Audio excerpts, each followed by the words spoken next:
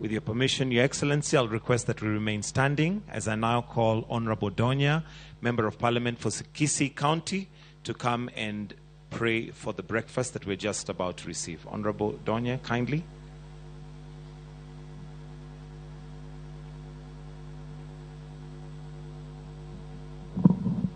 We pray. Father Lord, thank you very much for this day. Thank you for your goodness, your love, and above all that you've done to us, Father Lord.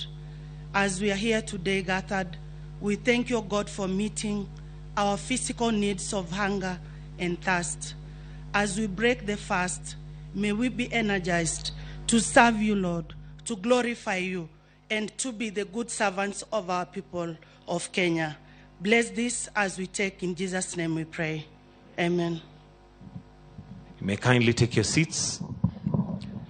Your Excellency, the President of this great nation, Dr. William Samoei Ruto, Your Excellency, the First Lady, Mama Rachel Ruto, Your Excellency, the Deputy President, Honorable Rigathi Gachagua, Your Excellency, the spouse to the Deputy President, Pastor Dorcas, the Prime Cabinet Secretary, Honorable Musalia Mudavadi, Speaker of the National Assembly and the Senate, the President of the Senate, Burundi Parliament, the Right Honorable Lord Michael Hastings, UK House of Lords, Members of Parliament, Governors, Cabinet Secretaries, visiting ministers from various countries, Principal Secretaries, Captains of Industries, all invited guests, ladies and gentlemen.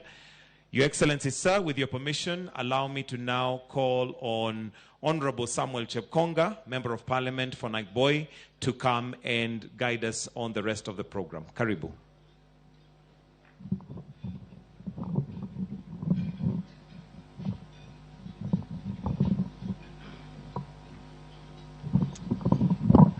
Your Excellency, ladies and gentlemen, good morning and praise the Lord.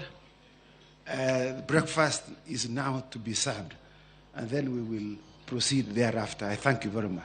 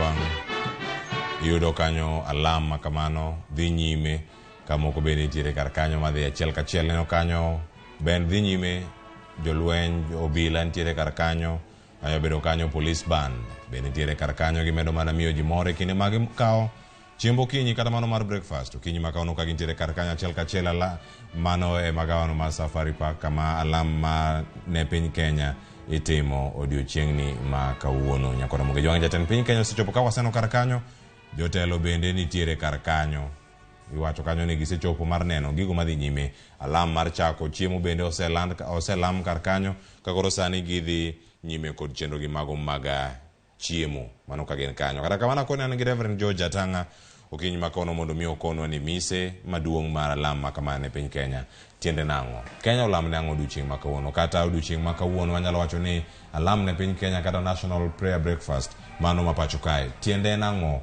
ne jo Kenya maponono nyalo bedo kacha ne Ramogi TV okinyi makawuono pok gineno ga nyasi gi kabiro achiel kachiel ponono to are Ramogi TV ne bi ero koro mae bedo thuolo machielo makelo alam machalo kamae tiende nango alam makama odiochieng' makawuono erokamano Cleophas adwoko erokamano mondo mi iluonga twak machalo kama mondo wang'e tiend lamo kata kaka lamo ne osebedo mana kaka wang'eyo ni lamo ni osebedo for the past almost 20 years nyaka kinde Kibaki lamo ne osebedo kadhi nyime koro penjo maduong' bende awinjo kipenjo to lamo ni bo osebedo kokonyowa kata bende nitie pogruok mokelo ne jo Kenya kan ne piny Kenya adaer wacho mokwongo ni lamo muhimu kabisa onego walam ne piny Kenya nikech piny Kenya omoko matek moloyo sani wa moko matek kaka jo Kenya modwaro mondo Nyasaye okonywa lamo ne nitie kata chien kucho e kinde muma kidhi kinde machon ne nitie lamo kisomo muma mar weche mag ndalo mar ariyo kara biro matindo 13 nyaka 14 muma wacho ni Nyasaye nowuoyo gi Jo-Israel kowacho ni kaloro polo ni kik koth chue kata ka akelo bonyo mondo ocham piny kata ka aoro dera mondo tho marach mondo mar tho marach to ka joga miluongo gi nyinga obolore kalama kendo kadwara ka giweyo yore gi maricho eka na winj e polo mi nawenegi richogi kendo nares piny gi mano Nyasaye ne wuoyo gi nyithind Israel sa piny nomoko koro penj maduong' kata ma jopiny penjo to alam matimore kawuono ni kwa compare gi alam mane timo chon cha ma Nyasaye ne ji ywak ne mares piny cha bende onyalo bedo chalre adwoko penjo niya alam marwa is more of chiemo to gidhi madho chae kinde machon cha ji ne tweyo ka giywak ne Nyasaye kendo muma ne wanyna girwako lewni mag guguru ka giwichore gi buru manyiso lit momako piny to Nyasaye ne winjo ywagi kendo reso piny gima daher wacho ni gimiyo lamo ne poko make difference awacho ni poko make difference e ngima jo Kenya nikech ok walam ka waketo chwe ne Nyasaye kaka mumo wacho no ng'i lamo madhi nyime sani owadwa Cleophas joti Nyasaye di man kanyo king'eyo aya bende wan gi representative ma kanisni te to samoro pok aneno genena kar ka to iparo ni kata ka gin jotelo mag dinde gi giyudo ga rwak e rombe machalo kamagi kata lam machalo kamagi ponono nego bed ni ichwale yo machalo nade mondo mi kanisa moko bendo ne adieri gichopo kar ka ing'e ni mondo mi lamo ne bed effective kata mondo kanise ochop kanyo mondo bed represented pile ka pile kata king'iye muma priest emane lamo priest emane pango lamo priest joti Nyasaye emane pango lamo to lamo ne piny ma kata kisome muma mar Timotheo mar 2 2 matina chie nyaka 2 to wuoyo kuom lamo nyaka ne ruodhi. Owacho niya, koro wach mokwongo ma akwayo en ni mondo ji oter ywak gi ir Nyasaye ka gilamo kendo ka gisayo ni ji duto kendo gigoyo erokamano. Nyaka gilem ni ruodhi gi jotelo.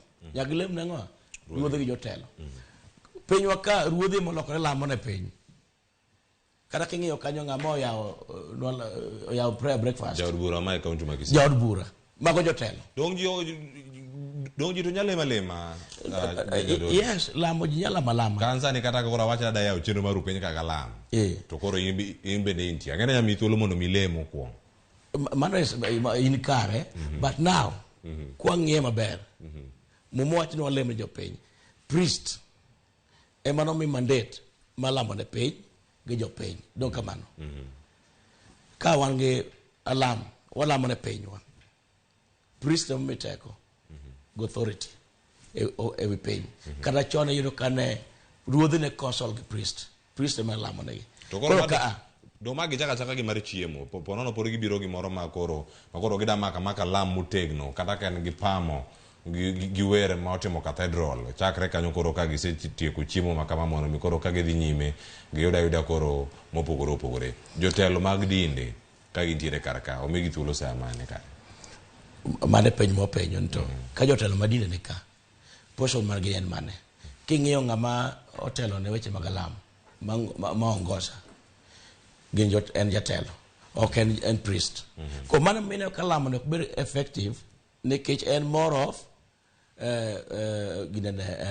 nyasi ineno then odhi obedo dominated gi jotelo ma be monego lamnegi ok priest ineno Cleophas mondo walam ne pinywa kama piny omokeni ma Nyasaye winj lambwa nyaka walok pachwa nyaka wang'e matut to lamone kaka wanyalo lamo yo makare mondo konyo Kenya. An ka pacha lamo bilani ma en ywak ne Nyasaye en chieng' ywak ne Nyasaye kwa chomo Nyasaye ter gi weche masando jo Kenya gi gima dhi nyime Kenya sani sama piny Kenya moko malet ji negore ji riyo kech school fees onge loch masani ne ji ywak ne sando jo Kenya sani nitie bill magitere bunge magidwa ni kal madhi medo baden kuom jo Kenya neno gima chalo kamano ma en sama ne ok onego beni ji dhi safari park into ji chiemo to jo siasa ema ko lamonwa an kane pacha lamo bila itete kana Nyayo stadium tiluongo jo Kenya ma jo Kristo te gi jo piny to wachokore Nyayo stadium to priest wa wuone wa makiro bisobe joti Nyasaye from all corners mo oriwo dinde te wachokore kacha to ywak ne Nyasaye yo makare makada ka jo siasa obiro gin gibiro kacha mondo walamnegi o gibi mondo gin magimiyo direction to kwa timo kamano to lamno biro konyo jo Kenya to yo mwadhigo kode puro bo lama waselamo 20 years por chandwa kuma piny Kenya onge difference we will make. Yes. Ang'o maduong' ma Kenya onego bed lamo ne odiochieng' ma kawuono kata Kenya onego bed lamo ne ang'o odiochieng' ma kawuono nikech koro osetimore kawuono ne odiochieng'no ma itimo lamno makende ne piny Kenya odiochieng' ma kawuono jotelo dhi chopo kata ka jotendine moko dhi chopo to kuku mar wach onego bed ang'o odiochieng' ma kawuono ka jotelo kaachiel koda ka dine mopogore gidhi gochong gi piny mondo mi koro gilam ne piny Kenya ang'o monego bed maduong' ahinya mirango ako kakora aneno ne walam ne piny Kenya to kuku mar wach monego walam ne one onego walam Nyasaye mondo par jo Kenya kech ni Kenya piny moko matek uchumi walwar onego walam Nyasaye okony jo Kenya yo ma Nyasaye nya konyo jo Kenya kata gimo onego walam ne maduong' no onego walam ne leaders wa mondo Nyasaye olok pachgi mondo gibed gi wisdom ka ginyalo konyo jo Kenya nikech kwa ng'iyo gine ndio piny ngima to chumi dhi piny ok do wach Kenya kende but king'iyo pinywa mar Kenya wainyore saidi nikech iyudo ka ratiro bende onge, weche mag corruption bomako Kenya. Koro medowa sanduk saidi, ibiro yudo ka koro miyo kata na pesa ma sirkal yudo from koa osuru, ok nyaromo, mano mina ka gikelo tax bedo malo. Sama gikelo tax bedo malo, wahinyore. Ko Nyasaye ne okony leaders wa, kata moyier, kochakore gi ker, mondo me gibed gi wisdom ka ginyalo konyo jo Kenya, mondo piny Kenya oae chandruok ma wantie sani. Koro maduong' no ne walam ne jotendwa gi. Nyasaye nego migi rieko. Yes. Aya, mondo rieko mantie kar ka. Wanya paro mana higa ma wantiere ni. Mano chieng' Valentines, mano tarik 14 dwe mar 2, piny Kenya no bago alam, magalamuro ahinya mano bag kacha Nyayo. Jatend piny Kenya ne kacha jaode, nitiere kanyo, mano minode, mano Rachel Ruto. Kachil koda jotelo mamoko ka nitie. Pogruok e kind alam, mani ko wacho nego bagi kumoro, ma osetim, kendo dwe mar 2 notim e pacho kae. Pogruok ma jopiny chopo e alam, gima maneno ka jopiny ang'e ni thoth ok dhi yudo thuolo mar miyo chop kacha, mano e magawano ma Safari Park kama lama kama timore odiochieng' ma kawuono. Pogruok ne en kanye? Koso odiochieng' ma kawuono ilemo ne jo Kenya kokalo kuom jotendgi, to moro cha ne gin mag jopiny duto. Ang'e ni nitiere piny Kenya kendo neno gino mano timore kacha dwe mar 2. Inyalo pimo gi get diere pim machalo nade? To en ang'o manyalo miyo sirkal chan ni wabed gi nyasi machalo kamago moloyo achiel? Are ni chak nyasi makamagi mag National Prayer Breakfast osebedi kitime achiel higa ka higa. Higni to koro osekalo 20, are ni chak time sirkal no mano mar Mwai Kibaki, obedo kati mar Uhuru Kenyatta, tam gi 2 bende chak sani wanene sirkal mar William Ruto ka entiere kaka. Prayer breakfast mitimo dichiel higa ka higa, anyalo wacho ni okete kaka dawach nango gi dholuo, okete yanti ne en gima anyuole, gi dho ngere. Annual tieni en gima onego tim every year higa ka higa. Ginene structure mar sirkal ofix en onego bed time higa ka higa. But now watime kaka trend ni en annual, ni nyaka jilam. But sama watime nyaka jilam no, ang'o momiyo nyaka walam? Mano penjo. Ang'o momiyo nyaka walam? Ang'o momiyo nyaka los breakfast? Pogruok ipenjo ni moro tim Nyayo, gimitimo kani pogruok, gimiya wacho ni kol bag lamo kata ka Nyayo stadium, Kenya ka wan gi jolamo, wadwa Cleophas, wan gi jolamo e Kenya ka, wan gi intercessors, ma Nyasaye be nyawinjo, neno, wan gi intercessors mong'ere, wan gi jotich Nyasaye, wan gi bishops, wan gi men of God, manyalo riwore wang' chiel mondo lamne piny Kenya. To mana kaka wacho mokwongo ni king'iyo ka wacho ne samo jolemo moko poni e obiro, but king'iyo representation, king'iyo ka gin wabunge, gin jo sirkal, onge jotich Nyasaye kanyo, ibiro ko gwel 2 kata 3 moko. Nyiso ni ya lamo milamo kani ma en about breakfast to gi prayer. But that's all. Prayer step in Nyasaye winjo. When I saw ni moro ka Cleophas, Isaiah achiel matina paga bich nyaka paga uchiel wacho niya, bende ka uting'o bedeu malo ka ulemo, to abiro umo wang'a mondo kik aneu, kendo kata da bed ni ulemo machal nade tok na winju. Nikech ang'o? Nikech lwetu otimo remo, luokre uru mondo ubed maler, bende goluru timbeu mamono oko e wang'a. Mano Nyasaye mawuoyo. Nyiso ni lamo milamo kani, ilamo ne ji nyaka lam. Lamo duto te Nyasaye ok winji. Ok lamo moro amora Nyasaye winjo. Inche ka watimo yiero donge. Jo Kenya pi wangi pochwer, jomoko be neno ne ratiro margi ne ok otimo, ne ok ochopo, por ywaruok nitie piny Kenya, e kind sirkal gi jowa mane opposition, demonstration obedo katimore ka askache nego ji, rem ji pukore, gin dong lit ne Nyasaye. Be Nyasaye mor gi gima timore piny Kenya.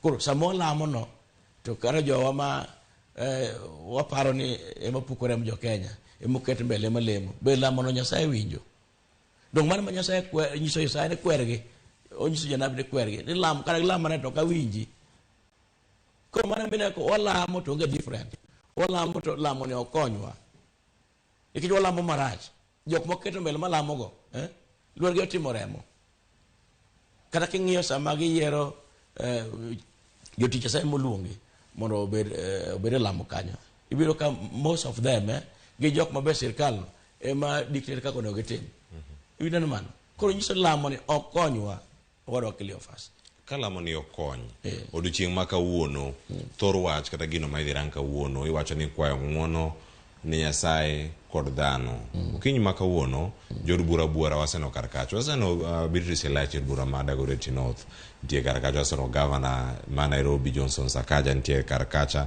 jod bura ma Lang'ata mano Felix Oduor Jalango bende nitie kar kacha jotelo gi bura kendo gintiere kacha to oganda moko nyalo wacho ni adieri Ogai mar Azimio la Umoja Raila Odinga nosewacho kanyo ni en ok odhi chopo alam ma kamano mana kaka bende wachako kacha ka waloso tipenjri kacha ni ka en alam monego bed ni en mar kwayo ng'uono ir Nyasaye kachiel koda kuom dhano ikinde magintie Esther Passaris okinyi ma kawuono bende kanyo koloso kod jofwambo wacho kanyo ni en gimoro manogeno ni Raila Odinga ne dhi chopo kar kacha nikech en kinde moro ma oganda nyalo thuolo mondo mi okware ng'uono ikinde montie sani ng'uono en gima nyalore to bende en kinde makare mondo mi wadhi e nyim Ruoth Nyasaye e yor alam makende ka koribage kama e pacho kae erokamano en gima ber mondo wadhi walam Nyasaye kendo lamo achako ka nyaka lam ne piny Kenya Kenya chung matek Nyasaye be nyaka kwa ng'uono kwa lamo kich mana miyo winjo kane weche mag ndalo wacho ni to ka joga mano kare mana pangwen abira pangwen to ka joga miluongo gi nyinga tin joti Nyasaye obolore kalama kendo dwara ka giweyo yoregi maricho weyo yore maricho tiende kwa Nyasaye mondo ng'uonwa koro penjo maduong' en ma be wakwa ng'uono from kwa e chunywa to bende alam mobagne ema kwa ng'uono gadiera ano ka jasiasa ana jati Nyasaye wanone wachunge gap wala mane piny Kenya mane tijwa wala mane Nyasaye konjo Kenya bar sama iwacho ni lamo mobagne ni en makwa ng'uono be na die ni en makwa ng'uono der kana en makwa ng'uono to timo iwacho ni kare gini jodolo emondo los lamo ni kik los gi josiasa erokamano jowinya na achiel kachiel bende alam ma kamano bende kadhi nyime kacha gira chako chenro ma kawuono for the blessing us with the leaders who are concerned about the welfare of the nation and the people. We humbly ask you to hear our prayers and answer us as you have taught us in the scriptures, that if we ask for anything in your name, you will grant it. I ask you to remember the nation of Kenya as we seek for peace and reconciliation. You have carried us through a very difficult season of our life as a country. We thank you for your word that assures us that you have good plans for this country to prosper us and not to harm us, plans to give us hope and a future. Oh God, we know all the thoughts of truth and peace proceed from you. Kindle in the hearts of all the people the true love and peace. Pour out your Spirit on all the people so that we may be delivered from hate, from violence, from revenge, and self-seeking conduct. Grant us the ability to live peacefully with everyone as per your will. We ask for your guidance, wisdom, and for the grace to be faithful leaders in our nation. May the words that come from our mouths be words that edify the nation as united we seek justice and peace within our borders. Give the three arms of government the clarity to see your truth and decisiveness, to choose the course of action and the submissiveness that promotes the peace, love, and unity of this country. You are our God of reconciliation and the hope of our nations. Bring healing to our nation and restore trust and harmony. Forgive us for the times we have wronged others and those who have wronged us. Grant us a gracious spirit that we might forgive. Merciful Father, forgive our leaders in government for all the acts of sinfulness. May your presence be a source of strength and hope for those who are in despair. We welcome you to take preeminence over the agenda of today's fellowship, and let your will be done on earth as in heaven, through Jesus Christ our Lord. Amen. For our friends in the francophone, je vous souhaite la bénédiction de Dieu. Je vous prie une bonne continuation pour la prière aujourd'hui. Bienvenue. Merci. Amen. Thank you very much.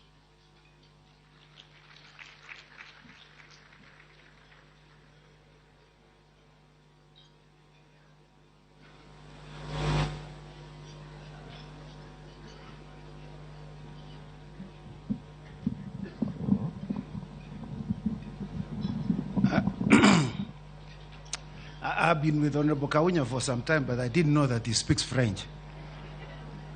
His neighbors don't equally speak very good Swahili. Your Excellency, the President of the Republic of Kenya, William Samoei Ruto, the Deputy President, famously now known as Ricky G, Your Excellencies, ladies and gentlemen. My name is Samuel Chepkonga. I am the Member of Parliament for Ainabkwe constituency. I am the co-chair together with Daniel Mahanso.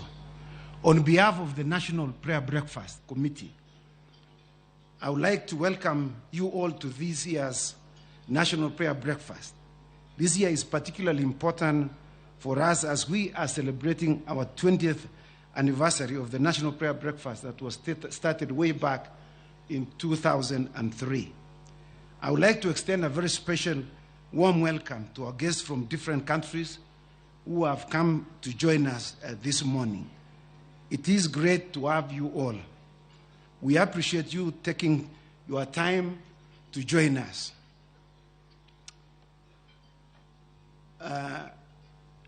Before I invite the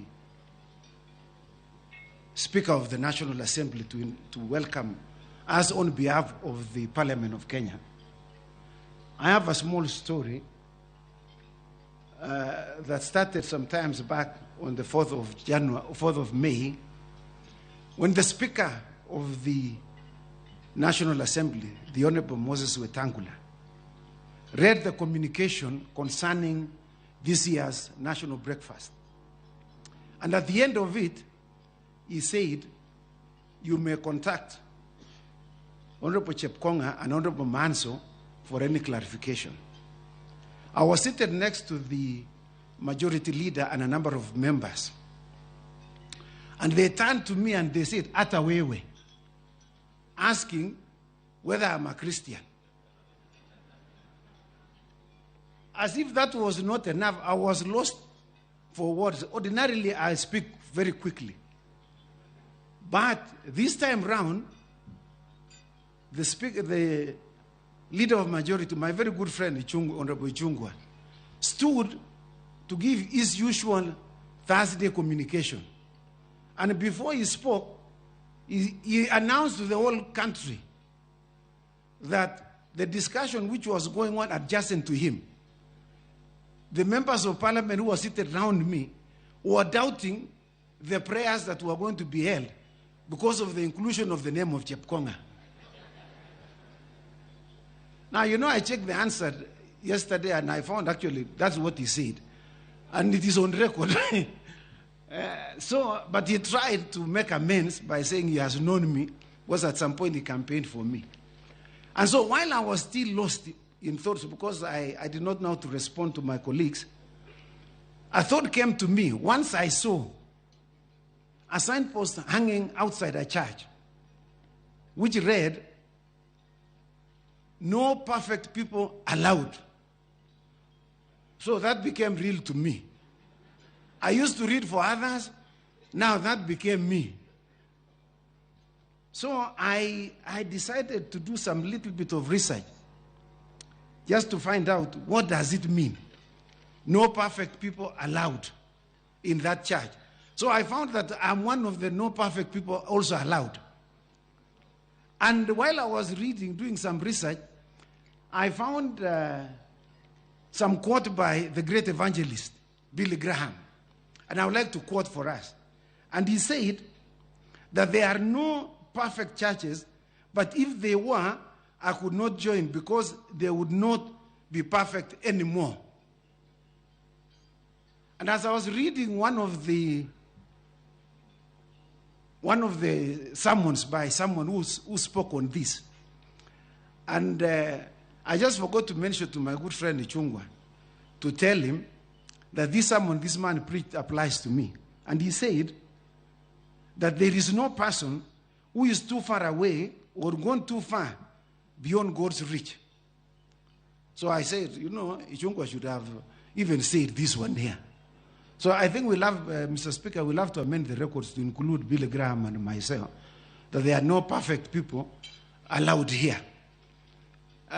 So, Your Excellency, I would like to welcome every last one of us who is here, who is like Chepkonga and fits the bill of Billy Graham, who is not perfect, to join us as we pray. I would like to welcome my very good friend, senior, the Honorable Moses Wetangula, the Speaker of the National Assembly, to welcome us. Welcome.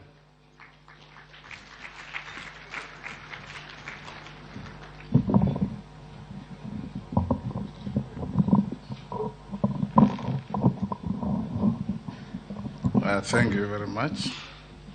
I've actually known the Honorable Chepkonga for a very long time, and I think Ichungwa was right.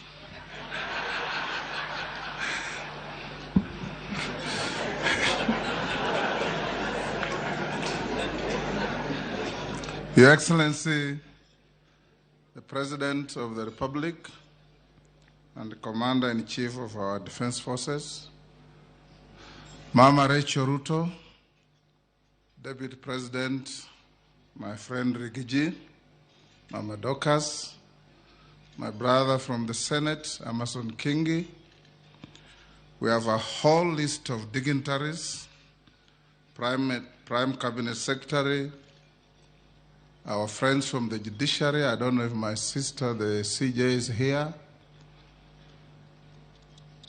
There will be a moment when all the dignitaries present will be acknowledged, but let me acknowledge the prime movers of this event, the members of Parliament, both the National Assembly and the Senate, the clergy, and the diplomats who have been invited. Allow me, Your Excellency, to invite all of us here present to surrender ourselves to God this morning, close our minds to anything else, and supplicate ourselves to the will of God in prayer. It gives me great pleasure to extend to you all, on behalf of the Parliament of the Republic of Kenya and on my own behalf, a deep appreciation for setting aside your time to join us in this prayer breakfast. The theme of today is reconciliation to God and men, I'm sure my feminist friends will ask why men. That question will go to Chepkonga and Manzo.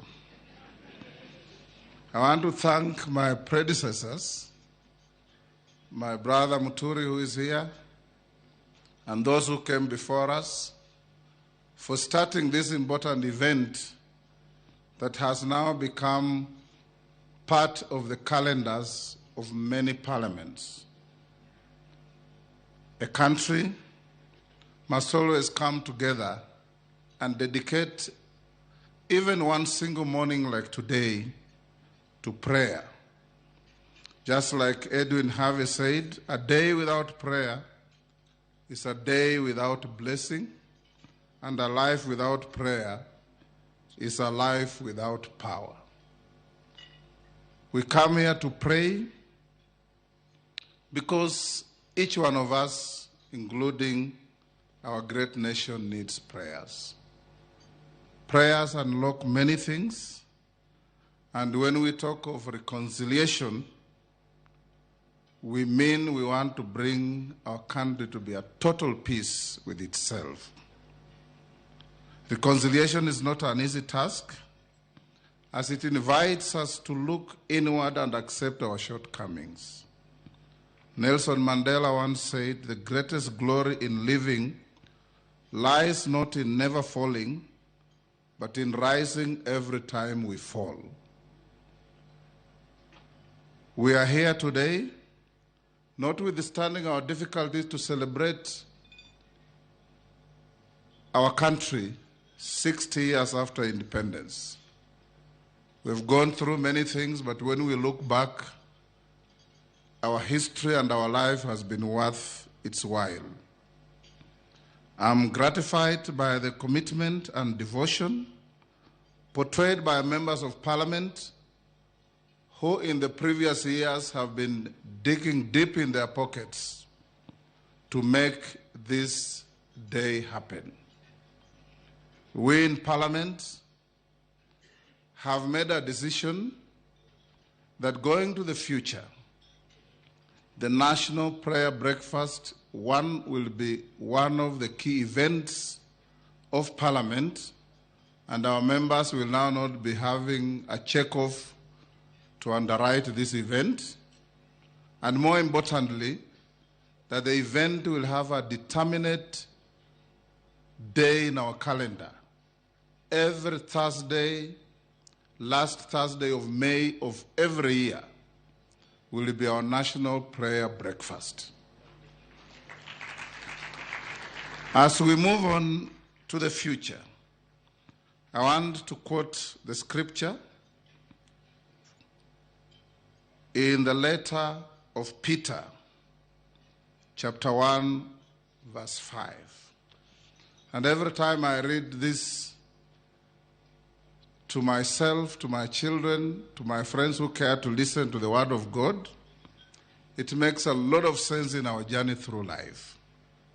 Peter says, "Make every effort to add to your faith goodness, and to your goodness, knowledge, and to knowledge, self-control, and to self-control, perseverance, and to perseverance, godliness, and to godliness, mutual affection, and to mutual affection, love.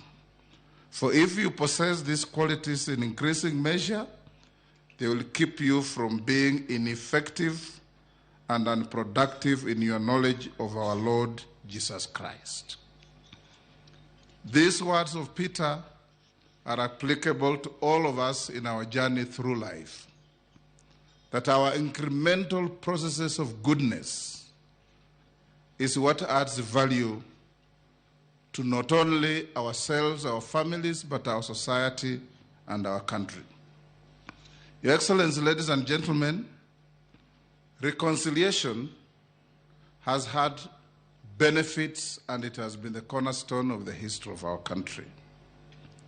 A few examples of how this country has reconciled itself many times include: one, soon after independence, Kanu and Kadu engaged in some form of reconciliation and collapsed into one party, with Kadu crossing the floor without occasioning any by-elections.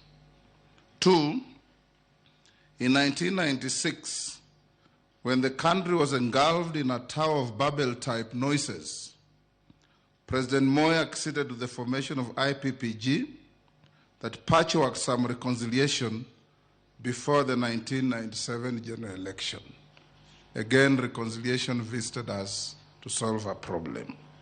3, immediately after the 2008 general elections, our country got engulfed in an ugly cycle of violence that resulted in losses of lives and destruction of property.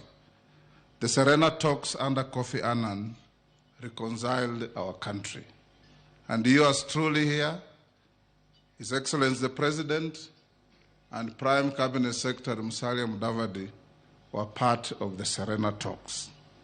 4, the 2010 Constitution was a product of reconciliation after decades of endless shouting matches between various Kenyan leaders, individuals, groups, and institutions. And there are many more. And I want to encourage us to continue embracing reconciliation as the modus operandi of our public discourses in running our affairs. Indeed, reconciliation is now anchored in the 2010 Constitution under the principle and doctrine of alternative dispute resolution under Article 159. As a nation, we were able to overcome the herein above highlighted challenges because of the divine intervention, and that this is the courage that we must all possess today. In the book of Isaiah, chapter 43, verse 2, and I quote, "When you pass through the waters, I will be with you, and through the rivers, they will not overflow you. When you walk through the fire, you will not be scorched, nor will the flame burn you." When you believe in God, all these things can happen. Reconciliation is also religious. As we pray today, we remember the strong words of our icon Mahatma Gandhi, who said, "Prayer is not asking. It is a longing of the soul. It's a daily admission of one's weaknesses. It is better in prayer to have a heart without words than words without a heart." We have all congregated here to pray, and may we do just that. Pray, pray, and pray. Pray for yourselves, pray for your neighbor, pray for your families, pray for your country, pray for our mother Africa, pray for peace in the world. The Bible in the book of 2 Corinthians chapter 5 verse 18 tells us that God, through Christ, reconciled us to himself and gave us the ministry of reconciliation. So reconciliation is not man-made or woman-made. It actually comes from God. Excellencies, ladies and gentlemen, Article 10 of the Constitution impliedly invokes religion, prayer, and reconciliation when it speaks to social justice, inclusiveness, equality, human rights, protection of the marginalized, integrity, transparency, and accountability. The nexus between religion and the law and governance is very clear and significant. As a parliament, we undertake and commit ourselves to continuously support any government-led reconciliation process within its mandate of oversight, representation, and we guarantee that we will do exactly that.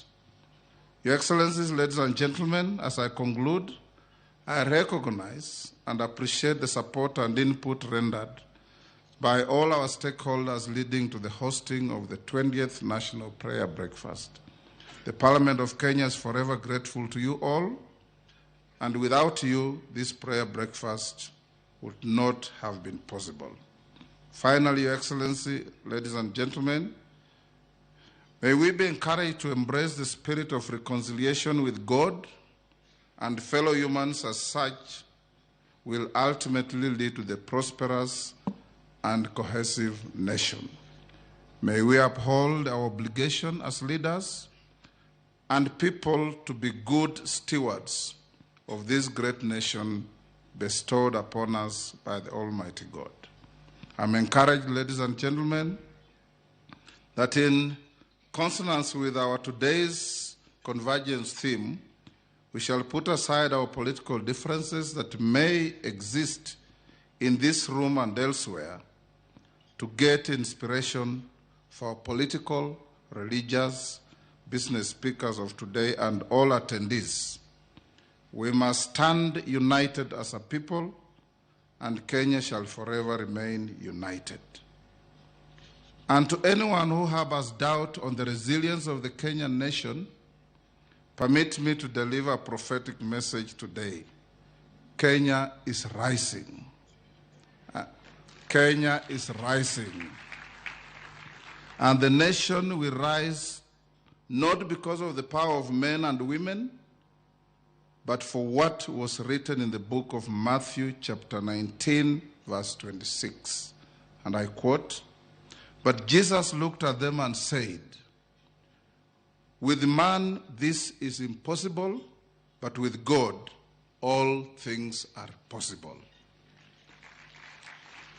Your Excellencies, let me end here so that we give those who are properly trained in delivering, interpreting, and feeding us with the Word of God. I can only quote what I read. There are those who have the power to interpret and make us understand even better.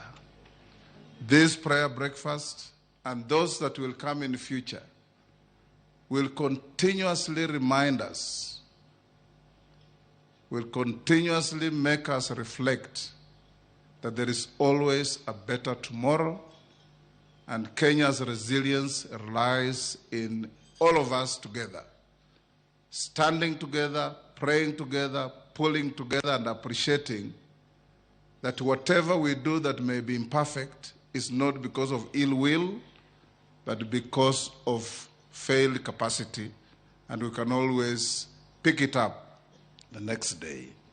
May God bless us all. I now yield the floor back to the MC. Thank you.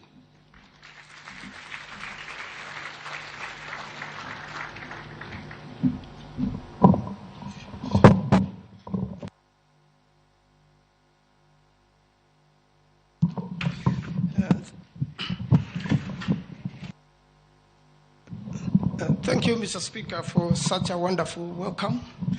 Mr. Speaker is also known as Papa Waroma in other quarters. Let me call upon Professor Margaret Kamar to come and give us a scripture reading. And thereafter, Professor Aurelien Kay will introduce to us the ambassadors of the future.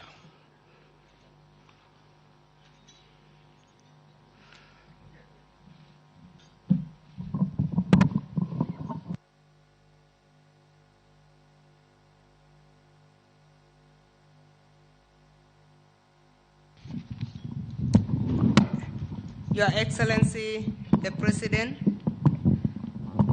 Dr. William Samoei Ruto, Your Excellency Mama Rachel Ruto, Your Excellency the Deputy President, Your Excellency Mama Dorcas, all protocol observed. We have two readings for this morning, and in that mood of surrender, as ordered by the Right Honorable Speaker, we'll listen to both concurrently. The first reading this morning comes from the book of Isaiah 1, verses 17 to 20. And I read, "Learn to do good, seek justice, correct oppression, bring justice to the fatherless, plead the widow's cause. Come now, let us reason together, says the Lord. Though your sins be like scarlet, they shall be as white as snow. Though they are red like crimson, they shall become like wool. If you are willing and obedient, you shall eat the good of the land. But if you refuse and rebel, you shall eat by the sword, for the mouth of the Lord has spoken. The second reading comes from the book of Matthew 5:43 to 44, and then 46 to 48. And I read, "You have heard that it was said, 'Love your neighbor and hate your enemy.' But I tell you, love your enemies and pray for those who persecute you. If you love those who love you, what reward will you get? And if you greet only your brothers, what are you doing more than others? Do not even the pagans do the same? Be perfect, therefore, as your heavenly Father is perfect." That's the word of the Lord.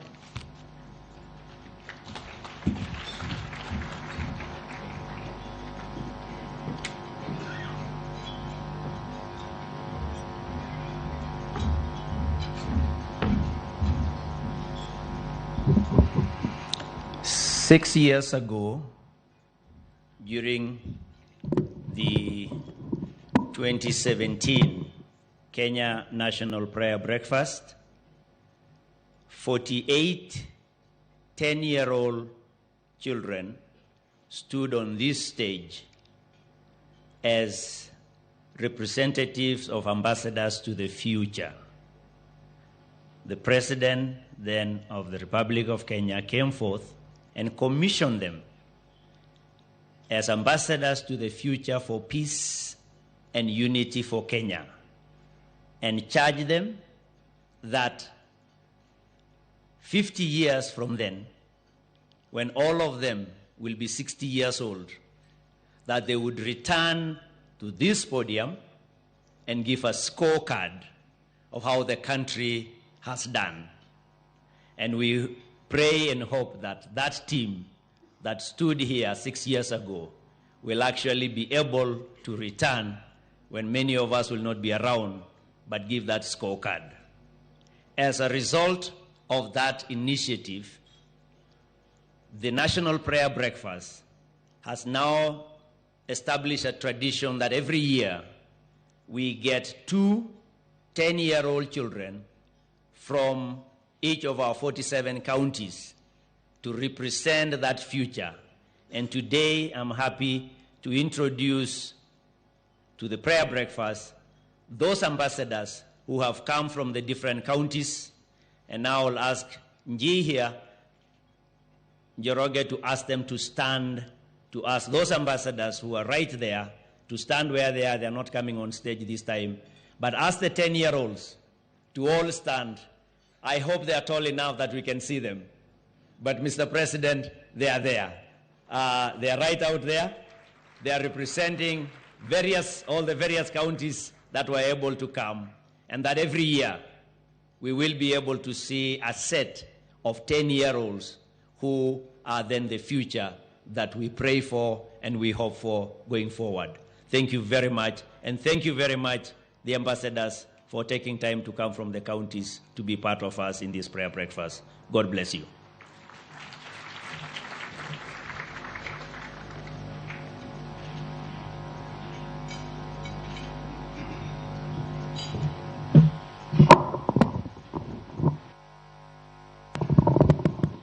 And now I would like to request the Honorable Faith Gitau to come on stage to pray for Kenya. I'd also like to request the revived and renewed Bunge Fellowship Choir to be ready soon thereafter to come on stage.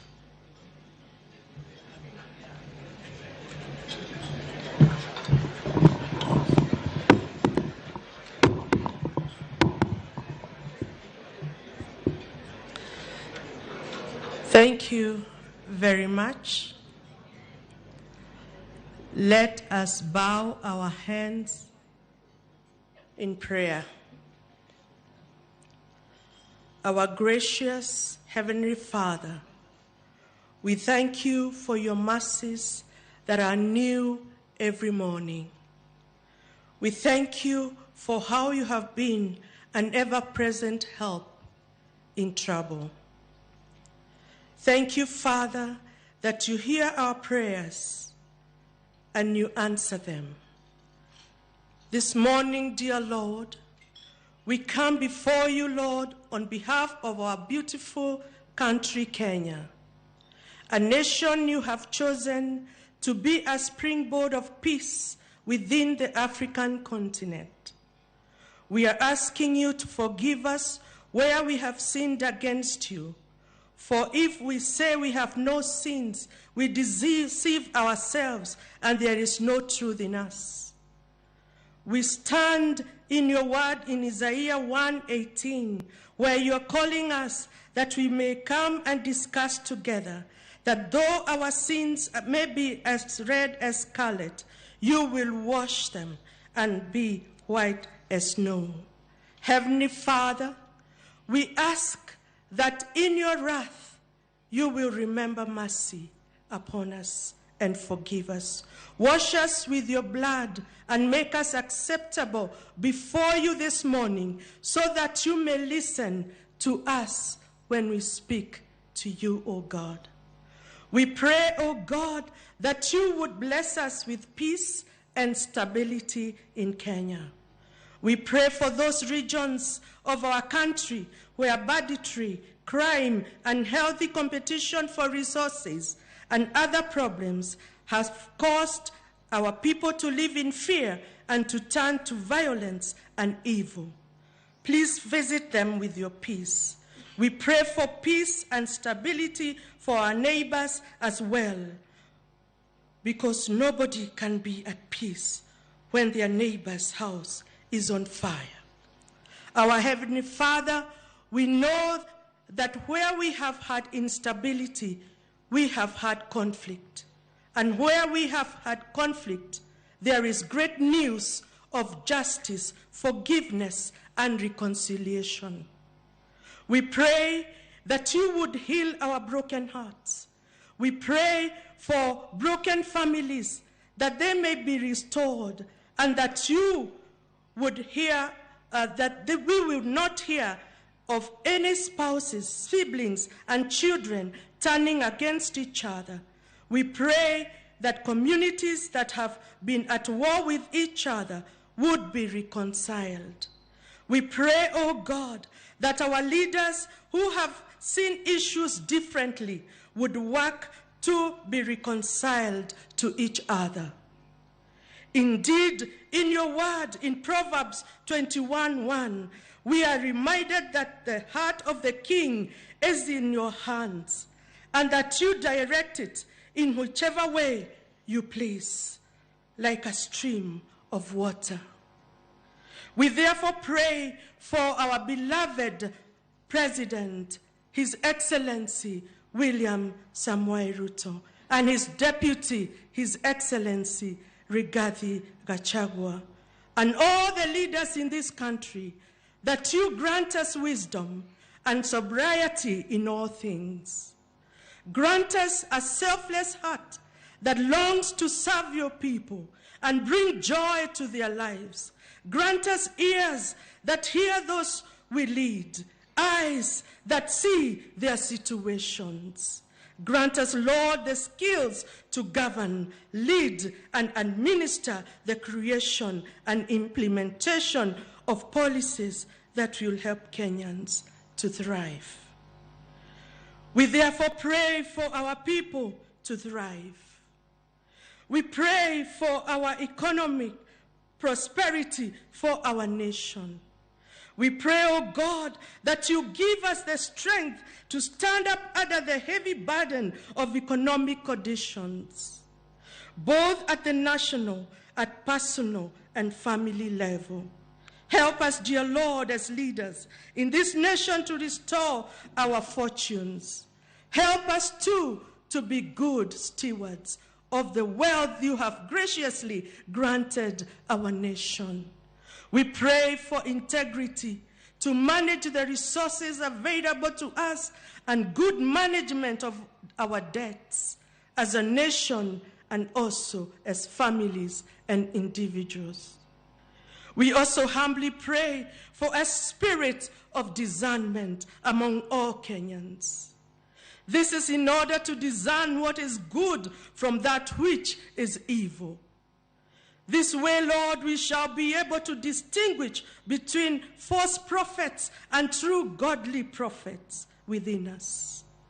We shall never again witness false prophets deceiving Kenyans for their own selfish gains. We pray for maturity in our spirituality so that we may walk in the light and reject false teachers and leaders. Help us to grow in our knowledge of you so that we may love you and love our neighbors. Dear Lord, we pray for all these things because we believe that you are able to act on our behalf. We know that you are mighty and compassionate and that you love Kenya, oh God. May you bless us and keep us. May you make your face to shine upon us and give us peace. Lord, that is our humble prayer. In Jesus' mighty name, amen.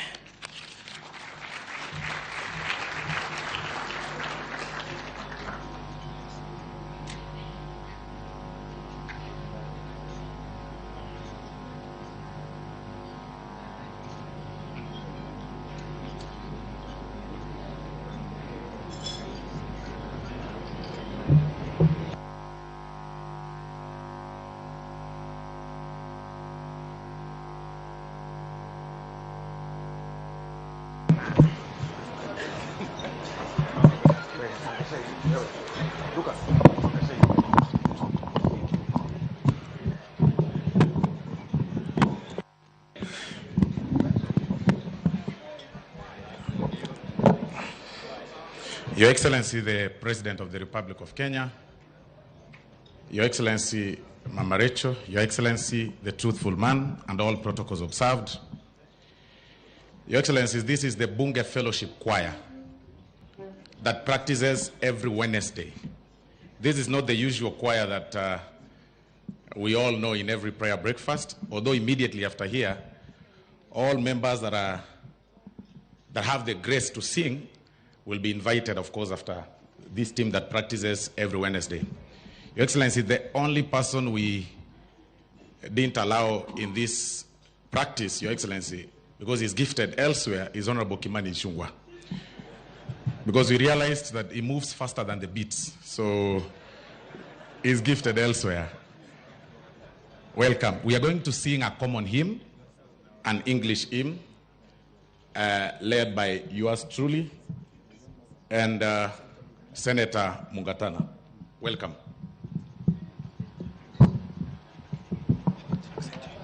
I will be on the instruments.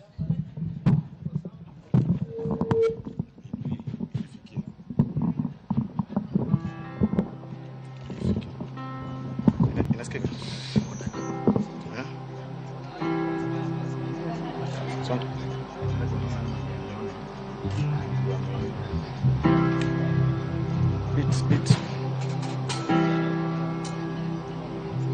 Wewe, melody anza. Hujawasha? Washa.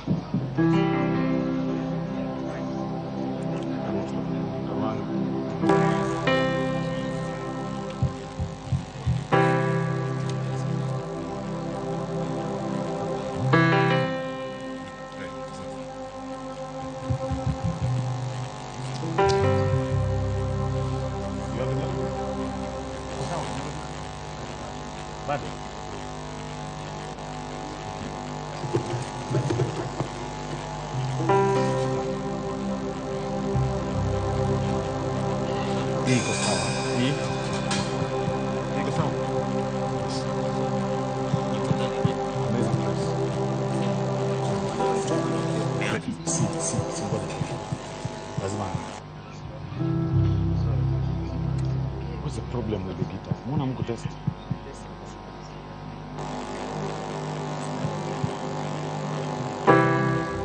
It's not. Where is it? The guitar is giving us some problems, but we are sorting it out. Everything is set. We are working on the instrument, Your Excellency. It's there.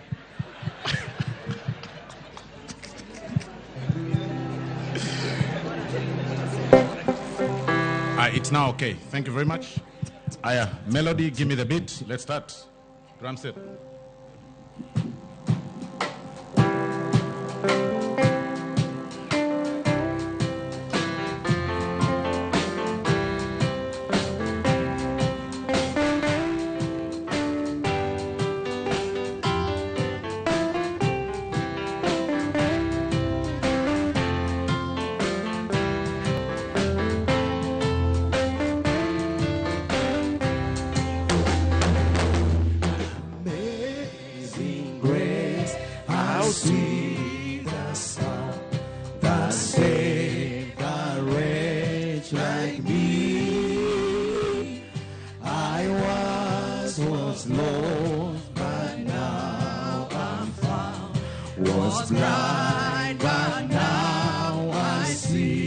Amazing grace, amazing grace, how sweet the sound that saved a wretch like me.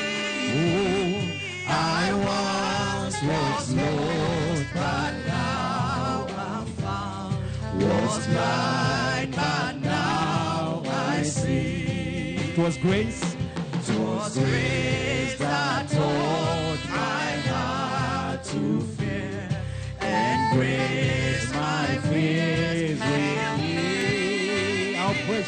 How precious did that grace appear in how I first believed. Through many dangers, through many dangers, toils and scares, I have already found how precious blood He saved us from, and grace will lead me home. When we've been there, when we've been there 10,000 years, bright shining as the sun. We've known days. We've known days to see God's grace, that when we first began. Amazing grace. Amazing grace, how sweet the sound that saved a wretch like me. I once was lost, but now I'm found. Was blind, but now I see. Praise God. Praise God. Praise God. Praise God. Praise God. Praise God. Praise God. Amen. Praise God. Praise God. Praise God. Praise God. Praise God. Praise God. Amen. Hallelujah. Hallelujah.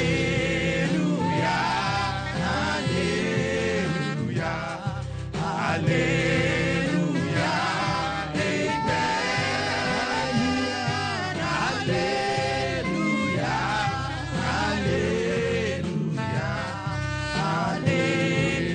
Hallelujah. Amen. Hallelujah. Hallelujah. Hallelujah. Amen. Hallelujah. Hallelujah. Hallelujah. Hallelujah. Amen. Hallelujah. Hallelujah. Hallelujah. Hallelujah. Hallelujah. Hallelujah. Amen. Give me the melody. Hallelujah.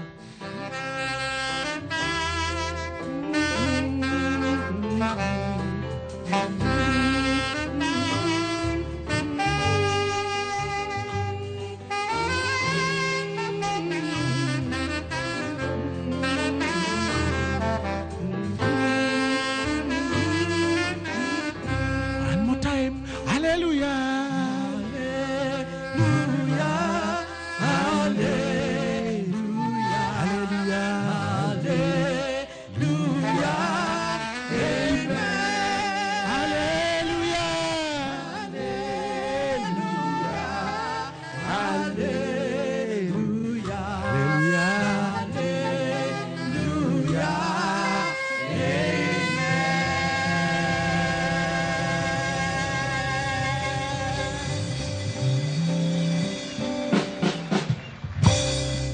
Your Excellency, that shows we've been practicing. It's now my pleasure to invite my colleague members of parliament and the senators. The popular Bunge choir now, of course, now you will hear a bit of some hymns, difference and such, tone of variation and everything, especially when we have Kimani Ichung'wah in their team. Please, all of us, it's a common song we are going to sing so that members of parliament can also participate in this. It's very simple. This time round, we are going to be led by Honorable Faith, but we will still be on the instruments.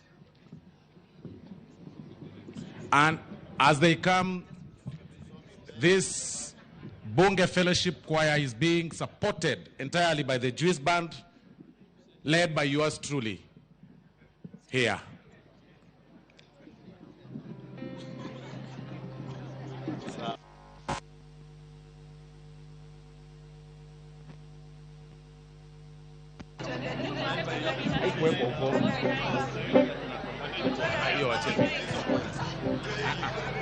Wewe.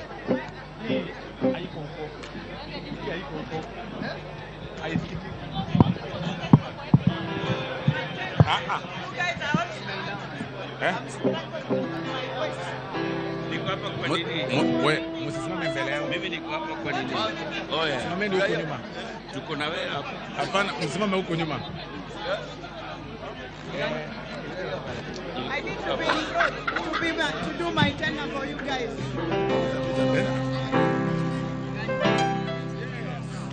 Yes. Baada hii kwanza na kuangalia mikono kwa kupiga baraka.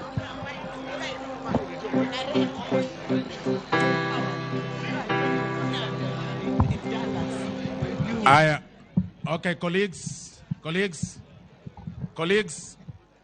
Bwana Yesu asifiwe. We are going to sing a very common song, and the tradition is that you will actually follow the melody from the instruments, that you'll actually know what song it's about, and then Faith will take charge.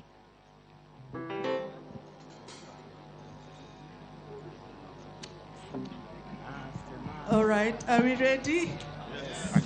Aya, Hakuna Mungu kama wewe, hakuna Mungu kama wewe, hakuna Mungu kama wewe, ewe Mungu wangu, hakuna Mungu kama wewe, Baba, hakuna Mungu kama wewe, kweli hakuna Mungu kama wewe, ewe Mungu wangu. Twasema asante, Baba, twasema asante, kweli twasema asante, ewe Mungu wangu. Twasema asante, Baba, twasema asante, kweli twasema asante, ewe Mungu wangu. Pokea sifa zetu Bwana, Baba, pokea sifa zetu Bwana, kweli pokea sifa sifa zetu Bwana, ewe Mungu wangu. Pokea sifa zetu Bwana. Baba, pokea sifa zetu Bwana. Pokea sifa zetu Bwana, ewe Mungu wangu. Wewe ni Alfa na Omega. Wewe ni Alfa na Omega. Wewe ni Alfa na Omega, ewe Mungu wangu. Twasema asante. Baba, twasema asante. Kweli twasema asante, ewe Mungu wangu. Hakuna nguvu kama zewe. Hakuna nguvu kama zewe. Hakuna nguvu kama zewe, ewe Mungu wangu. Hakuna upendo kama wako. Hakuna upendo kama wako. Hakuna upendo kama wako, ewe Mungu wangu. Twasema asante. Baba, twasema asante. Kweli twasema asante, ewe Mungu wangu. Twasema asante. Baba, twasema asante. Kweli twasema asante, ewe Mungu wangu. Thank you very much. Thank you very much. We can now take our seats. Thank you very much. Next time, you come for practice.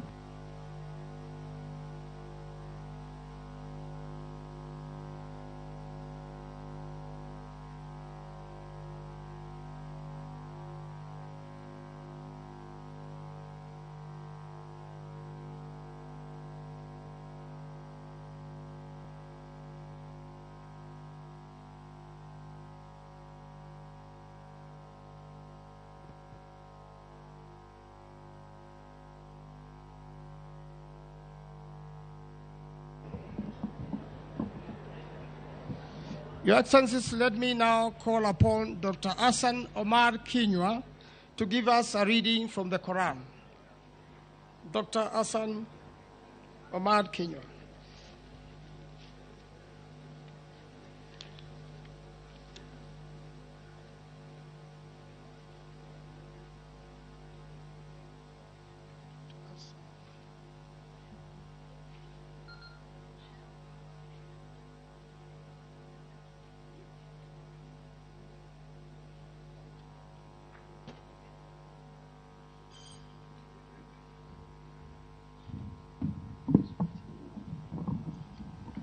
Assalamu alaikum wa rahmatullahi ta'ala wa barakatuh. Your Excellency, the President of the Republic of Kenya, our beloved President William Samoei Ruto, Your Excellency, His Excellency the Deputy President Rigathi Gachagua, His Excellency the First Lady Mama Rachel and Mama Dorcas, all protocols observed. I thank Allah subhanahu wa ta'ala for this opportunity for us to meet again.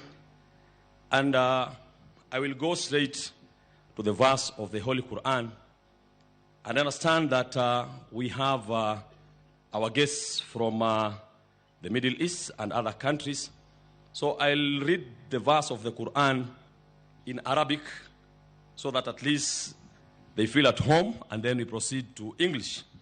Allah subhanahu wa ta'ala in the Holy Quran says, وَإِن طَائِفَتَانِ مِنَ الْمُؤْمِنِينَ اقْتَتَلُوا فَأَصْلِحُوا بَيْنَهُمَا فَإِن بَغَتْ إِحْدَاهُمَا عَلَى الْأُخْرَى فَقَاتِلُوا الَّتِي تَبْغِي حَتَّى تَفِيءَ إِلَى أَمْرِ اللَّهِ فَإِن فَاءَتْ فَأَصْلِحُوا بَيْنَهُمَا بِالْعَدْلِ وَأَقْسِطُوا إِنَّ اللَّهَ يُحِبُّ الْمُقْسِطِينَ. What this verse says is, and if two parties of the believers quarrel, make peace between them, but if one of them acts wrongfully towards the other, fight that which acts wrongfully until it returns to Allah's command. Then if it returns, make peace between them with justice and act equitably. Indeed, Allah loves those who act equitably. And this is Surah Al-Hujurat, chapter 49, verse 9. What this verse actually shows us is that we must always prefer and prioritize peace in everything we do globally, irrespective of anything. And it is because of this verse, Allah goes and adds in another verse in the Holy Quran, فَأَصْلِحُوا بَيْنَهُمَا بِالْعَدْلِ وَأَقْسِطُوا إِنَّ اللَّهَ يُحِبُّ الْمُقْسِطِينَ. That when you are called to mediate, to reconcile between parties, then you have to be just, because and you also act equitably so that everyone gets what they are supposed to have.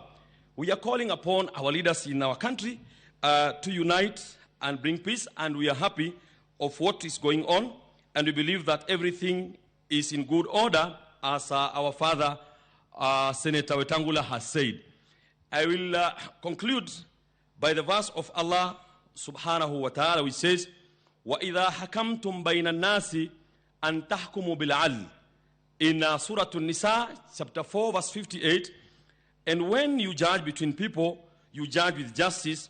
And then Allah finishes by saying, لَقَدْ أَرْسَلْنَا رُسُلَنَا بِالْبَيِّنَاتِ وَأَنزَلْنَا مَعَهُمُ الْكِتَابَ وَالْمِيزَانِ لِيَقُومَ النَّاسِ بِالْقِسْطِ. That certainly we sent our messengers. And when Allah talks of messengers, He's talking about all messengers, from Adam alayhi salam to Abraham, to Moses, to Jesus, to Prophet Muhammad, because all these are prophets who are united. He says, certainly, we sent our messengers with clear arguments and sent down with them the book and the balance, that men may conduct themselves with equity. Surah Al-Hadid.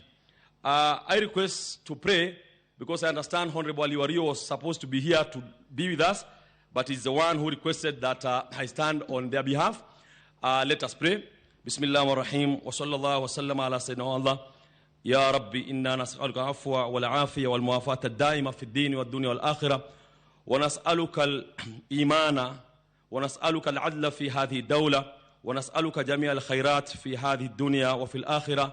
ربنا لا تؤاخذنا إن نسينا أو أخطأنا ربنا ولا تحمل علينا إسرا كما حملته على الذين من قبلنا ربنا ولا تحملنا ما لا طاقة لنا به واعف عنا واغفر لنا وارحمنا أنت مولانا يا رب العالمين. Mwenyezi Mungu, twakushukuru kwa neema zote.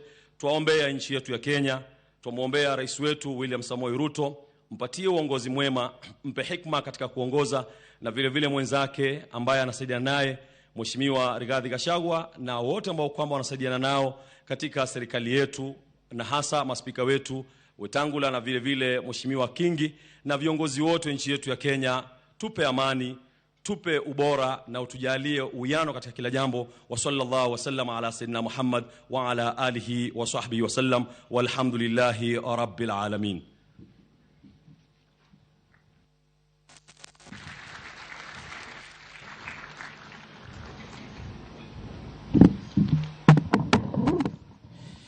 Your Excellencies, all protocols observed. Let me now call upon the Honorable Wako, Naomi Wako, MP for Marsabit, to pray for Africa.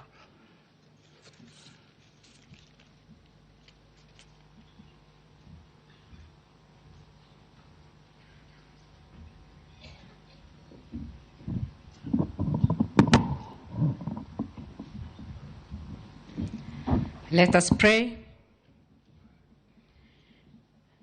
God, our Heavenly Father, you created us in your own image. You gave us this beloved country, Kenya as our country. Lord, I'm here and we are here praying for Africa and the entire continent. Heavenly Father, we know that you love Africa. You have given us all the resources that we need. But Heavenly Father, we know many other times the continent has gone through challenges. We've had wars, we've had calamities, we've had different challenges. And Heavenly Father, in all that, you have always been with us, holding our hands and walking with us. Lord, we know that you created us in a special way and gave us all the resources. And so, Lord, at this particular time, we pray for all our political leaders. Heavenly Father, we pray that you guard and guide all the presidents of this African continent. Lord, we pray for the vice president or deputy president. We pray for all the prime ministers. We pray for all the executive in the entire African continent. Lord, we pray that there'll be peace, love, and unity. God, we know that you are the Prince of Peace. You created us so that we can coexist, so that we can share the resources that you have given us. But because of our human nature, Lord, we have corrupted ourselves and corrupted the world that we are in. And so, Lord, as we remember our theme for this year, reconciliation, Lord, we pray that we'll be able to forgive each other, hold hands, unite, and enjoy the resources that you have given us. Heavenly Father, we pray for peace in Congo. We remember Sudan. Lord, we remember the tough time some African countries are going through. And so, Lord, we pray that you bring the ruling parties and the governments together with the opposition leaders so that they can come and sit together and reason together. Heavenly Father, we know that it is not your wish for us to kill each other. It is not your wish for us to shed blood. And lots of blood have been shed. Lord, we pray that you forgive us. Heavenly Father, at this particular time, we pray for economical growth. Due to different calamities, Africa has suffered. Lord, we know that silver and gold belongs to you. And so, Heavenly Father, so that your special people whom you have created will not suffer in this continent, Lord, we pray that you give us that financial breakthrough. Lord, we pray that you help our continent to grow economically. Lord, we pray that we overcome all the challenges that comes with that. Lord, we pray that our leaders will be able to lead us, having all the resources that they need to run the different countries. Heavenly Father, we pray for unity. Unity has been lacking, and we know that love is the golden rule. You have told us and commanded us to love one another. Heavenly Father, we pray that in every part of this country, we exercise unity, we love each other, take care of every soul that you have created. Heavenly Father, in the continent, we pray that we have and we experience that good neighborhood. Heavenly Father, we pray that you will rule us, you will guide us, and that you will guide all our leaders. This particular time, Lord, we know that as a continent, we have remained behind. Many of our neighbors and ourselves have not grown to the level that we have always wanted. Lord, we pray that you give us the strength, you give us the wisdom, you give us the plans that we need so that we can grow and grow very fast, because the world is moving very fast. So, Lord, we pray that we'll be able to learn from each other. And Heavenly Father, we pray that you hold this nation together. Heavenly Father, what we are not and we want to be as Africans, make us, because you are the creator of everything. What we do not know, teach us, Lord, so that we can be experts. Lord, what we do not have and we want to have, give us, so that, Lord, we can enjoy the resources that you have given us in whichever country that we are in. Heavenly Father, we pray for our nation in particular and our president. Lord, we know that we are going through tough times, but you are there with us. You have given us this opportunity. And so we pray for our president, William Samoei Ruto, and for his deputy president, Rigathi Gachagua. Lord, we pray that under their leadership, we'll experience that peaceful coexistence and the development that you will give us. And in Jesus' name we pray. Amen.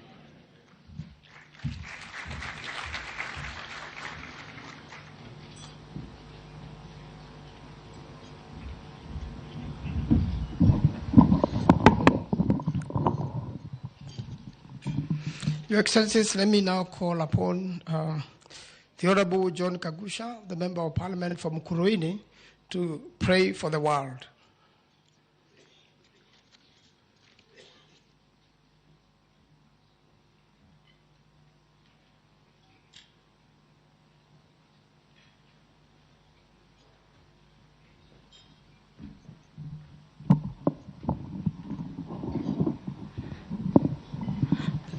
Let us pray.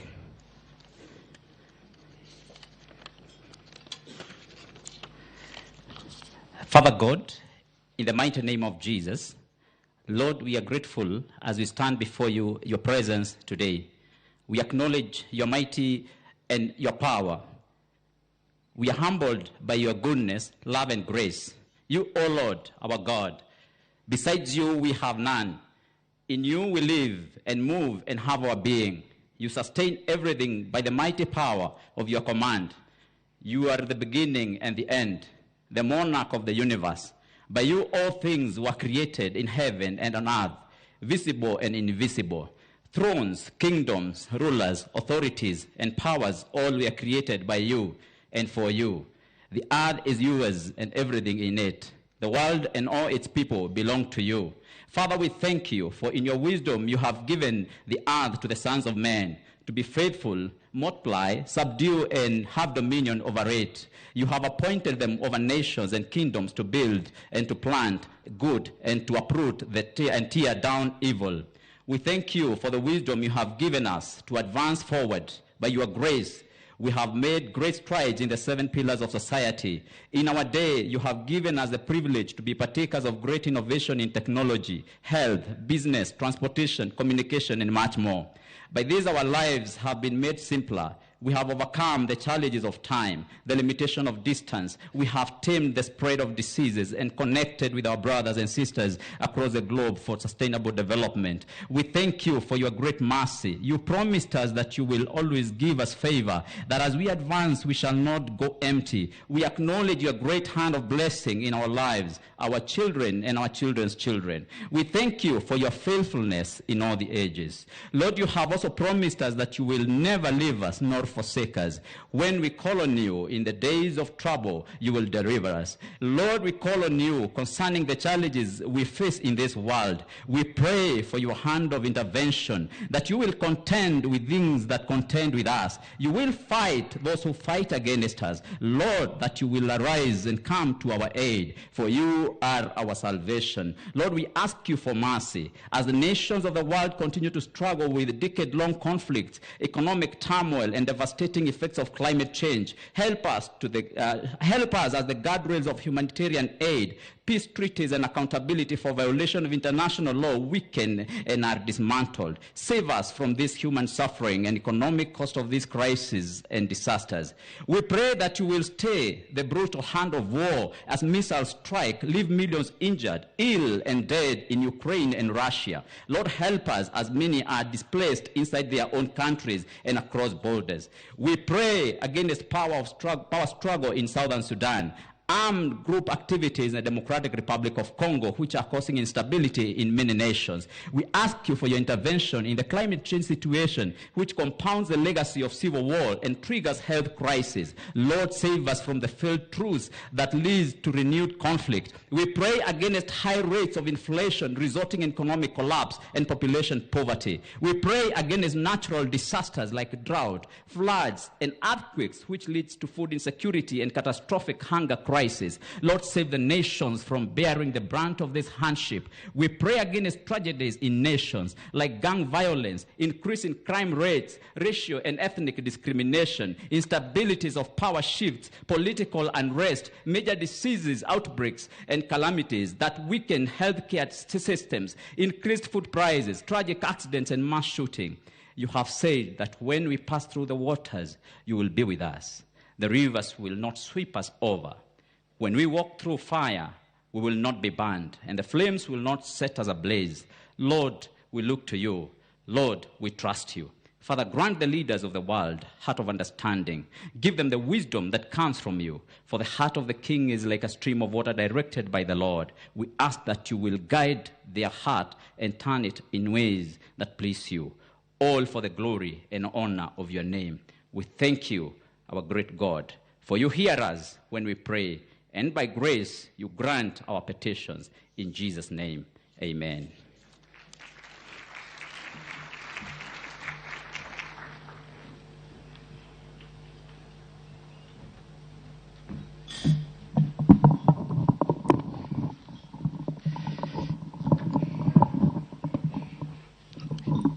Your Excellencies, all protocols observed, let me take this opportunity to recognize our international guests.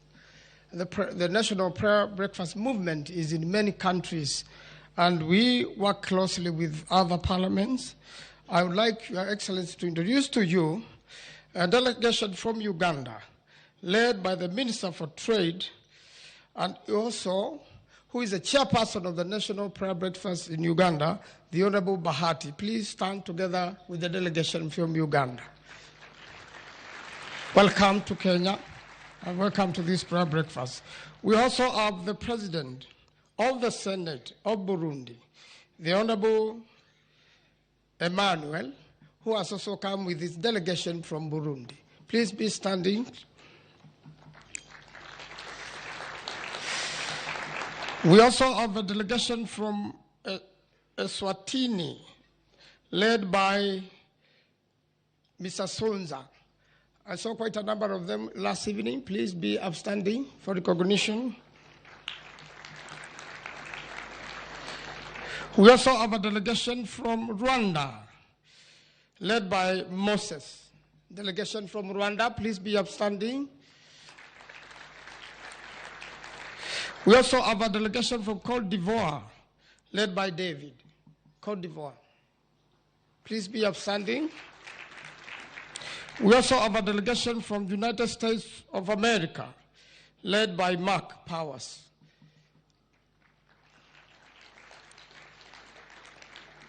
We also have a delegation from DRC Congo, led by Delphia, and also send our regards to His Excellency Azarias Rubera, who is the chairperson of the National Prayer Breakfast in DRC Congo. Please be upstanding for recognition. We also have a delegation from Germany. Could you kindly be upstanding for recognition? And also South Sudan is represented by Honorable Asha. South Sudan represented by Honorable Asha. We have delegation from Tanzania. I met them yesterday. Tanzania, be upstanding, thank you. And we have a delegation from Ethiopia. Ethiopia. Thank you very much, Your Excellencies. Let me invite my co-chair to carry on with the rest of the program.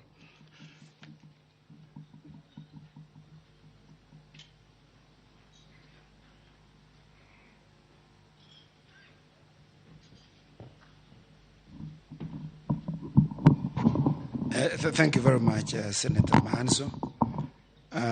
We will skip the next agenda, which is report on the 2023 national conversation on reconciliation because we have some typing issues. But we'll move fairly quickly to the next one, which is the second reading of this morning, which will be read to us by His Excellency, the Honorable Joseph Olelengu, the Governor of Kajiado.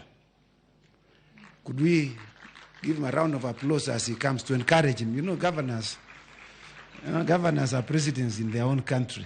No, in their own county. Karibu. Thank you, brother. Thank you, and God bless you.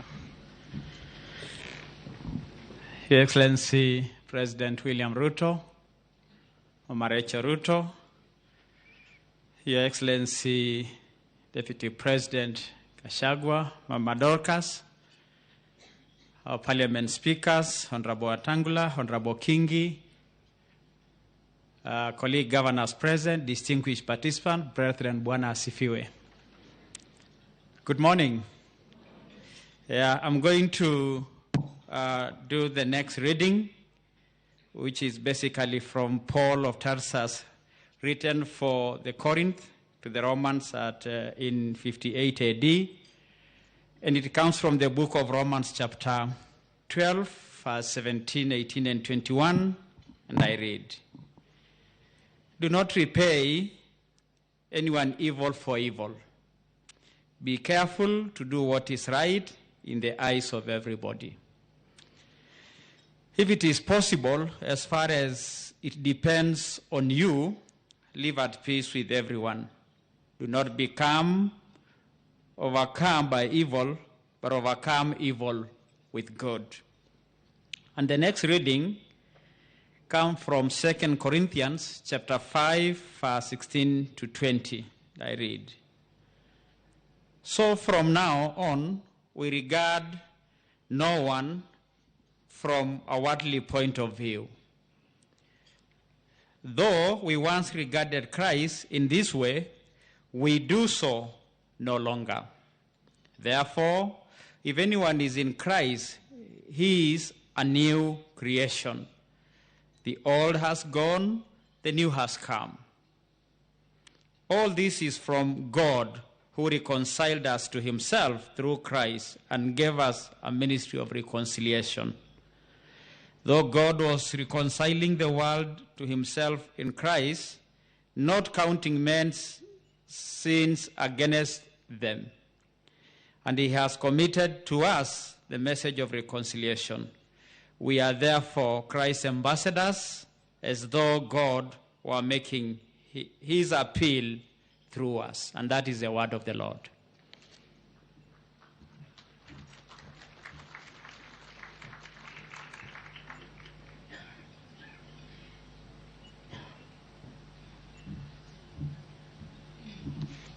The next round are prayers. I'm sure many people are wondering why we have too many prayers this morning. You know, the Bible tells us pray without ceasing. So we are exercising that this morning. So I would like to call upon my very good friend, the Honorable Justice Daniel Musinga, the President of the Court of Appeal. And I would also like to call upon Ms. Suchata Kotaramaju. No, that one. I lost it. The chair lady of the Hindu Council, please kindly come. Then I would like to call upon the Honorable Soipan Tuya, the Minister for Environment, to also come to the stage in the interest of time. The Honorable Justice Musinga is my own classmate, but he looks younger than me. I think the judiciary takes care of their own. We'll have to discuss with the Speaker of the National Assembly why he doesn't take care of us. Honorable Musinga, please.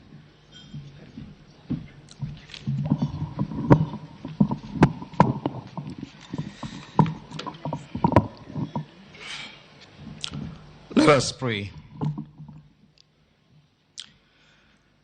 Our Heavenly Father, in the name of Jesus, we come to you this morning acknowledging your lordship and sovereignty over this nation, over your creation, and over each one of us. Lord, you are from everlasting to everlasting. You reign in power and you reign in glory. Heavenly Father, you are God of mercy, love, and peace. Lord, you desire that your people live in unity. Your word in Psalm 133 verse 1 declares how good and pleasant it is when brethren live together in unity. Where there is godly unity for good purpose, you command your blessings. But Lord, we are far from being a nation that is united. We are divided and fragmented.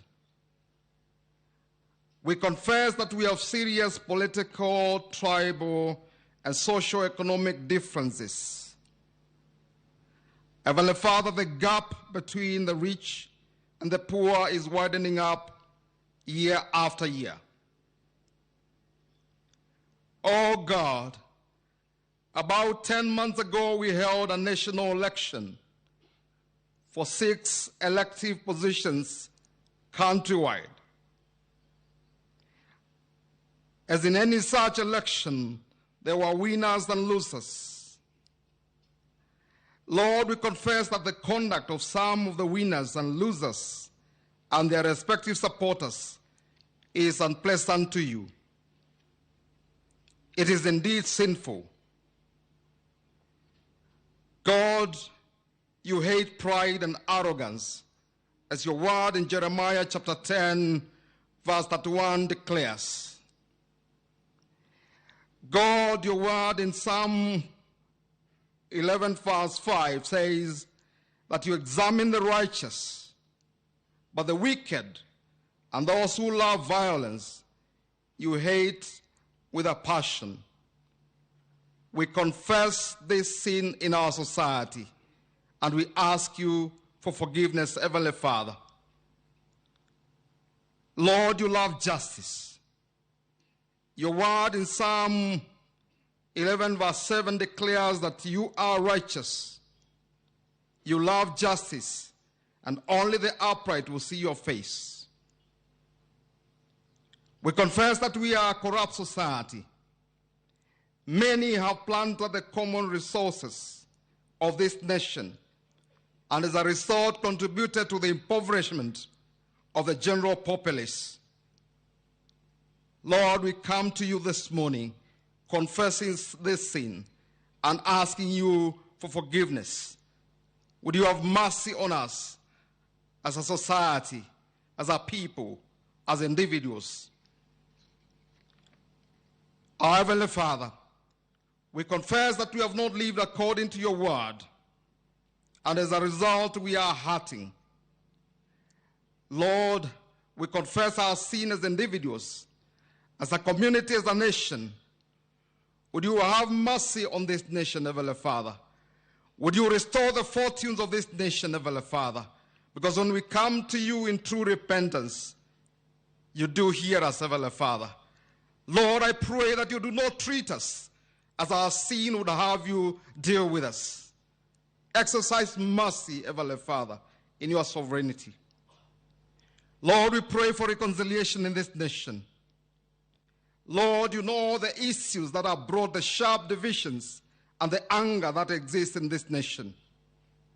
We pray for your divine healing, Heavenly Father. Your word in Hebrews chapter 12, verse 14, commands us to make every effort to live in peace with everyone and to be holy. Because without holiness, no one will see your face. Lord, that is not the way we are. We ask for your forgiveness. Lord, I pray that you birth in us a spirit of patriotism, true nationalism, to love for our motherland and to love for one another, irrespective of our tribal and political affiliations. Help us to forgive one another and live in peace with one another. Lord, would you help us to embrace the truth that liberates our conscience for none can lie unto themselves and lie to you, Almighty God. We thank you, Heavenly Father, and we honor you. Thank you for hearing our prayer this morning, because we have prayed in the name of Jesus Christ, our Lord and Savior. Amen.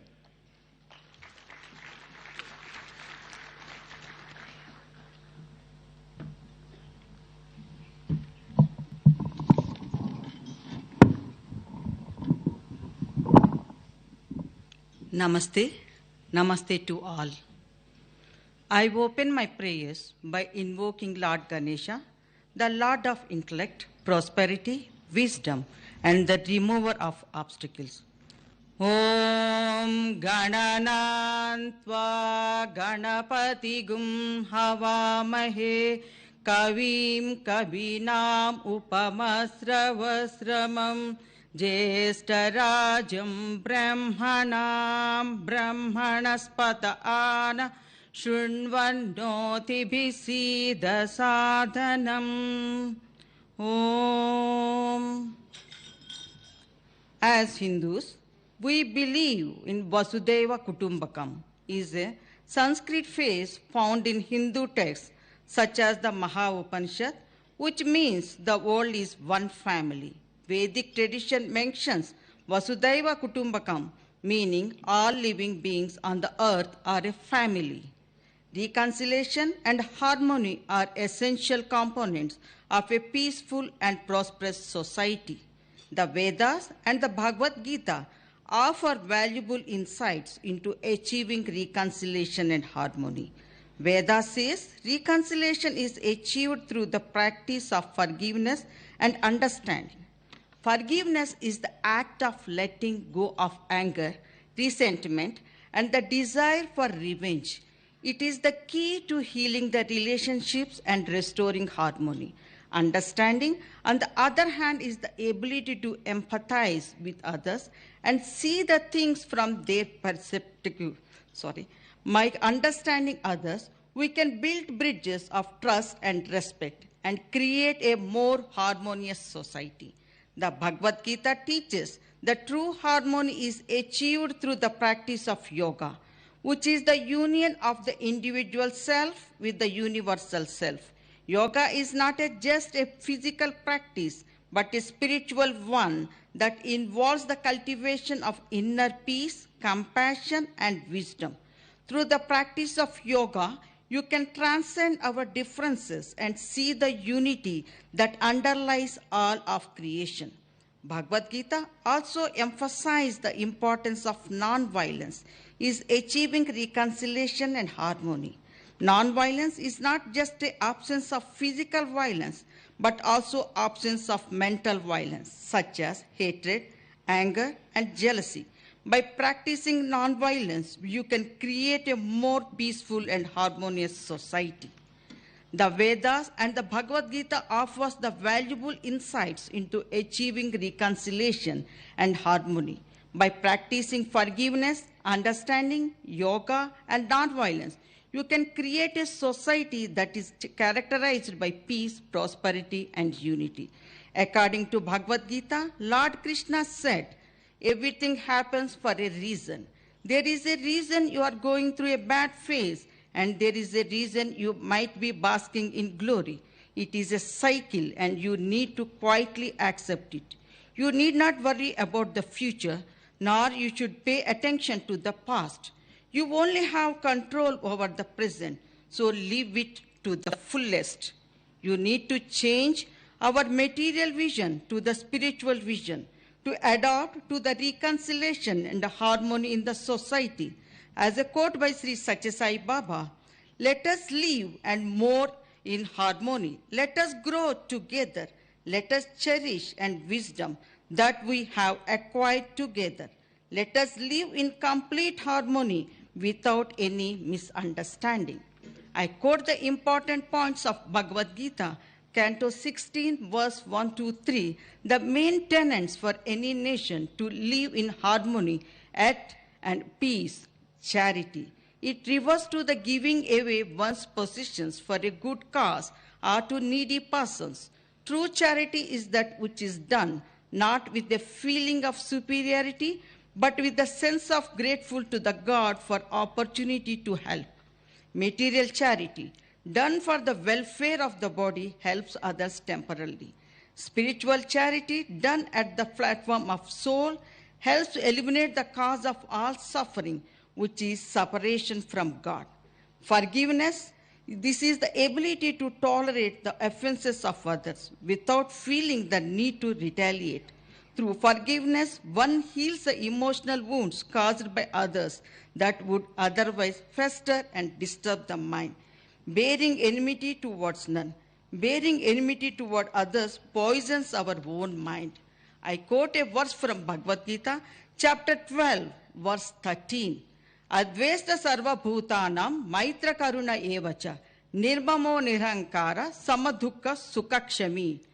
One who is not envious, but who is kind friend to all living entities, who does not think himself a proprietor, who is free from false ego and equal both in happiness and distress, who is always satisfied and engaged in devotional service with a determination and whose mind and intelligence are an agreement with me, he is very dear to me and ever content and always happy, which is the key happiness in the lives of the people. As Sri Satya Sai Baba says, if there is a righteousness in the heart, there will be beauty in the character. If there is a beauty in the character, there will be harmony in the home. If there is a harmony in the home, there will be order in the nations. Where there is order in the nations, there will be peace in the world. I conclude with the prayer to the Lord Shiva. Namaste astu Bhagavan Vishveshwaraya Mahadevaya Trayambakaya Tripurantakaya Trikalagni Kalaya Kalagni Rudraya Nilakantaya Mrutyunjayaya Sarveswaraya Sadashivaya Sriman Mahadevaya Namaha. Om Shanti Shanti Shanti. Amani Amani Amani. God bless us all. God bless our beautiful country Kenya. Ashanti Sana.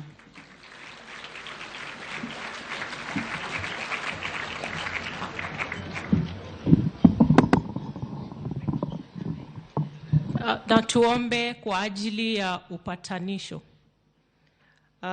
Baba, katika jina la Yesu, tunakuja mbele zako tukiwa tunanyenyekea. Katika kongamano hili tumekusanyika tukiwa viongozi wa tabaka mbalimbali katika nchi yetu ya Kenya na hata wengine kutoka nje ya mipaka ya nchi ya Kenya. Tumekuja kukusanyika kuweka fikira zetu pamoja, tukikuomba kwa sababu ya upatanisho ama reconciliation katika nchi yetu ya Kenya. Bwana, tunakuomba kuwe na upatanisho kati ya jamii mbalimbali katika nchi ya Kenya. Tunaomba kuwe na upatanisho na uwiano kati ya viongozi wa ngazi mbalimbali katika nchi yetu ya Kenya na hata kati ya wananchi wote. Tunaomba haya tukitambua ya kwamba mizozo na kukosana inakuja kwa sababu ya rasilimali ambazo zinakuwa duni katika nchi yetu.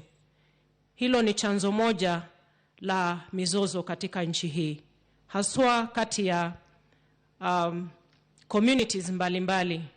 Tunakuomba Baba uweze kustawisha rasilimali katika nchi yetu.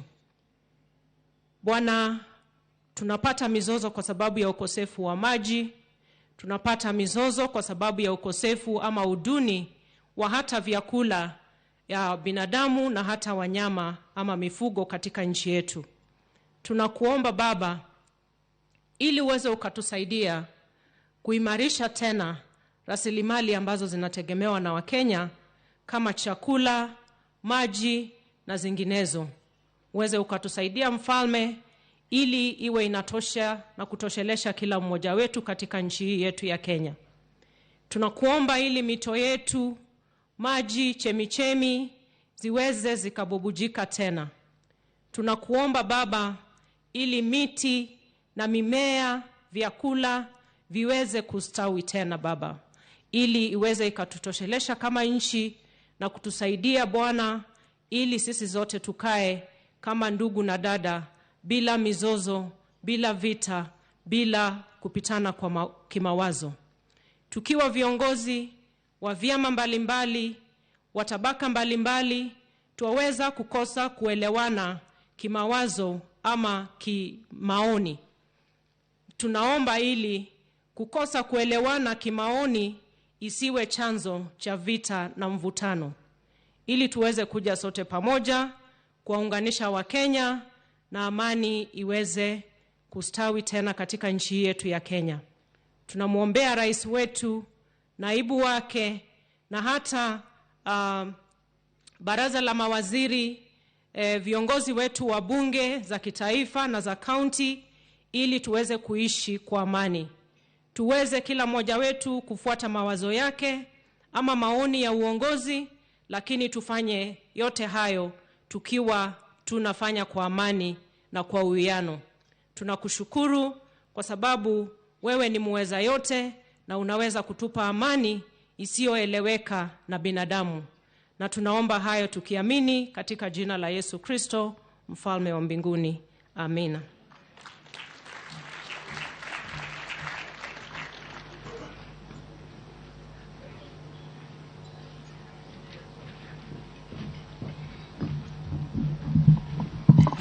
Asante sana, Honorable Soiban Tuya. I've been with her in Parliament, but I didn't know that she speaks very good Swahili, and she prays better in Swahili than in English. So I'd like to thank you very much. I also want to thank Suchata Kotam Raju. I would also like to thank the President of the Court of Appeal, Daniel Musinga, for agreeing to pray this morning. I want to transit very quickly. Yesterday, we had the national conversation, which was hosted by the Senate. We have divided the labor in Parliament. This year, this national breakfast is hosted by the National Assembly. The national conversation is hosted by the Senate. And the chair of that national conversation is the Honorable Senator Amason Kingi. So today, this morning, the resolutions of the national conversation will be read to us by Honorable Beatrice Alaji, the Member of Parliament for Dakureti North. Welcome.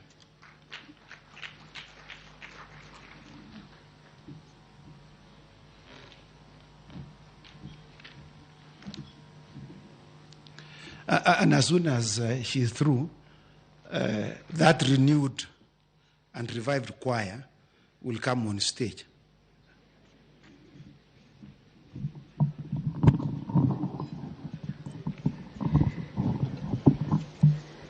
Your Excellency, the President of the Republic of Kenya, His Excellency Daktari William Samoei Ruto, before I read this message, I would wish now the 10-year-olds who came all over from the county to come now and stand behind you. And kindly, if we can do it very quickly, it will be good.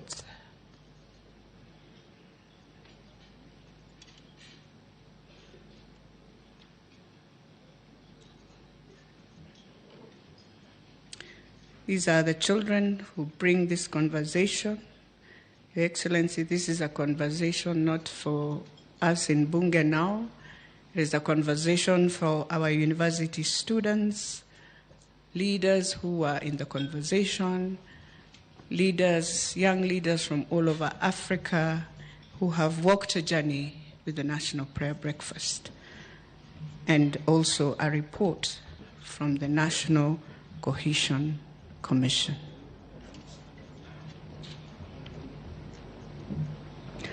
Tupigie hawa watoto makofi tafadhali.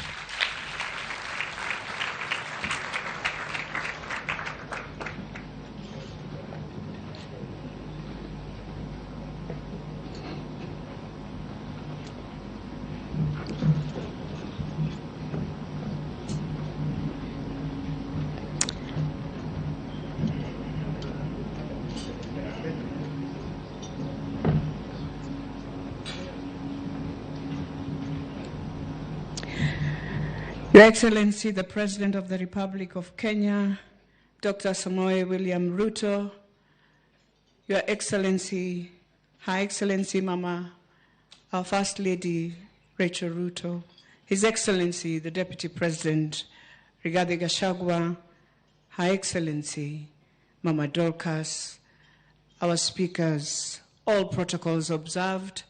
This morning, we want to give a summary of the conversation that we had yesterday with our young people, how they feel about our country, and even how they feel about our continent, Africa. Your Excellency, I'll just summarize. Our young leaders are questioning as leaders that we've had a persistent election violence that always affects us, and it is time that we need to promote reconciliation. They feel that every time we go to elections across Africa, we always have political instability, disruptions of social cohesion, psychological trauma, undermining democracy, and inhibit developments, and also disrupting business activities. They would wish that we do civic education. Let us always have open dialogue when we finish our elections. Let us always strengthen our institutions to deal with issues that affect us. Your Excellency, they are also questioning and what they think about government agencies, and they say government agencies should play in promoting reconciliation. It is important for us to provide safe spaces for mediation, provide logistical and financial support, and protect human rights. It is important for all of us, and especially us in Kenya, to enforce the rule of law, build trust by fostering dialogue among individuals and communities. They also say the challenges in our communities that hinder reconciliation efforts, and they are questioning how can they be overcome. They say there's lack of accountability, leaders funding violence, generational and historical trauma, weak judicial system due to corruption, and they are pleading that we can overcome this by strong judicial systems, equity in resource allocation, and political integrity. Lastly, Your Excellency, they are saying how can individuals, civil society, organizations, and other stakeholders contribute to promoting reconciliation in Kenya. And they feel it is important for individuals to embrace leadership roles, resolve problems within families and ourselves. Civil society should be vocal, but also work closely in bringing both of us together, government and civil society, all working for one nation, and bring in also alternative dispute resolution. And lastly, they pray that the government should implement recommendations of the TJRC, but knowing very well reconciliation is the key in everything. Thank you very much. And we want to thank all our children, and we pray that you will hold our nation and hold the values, and may God bless you. Thank you so much.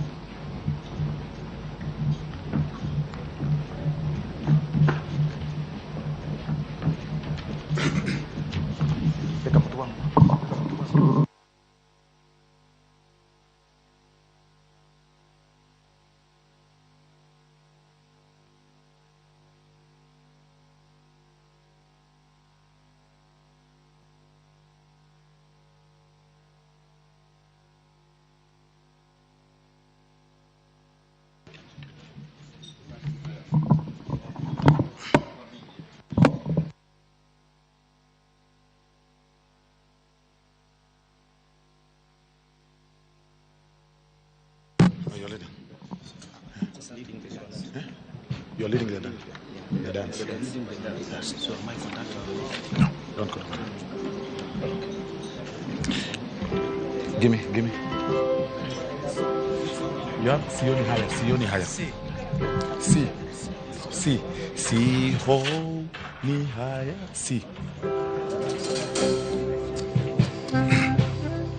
Start. Okay, all. Your Excellency, we are going to sing the Swahili song, and because immediately after this, it's the speaker. We invite everybody to sing along with us. It's a simple Swahili song. Even if you sing the chorus, you'll be close to God.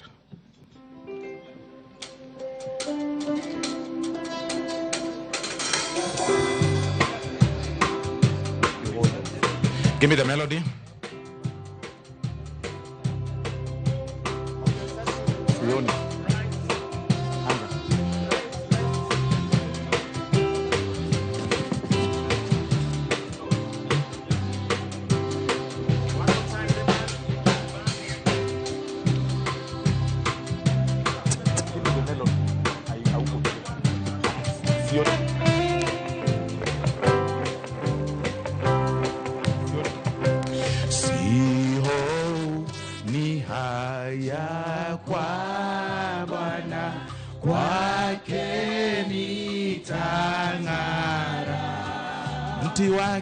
Mti wake sitakana ni neno imara. Msalaba ndio asili ya mema, nitatua mzigo hapo. Ina uzima furaha daima, njoni kafurahini papo. Msalaba ndiye asili ya mema, nitatua mzigo hapo. Nina uzima furaha daima, njoni kafurahini papo. Kiama kiti chake vivyo ni yake ahadi, alivyowekewa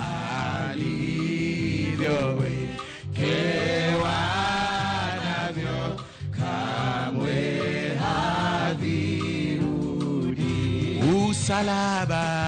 Msalaba ndio asili ya mema, nikatua mzigo hapo. Nina uzima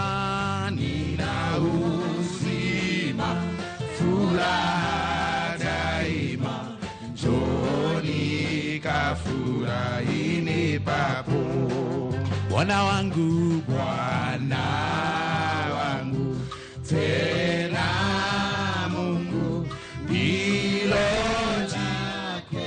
jina, hatacha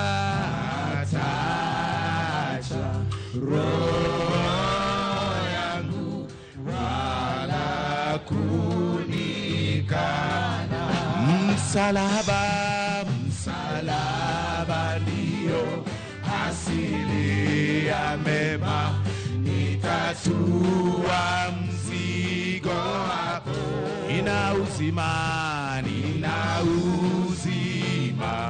furaha daima, njoni kafurahini papo. Atakiri langu jina mbele ya Baba, anipe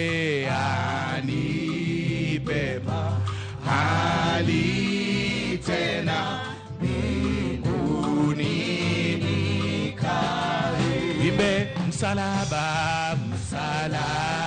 ndio asili ya mema, itatua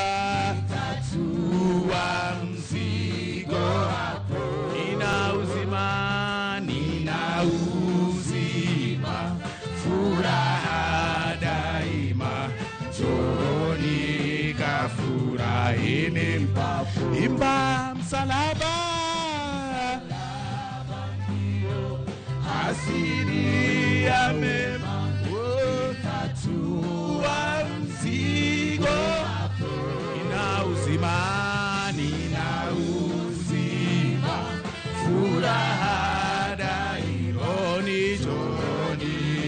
kafurahini papo. Oh, give me the melody.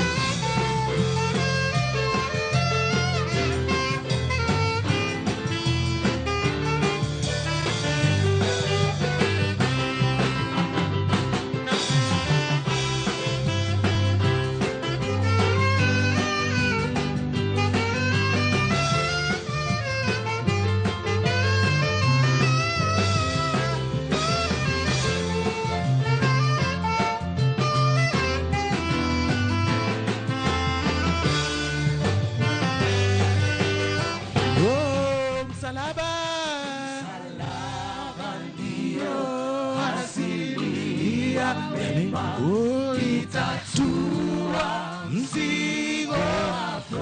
Nina uzima, nina uzima, ufuraha daima. Joni kafurahini papo.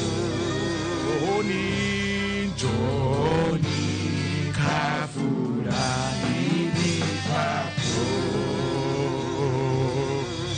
Thank you very much.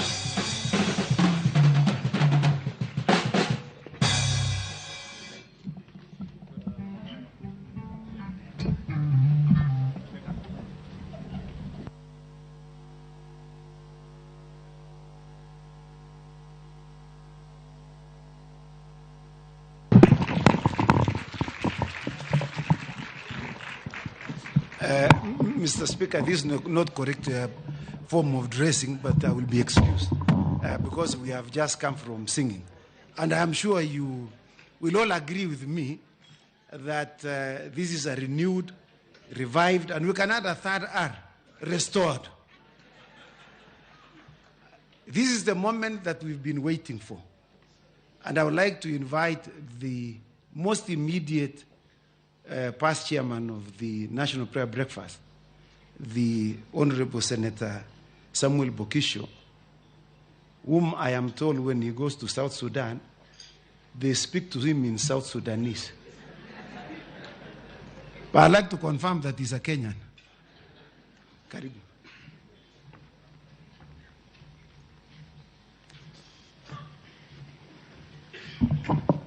Your Excellency, the President, all protocols observed.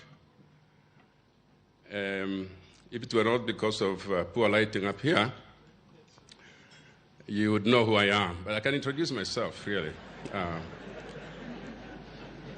My name is Samuel Bokisho, the immediate former co-chair of the National Prayer Breakfast. I have the privilege today and a great duty to introduce the keynote speaker.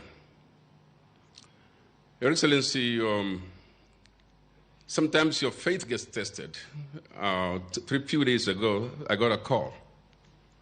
And the call said, you know, the Lord is coming tomorrow. And I didn't know how to answer that. I said, the Lord is coming tomorrow? Yes. Lord Hastings is coming tomorrow. So I, for a while, had lost my faith there. But our friend Lord Hastings is here. Lord Michael Hastings is a great friend of Kenya. And we would like to welcome him every time that he comes to Kenya, this time in the company of his son, Reese. And I'd like to see if Reese can stand up for recognition. There is the young man. I will say a few things because there's so many things to say about our speaker this morning. He has been here before, he has spoken to us. But I can only say a few things. If I say what he has been, it will take so long. So I will only say what he is. And the first thing I'll say is that he's a great friend of Kenya. And Mr. President, I say that because even when this breakfast was postponed, he still planned to come, and he came to give us our speech this morning. So that's a great friend of Kenya. He's a number of things. He began his career as a theologian, as an educationist. He has done so many things, but let me just highlight a few. Closer to home, he's been a governor of the Vodafone, Safaricom, M-Pesa Academy, very close to home. He has also been associated with the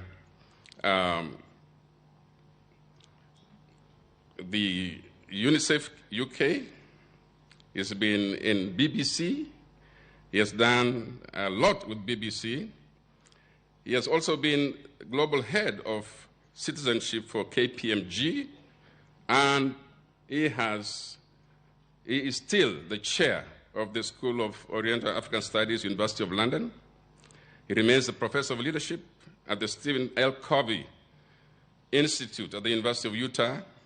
He is a non-executive director of Saxon Bamford, the executive search firm, and is chair of the London Chamber of Commerce Black Business Association, also a director and trustee of the new National Education Institute. That is among many things that he is. But I'd like to say that we have a treat for you today in inviting our friend and a close friend of our country, the Lord Dr. Michael Hastings of Scarisbrick. If I can say that again, he is the Lord Dr. Michael Hastings of Scarisbrick, CBE. Allow, please, let us give him a very big welcome as Kenyans comes to deliver the keynote address. Thank you.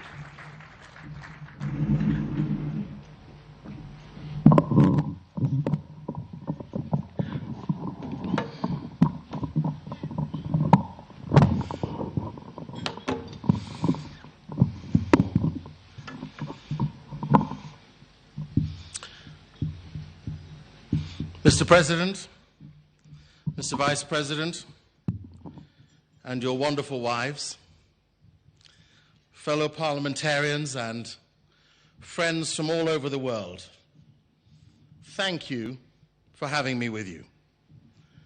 Mr. President, you might remember that in 2019, when I was last here at this podium, I made a request. I said then that in the United Kingdom, we were searching for prime ministers. We couldn't find one, and the battles worked their way out. I have another request this time, which is we now have too many formers, and we'd like to send you some. So, if you fancy a few lost sheep, I'm sure you can find a pasture for them here in Kenya. Can I also congratulate the choir on an improvement, may I say a marginal improvement? If I said an outstanding one, I'd be indiscreet, but at least a marginal improvement. And can I suggest you go for Kenya's Got Talent and at least aim for a decade to get there? So it's a wonderful thing when parliamentarians sing. Let it translate into your decision-making. Exactly a week ago, the National Aeronautical and Science Administration of the United States, we often call it NASA, held what they hope will be one of their final hearings, first started in 1966, to try and understand this critical question: is there life beyond Earth? In fact, the last president, if I may mention Donald Trump, actually signed in 2020 a COVID relief bill, which included a paragraph in the bill, and I read exactly from it, a provision requiring US intelligence agencies to deliver an unclassified report on UFOs within 180 days, in the middle of a COVID bill. America has been besotted with this question of whether there is somebody out there who might be staring at us, and if they are they on their way? Who is it sending these crafts, of which there are 144 unexplained appearances since 1966? And NASA had its grand estate of scientists gathered last week, Wednesday, and they proclaimed on the issues. They left the question open: is anybody out there? Well, I have news for you, and I have news for our American friends. There is somebody out there, and his name is Jesus. And there is a God who is out there.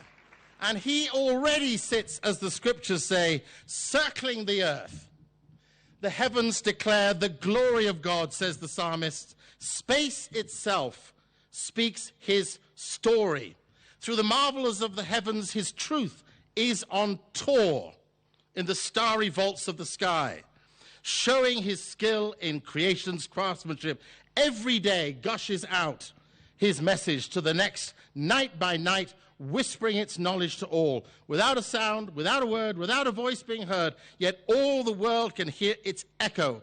Everywhere its message is abundantly clear. What a heavenly home God has set for the earth, shining in the Superdome of the sky. And here's the wonderful truth of that great revelation that scientists are yet to grasp.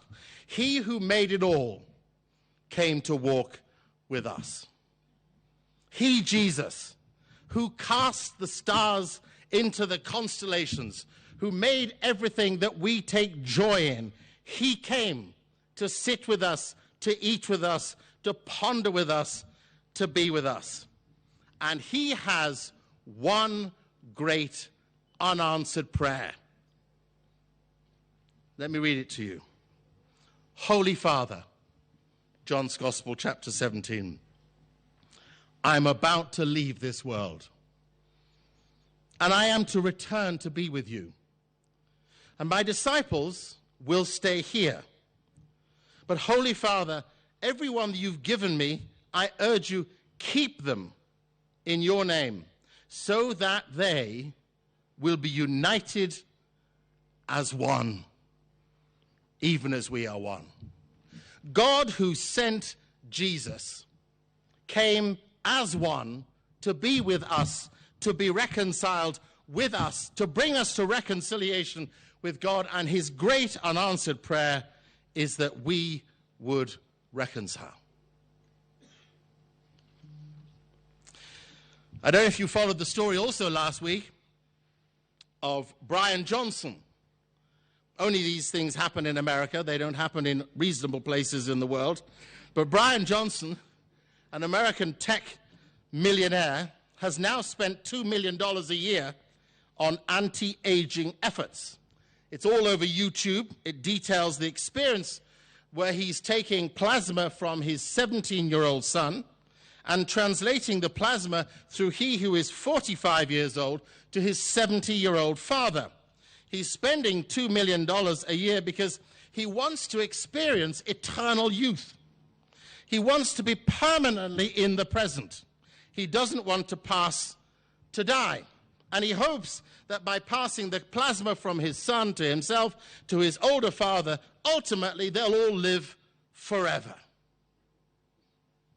Well, I've got news for him too.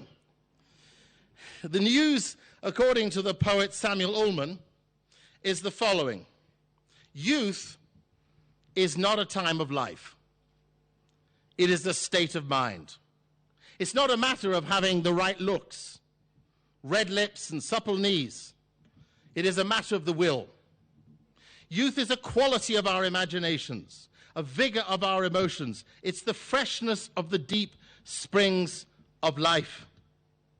Youth means a temperamental predominance of courage over timidity, an appetite for adventure over the love of ease. It often exists in a person 60 more than a boy of 20. Nobody, says Ullman, the great poet from the 1940s, nobody grows old merely by the number of years. We grow old by deserting our ideals. Mr. President and fellow parliamentarians, you and I grow old when we give up on the most essential responsibility that sits on our shoulder. We are not here to aggrandize or empower ourselves. We are here to serve those who look to us to give them the shine of life. A man passed his 100th birthday just a week ago too. The older of you in the room will remember Henry Kissinger. He's turned 100 years, and in his 100th year, this American political leader signed the first copy of his book, Henry Kissinger's Leadership, 6 Studies in World Strategy. In the heart of the book, he adds a critical perspective as to what makes for effective, good leaders who lead nations like prophets, he says. He said this: leaders need to see less from the perspective of the possible than from a vision of the imperative. Let me translate that for you. Less from the ambitions set out in their manifestos, but more from the imperative that faces us. The global order, said Kissinger, the global order is being shaken by unrivaled regions of conflict, intensified antagonism between powers with conflicting claims of legitimacy. The only way, he says, for a future to emerge is that we put aside our divisions and we do relentless diplomacy. You'll know as well as I do that nations are lining up at the moment as to whether they do or do not support centers of conflict. We don't need to name them. We know them. They're all over our news channels. We watch them with grief and we feel the agony of lives destroyed. Well, it wasn't that long ago, 1955, when 29 nations gathered in Indonesia. Those 29 nations included many of Africa's countries, many emerging into new democracies. And at those 29 nations, there was a great debate as to whether or not Africa's countries face east or west. To whom do you look as the future emerges? Well, probably the smartest voice that was found to be gathered at that time was Kwame Nkrumah, soon to be Prime Minister of Ghana. And he rallied all of those present with the slogan, neither east nor west, we face forward. Neither east nor west, we face forward. For all of us, the big challenge of the facing forward future is the final F, forgiveness. Forgiveness. Because we cannot face forward if we do not forgive that which has transpired from the past.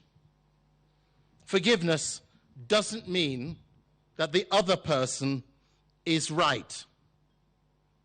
But forgiveness liberates us. Forgiving other people is one of the greatest proofs of love. It's wiser to forgive and forget than it is to hate and remember. The practice of forgiveness is our most important contribution to the healing of relationships and to the healing and liberation of mankind. And Mark Twain, the clever writer, said this: forgiveness is the fragrance the violet sheds on the heels that has crushed it. Forgiveness is when I let you stand up, irrespective of the wrong, and still look you in the eyes with I say I need you. Because freedom only comes when forgiveness is birthed anew. I read a terrible story the other day called The Second Vulture.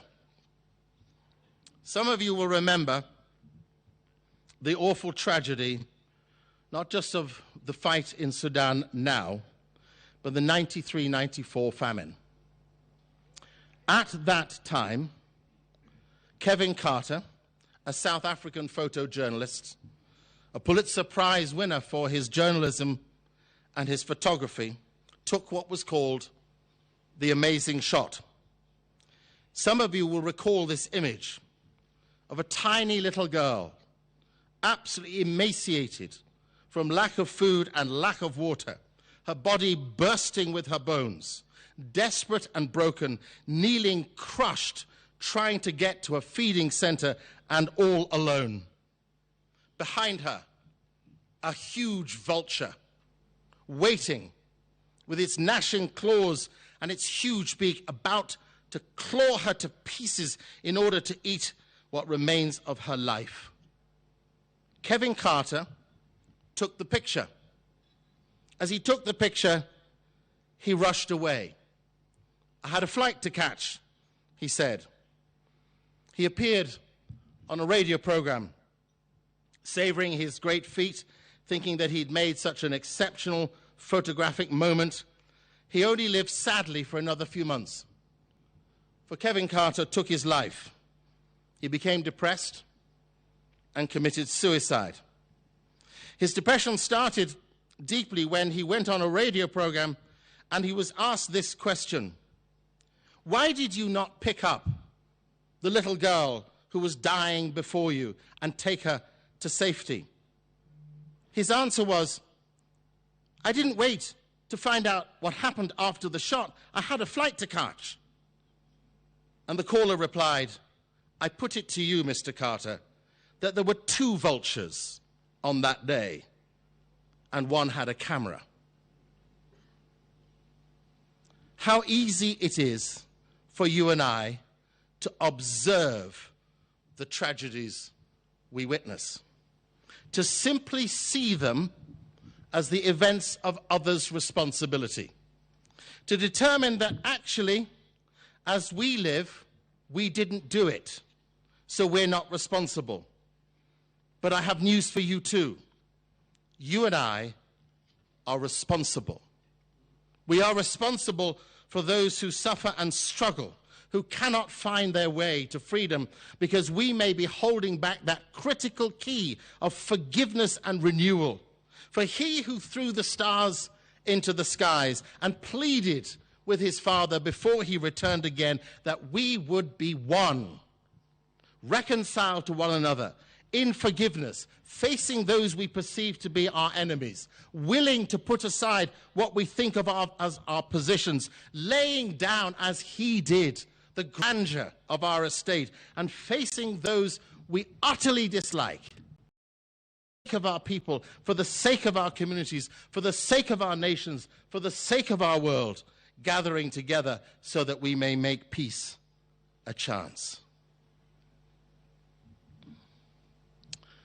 The Roman philosopher Seneca, writing 400 years before Jesus, said, "No man is more unhappy than he who never faces adversity, for he's not permitted to prove himself." Adversity, conflict, and distress are our windows to exercise forgiveness. They are our space to stand up in the space and in the face of greatest turmoil, and to prove that we are people who know pain. In fact, Tolstoy, probably the smartest of all Russian writers, writing around 1904, said, "If you feel pain, you are alive. If you feel other people's pain, you are a human being." For you and I today, our opportunity is to be human beings, made in the image of God, created for unity, selected for celestial life. Yes, there is life out there, and there is life in here. Yes, there is life to come, and he is the author and architect of all of that life. He gives it to us as an act of gracious freedom born out of suffering. His greatest acts to take the hand of the man on the cross and say, "Come with me." His last act with his disciples to wash their feet. When we're looking for the example of the healer, that is what he chose to do. I leave you with one big thought.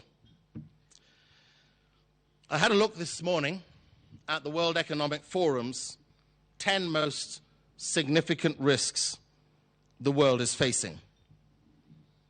Risks for now, risks for 10 years. It won't surprise you that top of the list is a living crisis, the cost of just getting by, followed by natural disasters, governance questions, climate change, and then number 5, the erosion of social cohesion and societal polarization. Never before, with so much available to us, never before with so much freedom that is possible, never before with so much given to us in resources and technology and potential and opportunity, with freedoms galore, have we been more divided.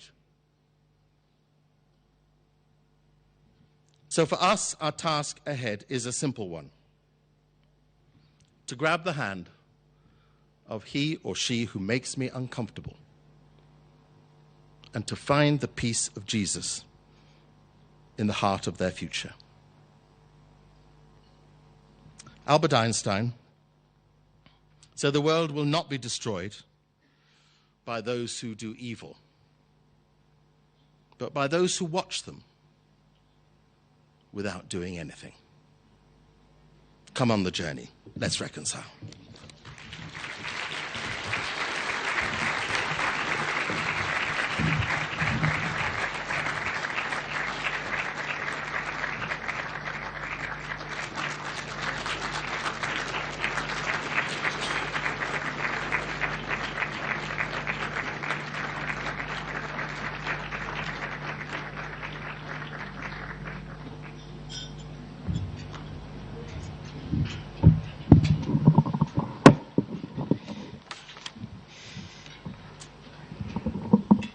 Thank you very much, our keynote speaker. Yesterday when I was welcoming you, you remember the joke of, the feeling of pain. One is alive. When you feel the other for others, then you are living. Let me take this opportunity to welcome the Speaker of the National Assembly, the Honorable Moses Wetangula, to take the rest of the program.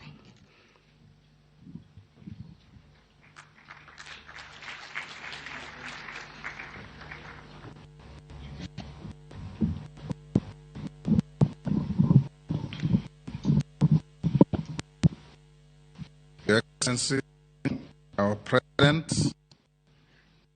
and all represent, shall we stand for it, all of us?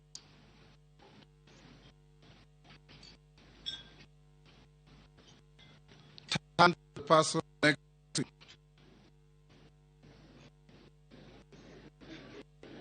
you. Tell him or her, we must reconcile.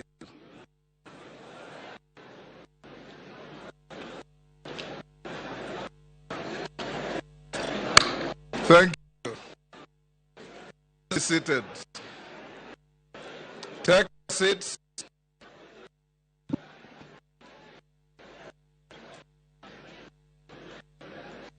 You guys have done very well with time.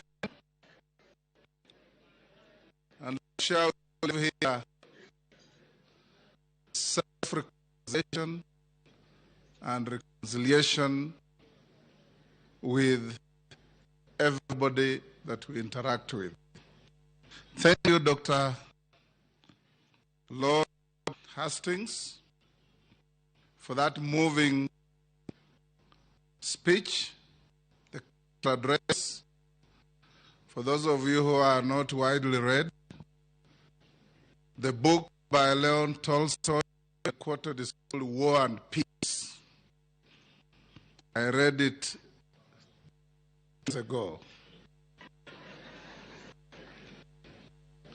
Now is the time to hear our senior leadership. Allow me to, because we have a few minutes, to give one or two national leaders before we come to His Excellency the Deputy President and the President.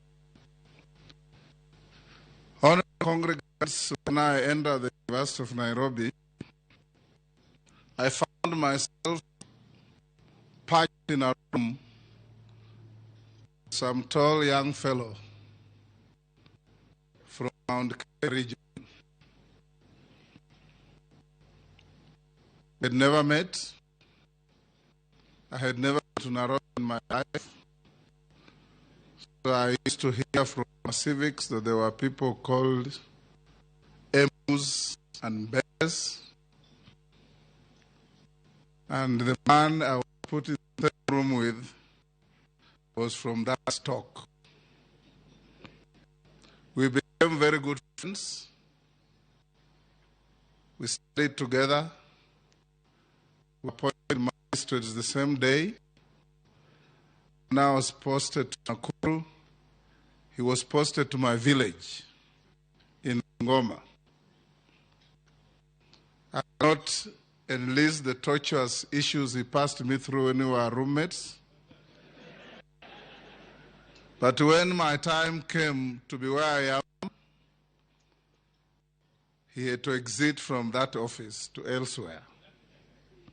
He's called Justin Bedan Njoka Muturi. He's now our Attorney General.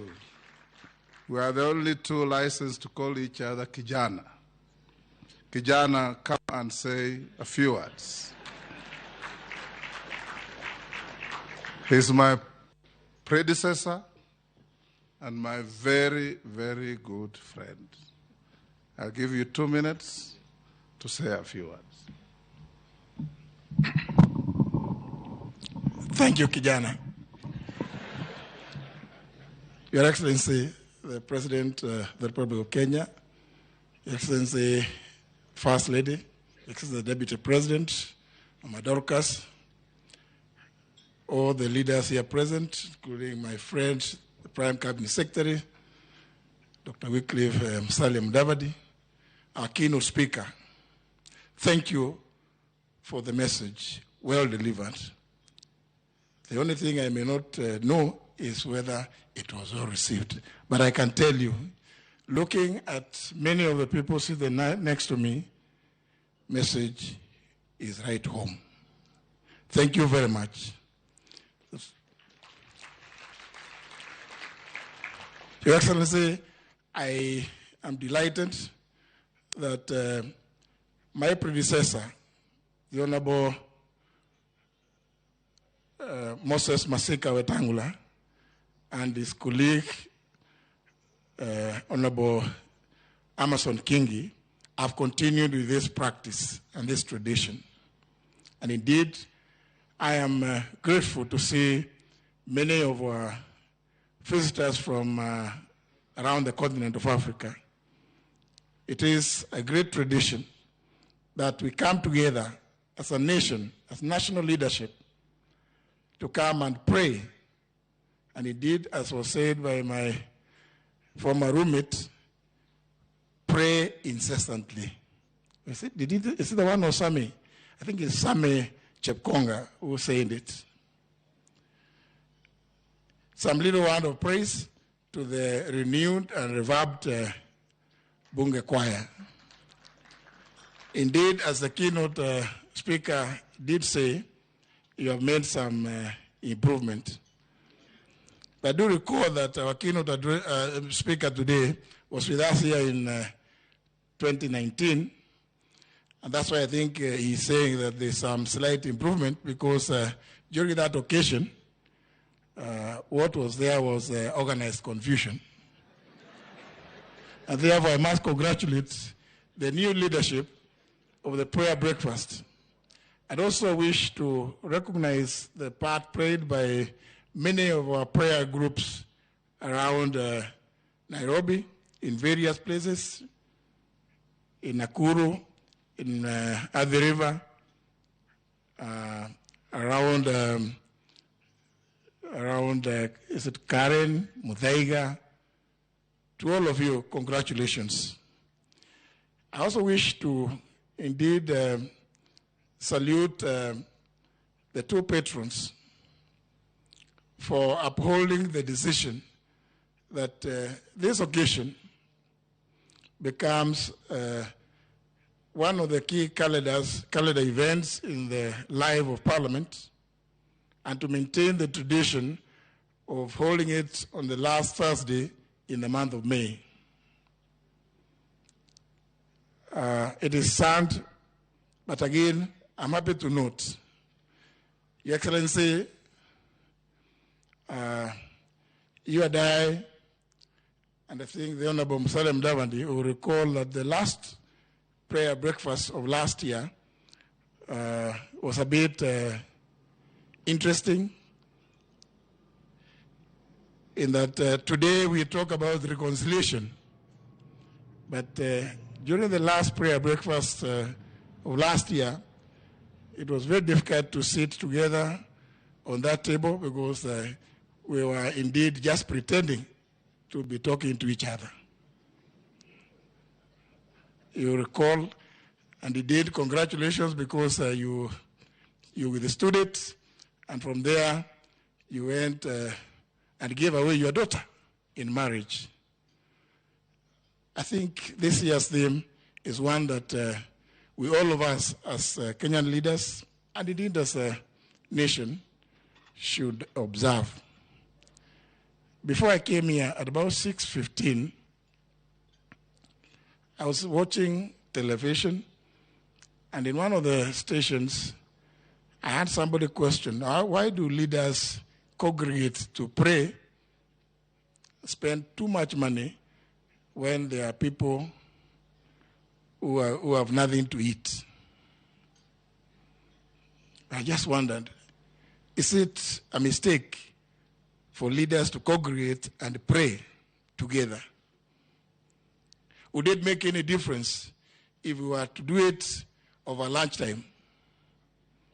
Because the person who questioned that seemed to have beef with the fact that it is called a national prayer breakfast.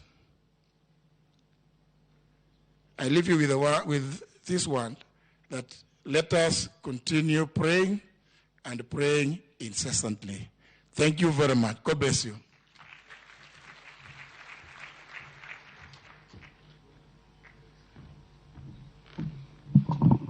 Thank you very much, Kijana.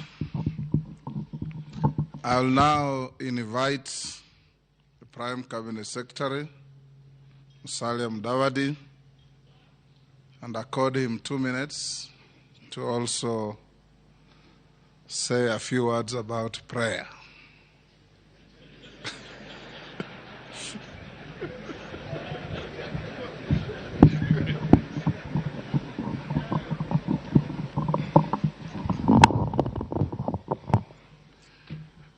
Your Excellency, the President, Dr. William Samoei Ruto, the Deputy President, Rigathi Gachagua, Madam Rachel, Mrs. Rigathi Gachagua, speakers present, dear friends, ladies and gentlemen.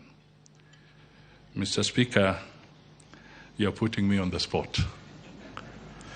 But first, let me say that Lord Michael, your message has been precise and profound. Very powerfully delivered. You didn't mince your words, but something comes out clearly, that reconciliation is not easy. It is extremely difficult. What or who do you meet in a journey to reconciliation? You have critics and you have friends along the way. Critics concentrate on your flaws. Friends will be correctional. They'll help you focus on your potential.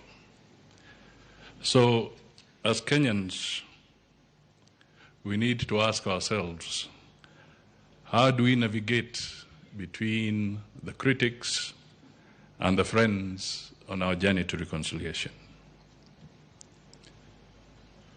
Do you give critics more time than you give to your friends? Or do you balance it out? But one thing is clear. If you have to reconcile, do not be discouraged by your critics. Reconciliation also means coming to terms with reality and learning how to navigate within that space.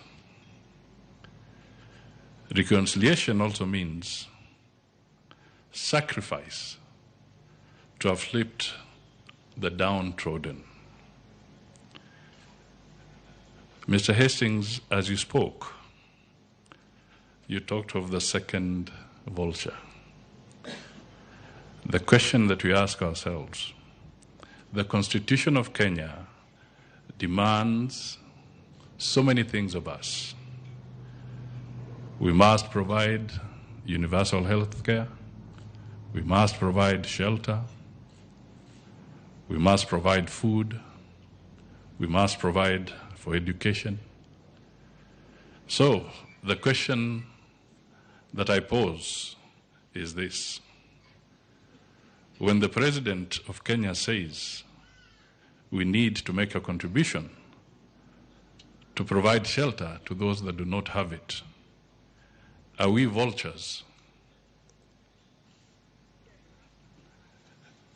If he says that we need to provide support so that our children can go through school, and we stand up and say, I have educated my children, I therefore do not need to contribute to any education fund, are we being vultures? So, reconciliation is also sacrifice for the better. That's why I say it is not easy, at least from where I stand. Finally, Mr. Speaker, let us pray for Kenya. You asked me to say something about prayers, and that is what I say. Thank you.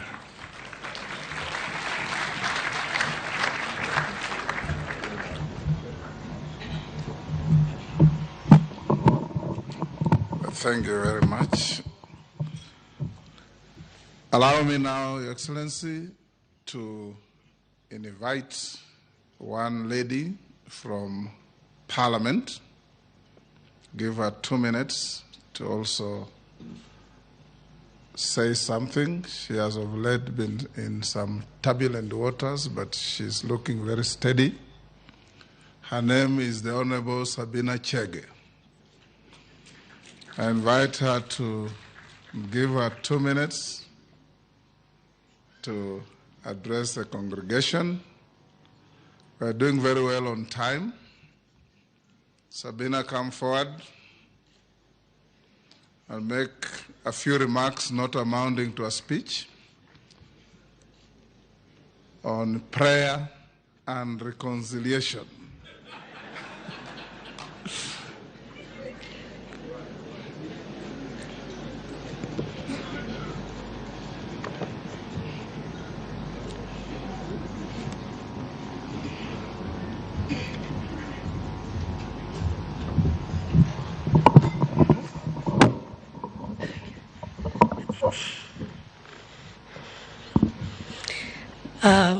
Your Excellency, the President of the Republic of Kenya, Dr. Samoei Ruto, Your Excellency, the First Lady, Your Excellency, the Deputy President, and Your Excellency, Pastor Dorcas, Speakers of both houses, allow me to say all protocols observed. I'm very grateful this morning. I didn't expect to get this chance to speak. And so thank you, Mr. Speaker, for the ambush. But I'm grateful that I'm able to say something. First and foremost is to thank Almighty God for giving us a beautiful country. And I want to thank His Excellency, the President. You know, for us who are blue and we are Azimio, last year at a time like this, we will not sit together. And when the election ended, we spoke today about reconciliation. Some of us chose the path to reconciliation, to consider Kenya first, and we believe that Kenya is bigger than any one of us. And so, Your Excellency, myself, and the team from Jubilee, members of Parliament, we all went to the mantra, siyekubali kushindwa, siyo mshindani. And I know majority of Kenyans, maybe there are some who never voted, others voted for Azimio. others voted for Kenya Kwanza. Elections will be in the next 5 years. My appeal to all of us is that Kenya is greater than all of us, that we should work together to make sure that Kenya works. I have traveled across the globe, and every time I go, I miss coming back home. If Kenya burns, all of us burns. I want to urge the people from my side who, some of them chose also not to come for this prayer breakfast, that it is important that we accept the will of God. It is us who handed over the power, and so it is necessary that we support the government of the day, not for ourselves, but for the betterment of Kenya. And so, on the same tone of reconciliation, I pray to my colleagues in Parliament that they also reconcile with me, because the best thing I did was not to run away from them, but just think bigger picture about Kenya. And so, Mr. Speaker, as they plan to remove me as a Deputy Minority Whip, I hope that you'll also look at me with a better eye, and I also extend the same branch to my colleagues in Azimio, because there's nothing wrong I've done. The only thing I've done is to think about Kenya first and not myself. And hopefully that Kenya is going to rise. There are many challenges. Your Excellency, what I can promise you is that we will not wait to see Kenya go down, but each one of us will try our best to contribute in the little way we can be able to do to make Kenya better and to make the lives of our people who voted for us better. May God bless you so much and have a lovely day. And let us all hold hands together for the sake of our children. You saw the 10-year-olds here. They are looking at us, especially the leaders, to see where we lead this country. God bless you all. Asanteni sana. Well done, Sabina. Your Excellency, we are in a country where we are blessed to have a president and a deputy president with spouses who are distinguished for being prayerful women. Allow me on this prayer day to invite Pastor Dorcas for 1 or 2 minutes, the spouse of our deputy president, to come and address us. Pastor Dorcas.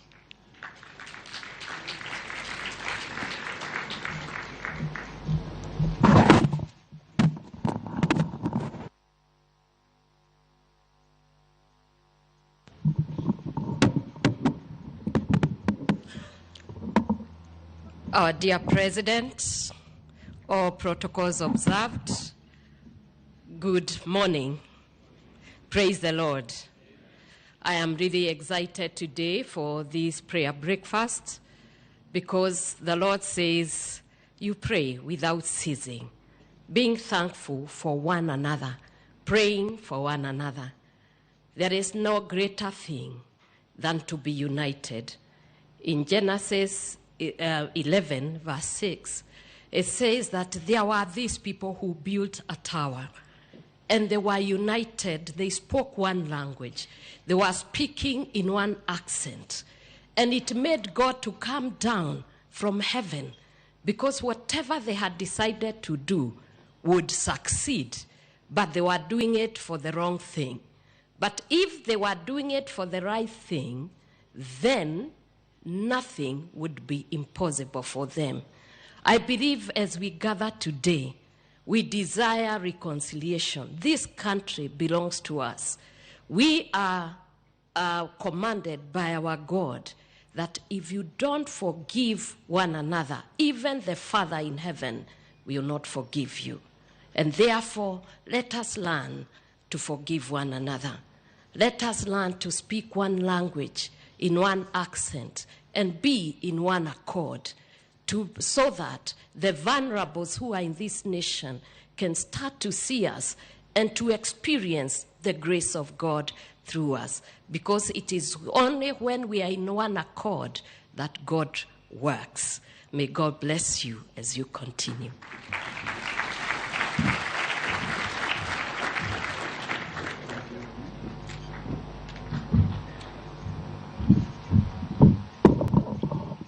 Thank you, Pastor Dorcas. My brother Reggie doesn't need to pray. You always pray for him. I now invite Her Excellency the First Lady, Mama Rachel Ruto, who is also a distinguished, prayerful lady, to come and say a few words. Thank you, Speaker. Your Excellency, the President of the Republic of Kenya, Dr. William Samoei Ruto, Your Excellency, our Deputy President, Rigathi Gachagua, all protocols observed. Praise the Lord. Praise the Lord. I'd like to read the word of God from the book of Isaiah 40, verses 29 up to 31. The Bible says, He gives strength to the weary and increases the power of the weak. Even youths grow tired and weary, and young men stumble and fall. But those who wait in the Lord will renew their strength. They will soar on wings like eagles. They will run and not grow weary. They will walk and not be faint. I really want to thank God this morning because of this prayer breakfast. It really encourages me that the country Kenya, the people of Kenya, are people that wait upon the Lord. I really want to thank God more so because it is our leaders that have organized this prayer breakfast. Congratulations to Parliament and to all the leaders for doing this. Because when our leaders are praying, then we know that Kenya is safe and even Africa is safe. Because we know that when new leaders pray, it doesn't matter the differences that you may have, even politically, because when you pray, God answers and God brings you together. And so let's continue praying for our nation and let's continue reconciling the people of Kenya because together we are stronger. Thank you. May the Lord bless you.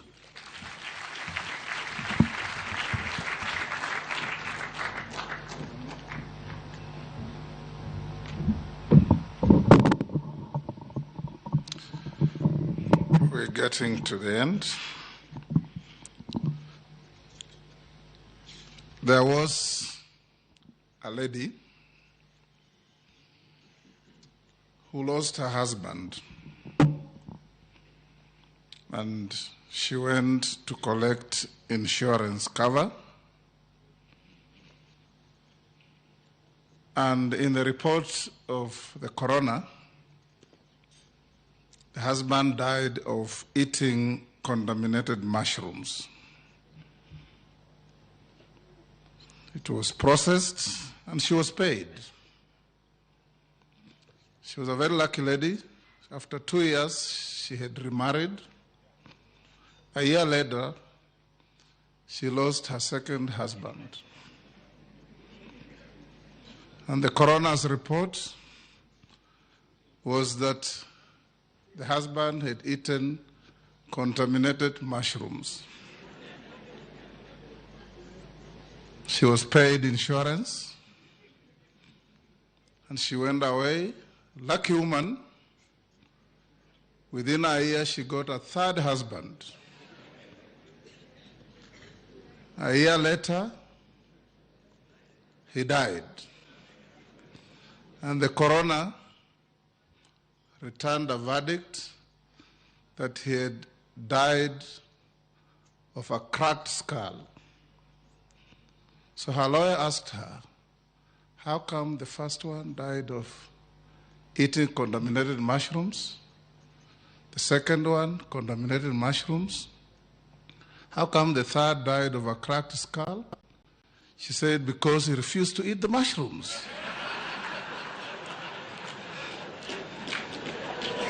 Allow me to invite my brother Reggie to come and address us, and thereafter invite His Excellency the President to give us a keynote address. Don't feed anybody with contaminated mushrooms, and don't crack anybody's skull.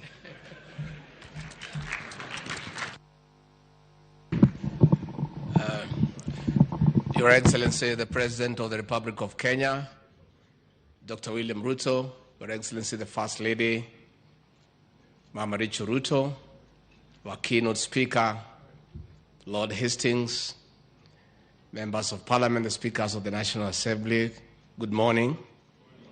God is good, and all the time. Nisalimiani kwa Bwana Yesu asifiwe. Your Excellency, we want to request the Speaker of the National Assembly, very respectfully, not to incite our women who have insurance to get funny ideas. Because I don't know how appropriate that speech was all about. Luckily for me, mine is pastor. I don't think she can be. Your Excellency, we're happy to be here. And for those probably who doubt my faith, because I don't have a baptism name, I was actually baptized. My name's Geoffrey. It's only along the way, when I was Geoffrey, I was an administrator to rule over people. When I decided in life to change my job description to serve the people, I needed to change the name so that I have a change of identity in a new job description. And for you to know that I'm really a Christian, you have the evidence. I'm married to a pastor. The Speaker of the National Assembly, I beseech you, and I'm grateful you invited me here. But when you invite me for an occasion, I request you to be considerate. Upunguze kizungu kidogo, ndio niweze kuelewa ile ambayo unasema. Your Excellency, the theme of reconciling with God and men could not be more appropriate for our country. I want to give a testimony that the President, on ascending to the high office, has led this country in forgiveness and reconciliation. Most of us who work around him had great difficulties with that approach. But along the way, he has persuaded us, and we are now aligned, that reconciliation is the way to go for the betterment of this country. The President has exercised magnanimity in victory against the expectations of many people who witnessed the persecution that he was subjected to, the harassment, the intimidation, had expected him to go hammer and tongs for his tormentors and persecutors.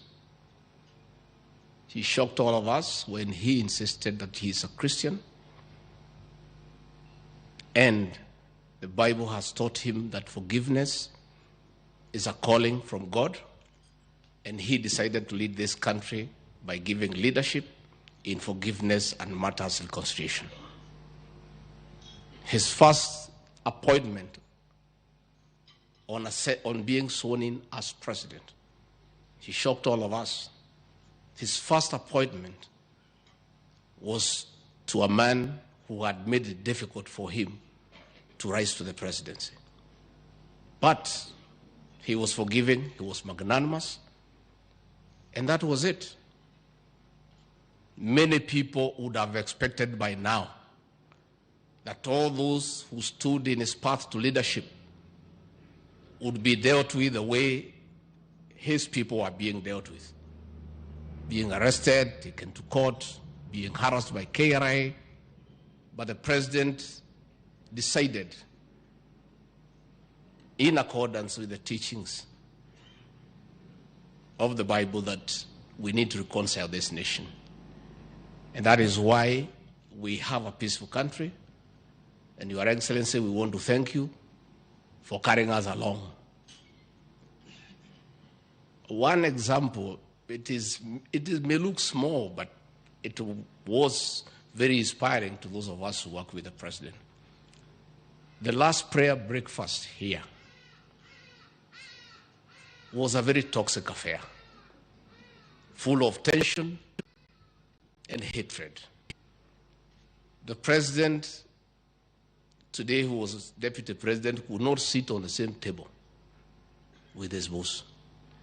And when we were trying to align people around the president, many people around us, we were persuaded that the lady who had removed the chair from where Dr. William Ruto was supposed to sit should be shown the door. And when the president came to learn of it, he said, no, we must reconcile with the reality that is behind us. That lady who was in protocol should remain there and be promoted. And as we speak today, she works around the president. Again, when the president and his family and their belongings were thrown out of the official residence of the deputy president in Mombasa, most of us were persuaded that those who had participated in throwing out his belongings should be shown the door. Again, he insisted that should not be the case. So what I'm trying to say is that the new administration is one that is persuaded that we need to reconcile the country. And therefore, we want to plead and persuade all leaders also to reconcile with the truth and the reality. Because even as we reconcile with God and men, we also need to reconcile with the truth. The truth of the matter is that William Ruto is the President of the Republic of Kenya. Let everybody also, as we reconcile with God and with men, start by reconciling with the truth. I was very impressed the other day to see the women rep of Nairobi, Honorable Pasaris, reconciling with the truth in Nairobi that 70% of the people she leads live in the slums. And it would not be wise for her as a leader to oppose a program that is going to remove the people she leads from the slums to dignity. We are therefore asking everybody, as we reconcile with God and with men, let us also reconcile with truth and reality. Your Excellency, when we were seated there, you were a bit concerned ya kwamba hawa waliongea hapa wameumiza Kimani Ichung'wa kidogo. But Your Excellency, you and I also need to reconcile with Kimani Ichung'wa because he has not been very nice to us. You know, Kimani Ichung'wa was in Alliance High School.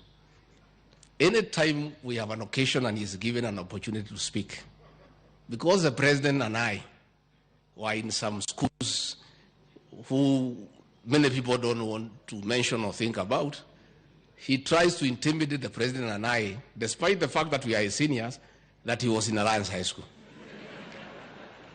Lakini sasa wewe ndugu yangu Kimani Ichung'wa, hata kama ulikuwa Alliance na mimi sikuwa huko, uniheshimu kidogo. Kwa sababu hiyo Alliance yako hiyo, they say that the people from Alliance boys and girls are top. Mimi niliingia hiyo Alliance yako, Alliance girls, nikachanganya mtoto ya mwenyewe, nikaweka box, ni bibi yangu leo. So between me and these guys who went to Alliance, who is more superior?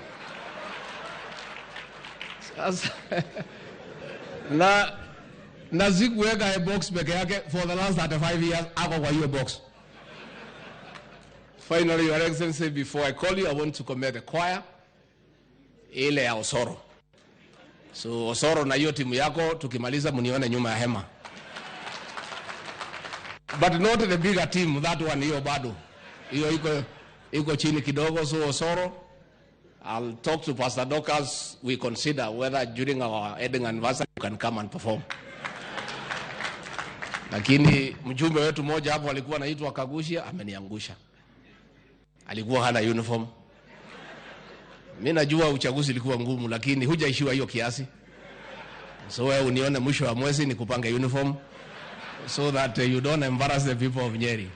So Your Excellency, we are happy today. It's a happy moment for the country with the era of reconciliation and forgiveness that you have led us as our leader. And all of us are persuaded and we want to move into that direction. I therefore request everyone to be upstanding as you help me to usher in the the President of the Republic of Kenya, Dr. William Samoei Ruto. Your Excellency.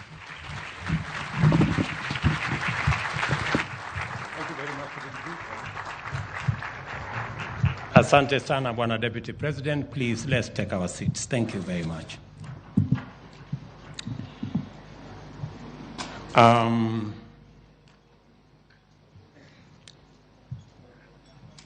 All my good friends and leaders from Kenya, our brother, Lord Hastings, and fellow Kenyans, good morning. Hamjambo. Let me first take this opportunity to thank God for giving us this opportunity today and to congratulate Parliament, all our members of Parliament, for putting this prayer breakfast together. It is an occasion when we all come from different walks of life, from of our country, together with our neighbors and friends from far and near, to think together, to share, and to pray together. I want to congratulate Parliament for making it certain that we will not be looking for a date going into the future. It's now confirmed that it is the last Thursday of May every year. So all of us will put it in our calendar.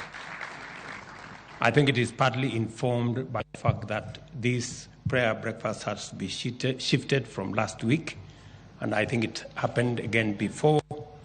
So we will all diarize the same way we have elections every Tuesday of the fifth year, or every Tuesday, the first Tuesday of August, or is it? Second Tuesday of August. We will now know when our prayer breakfast will be. It is very interesting that the theme of this prayer breakfast is reconciliation.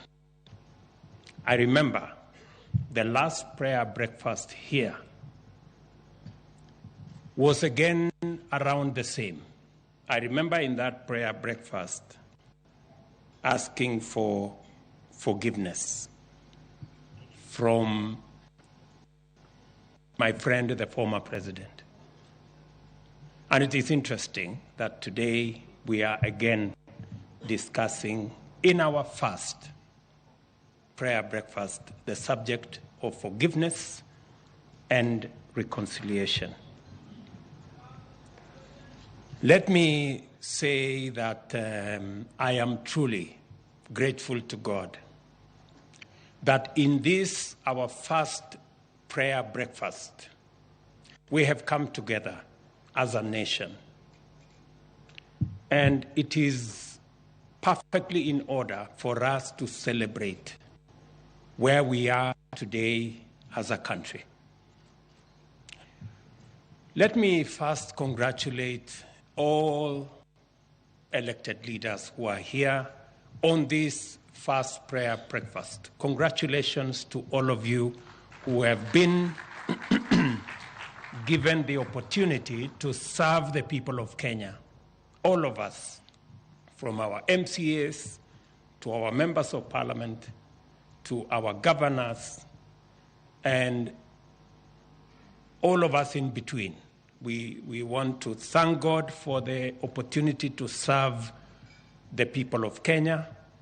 And I want to congratulate you and to tell you that I am looking forward to working with each and every one of you, working together across political lines on matters that are important to the people of Kenya.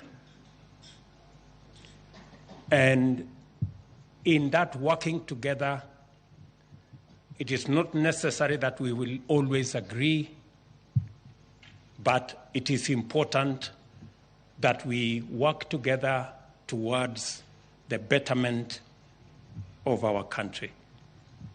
I am reminded, and I want to thank God for the last general election. The last general election were in a category of their own. I mean, it was a turning point from where I sit in the politics of Kenya. And I have 4 reasons why I think it was a turning point. Number one, it is the election where the 2 national formations had actually a national face on either side. The ethnic configuration that always informed our politics was not there. We had both sides presenting a national face in their formation. Number 2, we had the most evident issue-based election. The election was about issues. There are issues that we differed. Our brothers on the other side, for example, said borrowing money was good because we were using other people's money to run our development, which made some sense. We argued on our side that we needed to slow down on borrowing because borrowing could lead us to a different place. But we also had occasion when both formations agreed, like, for example, on housing. So it was issue-based. We had an issue-based election. It is also correct that we had a closely contested election. Again, because it only happens in Kenya that in our last election, the opposition leader became the government candidate. And the sitting president of the government became the opposition candidate. And as things would be, the opposition candidate, who was the then sitting deputy president, won the election, and the sitting president then handed over power to his deputy and went ahead to become the leader of the opposition party. That only happens in Kenya, I think. So it was quite amazing. The 4th characteristic of our last election, from where I sit, is that with all that, we ended up with a peaceful election. And we thank God for a peaceful election and a peaceful country. And that is why this morning I join you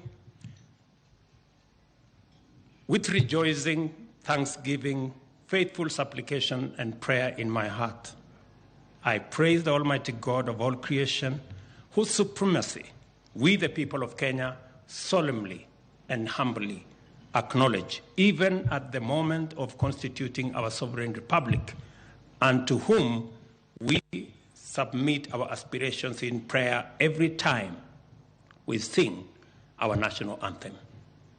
Kenya has emerged triumphant and sovereign out of the sorrowful mist of painful history because those who came before us endured harrowing sacrifice with heroic determination and faith in God and in our Creator.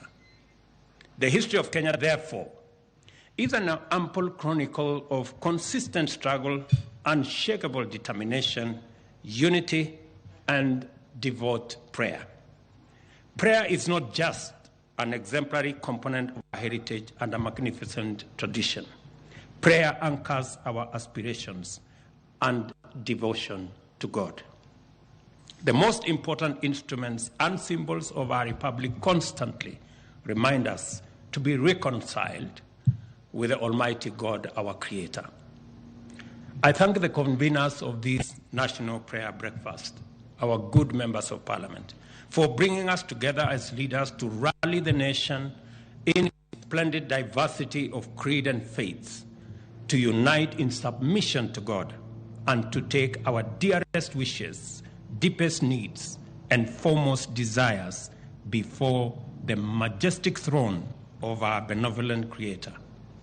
We kneel before God, praying for justice, our shield and defender, so that our nation can stand before any difficulty, any adversity, threat, or trial. There is no better time for us to pray as a nation than now. We have an opportunity to give thanks for the far we have come as a country amid global turmoil arising from pandemic, geopolitical crisis, economic shocks, as well as regional conflict, harrowing drought, a plague of locusts, and a closely contested election. Globally, nations are groaning under high cost of living, intensified by soaring debt, food scarcity, unemployment, and of course, struggling economies. We are giving our best in the struggle to overcome these immense challenges. Firstly, our robust endeavors to implement a radical socio-economic transformation is intended to provide sustainable solutions to our cost of living, food scarcity, unemployment, and poverty challenges.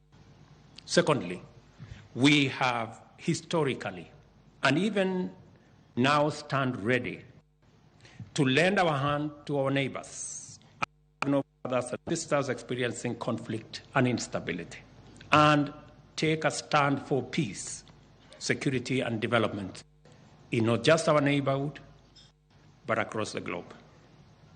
Further, we join the global community in combating existential threats to humanity in the form of conflict, terrorism, poverty exclusion, and of course the triple planetary crisis of pollution, loss of diversity, and climate change.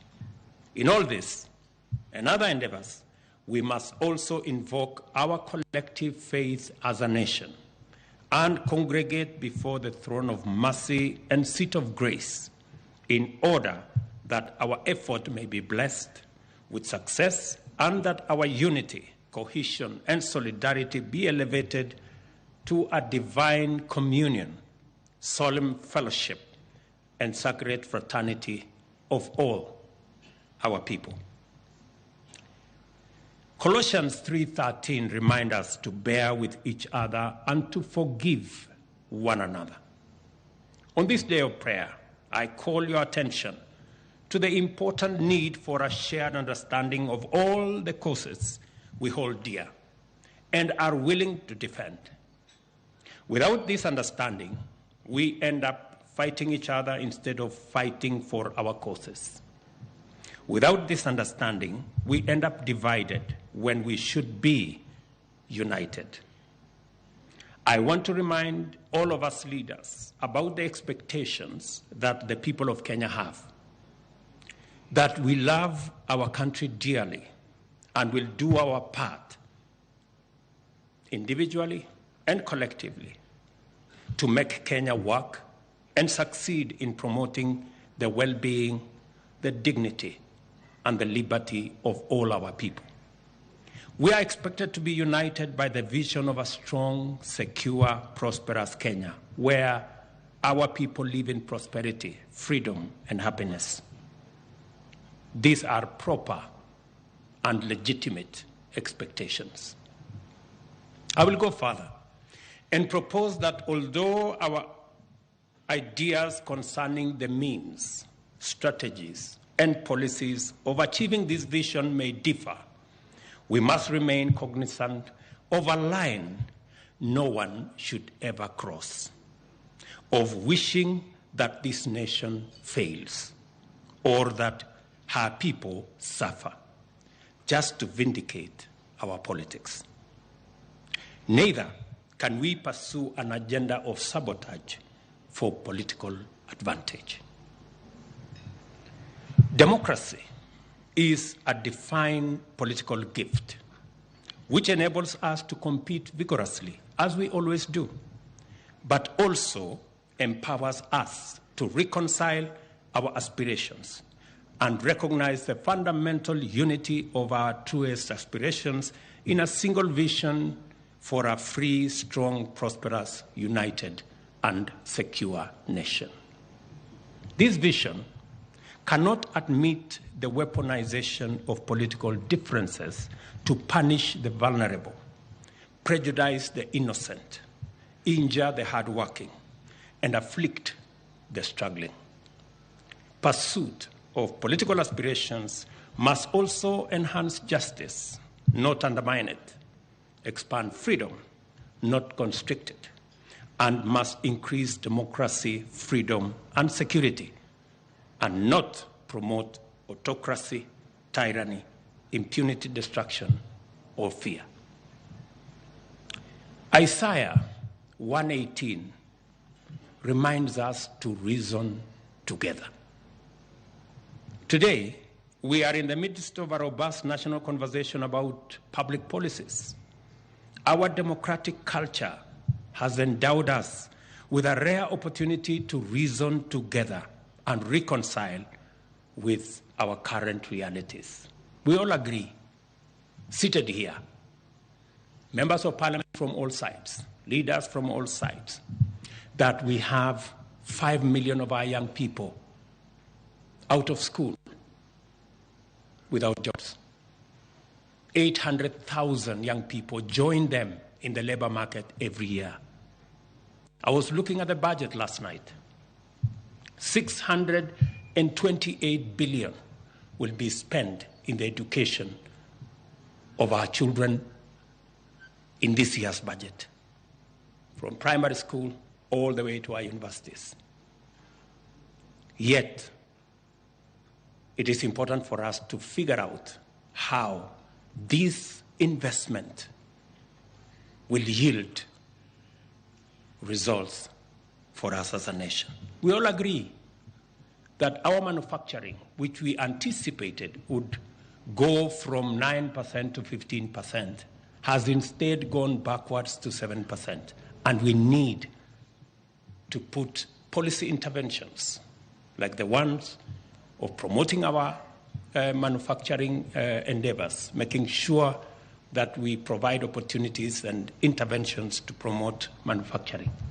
We are all agreed that our exports as a percentage of GDP have come down from 28% to 10%. We need to do something about it. We need to promote, we need policy interventions that will encourage our exports. We all agree that 7 million Kenyans today live in informal settlements, suffer the indignity of living in settlements that do not have adequate water, do not have adequate sanitation. They are our brothers and sisters. We all agree that our agricultural land is threatened by subdivision, and food insecurity is a reality. That is why we have a conversation about the high cost of living. We need to do something about it. We all agree that borrowing is not the way out of our current situation, that our debt has increased from about 4 trillion to 9 trillion in 5-6 short years. We must reconcile ourselves to that truth. So, as we participate in this important debate on the finance bill, let us ask God to open our eyes and enable us clearly see the real choices that we have to make.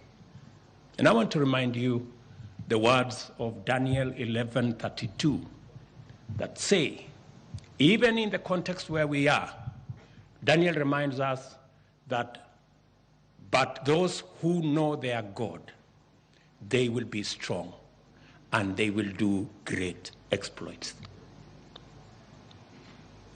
Living within our means requires us to work with what we have. You remember Moses, when he was confronted with a situation, God asked him, "What do you have in your hand?" And you know what he had in his hand. You also remember Jesus asked his disciples when they were confronted with a situation of feeding 5,000 people. Jesus asked the young man and the lady, "What do you have in your hand?" We are at the threshold of great transformation and in a moment which demands singular courage. Our commitment is under test.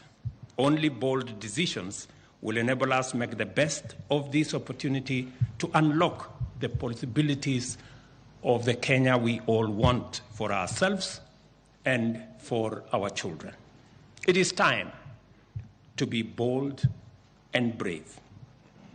Delay tactics and sabotage are written in the shaky handwriting of cowards.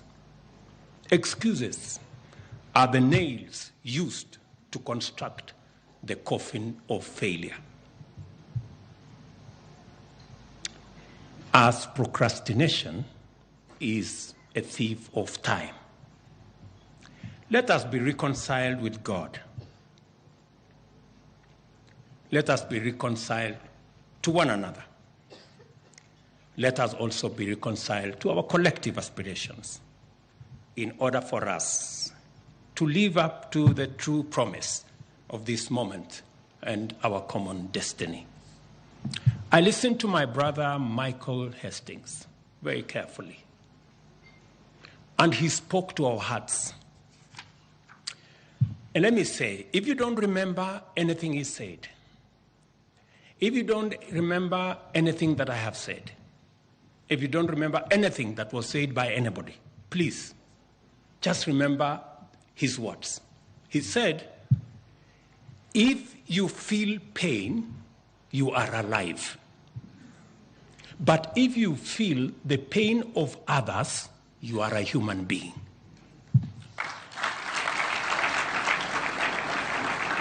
I mean, if there is one thing that he has told us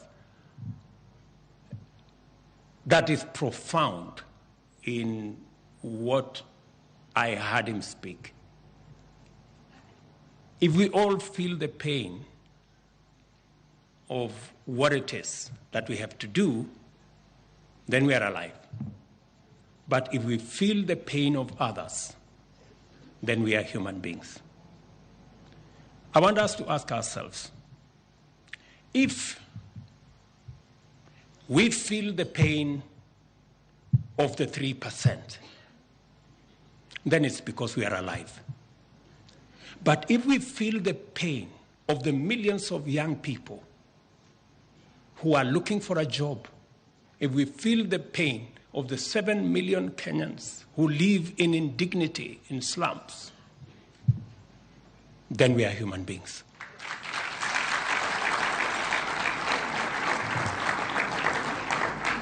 Let me say one more thing, because I don't want to preach. Let me say just one more thing.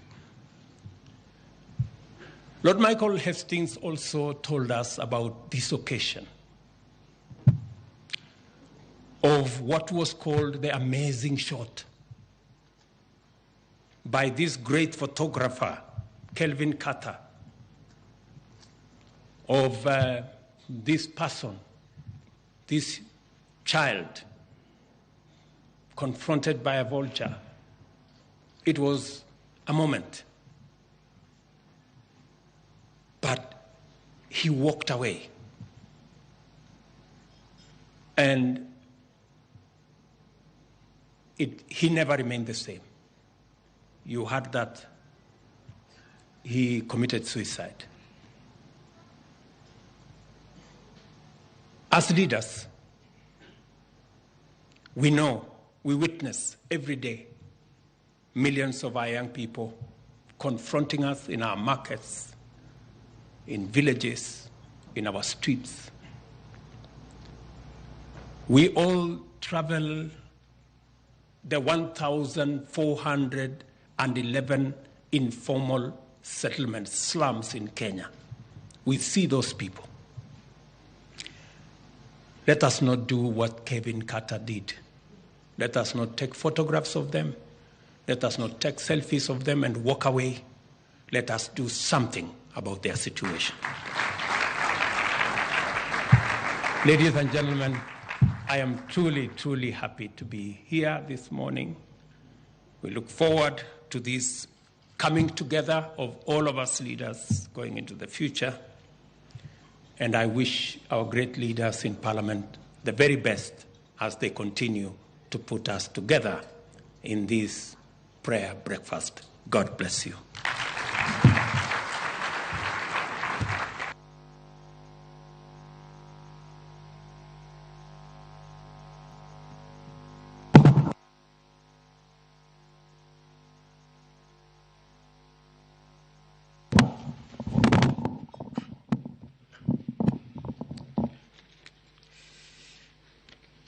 Thank you, Your Excellency.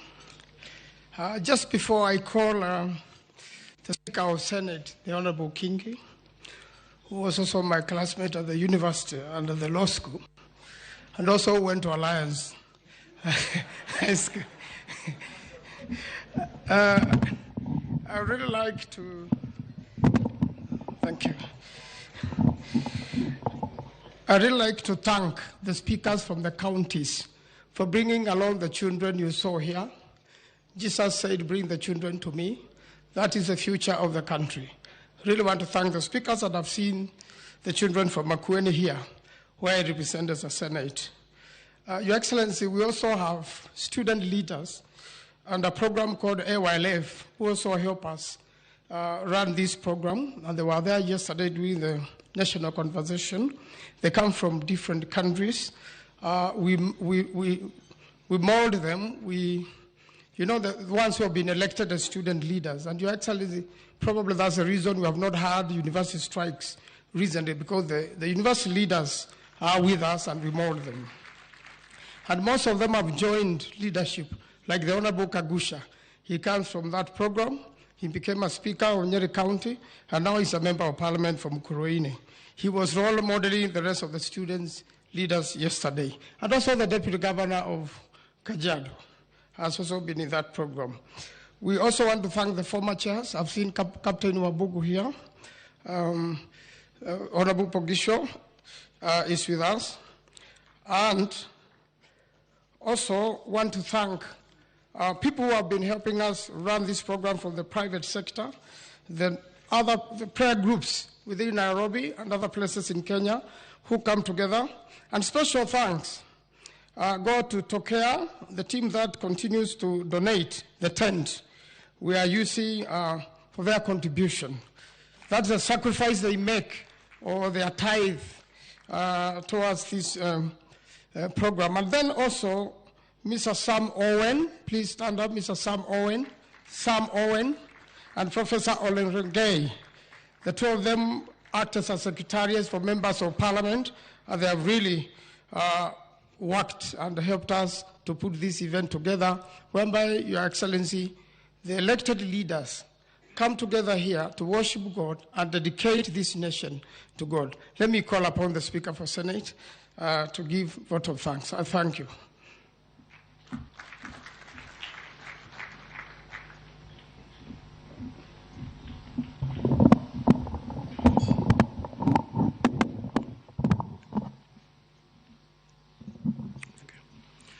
Your Excellency, the President of the Republic of Kenya, Dr. William Ruto, Mama Rachel, His Excellency, the Deputy President of the Republic of Kenya, Mheshimiwa Rigathi Gachagua, a.k.a.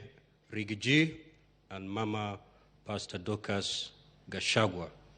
my brother, Speaker of the National Assembly, the Right Honorable Moses Wetangula. Allow me to adopt the protocols given to us by the speakers who spoke before me. Mine is a very simple duty to move a vote of thanks. And I don't know why Senator Manzo welcomed me here to do that, having done exactly what I was supposed to do. But before I move the vote of thanks, allow me to, on a very light note, be the advocate of Pastor Rigathi Gachagua, because she does not have a right of reply, having already spoken. When the Deputy President spoke, while he was standing before us, he stated that aliingiza box msichana wa kutoka Alliance ambaye ni Pastor Dorcas Gachagua. But because she does not have a right of reply, she whispered to me that now that you're going to speak there, and I'm not going to speak, please go set the record straight. And according to Mama Dorcas, aliingiza box, si yeye ndiye aliingiza box, Deputy President. So again, Alliance wins.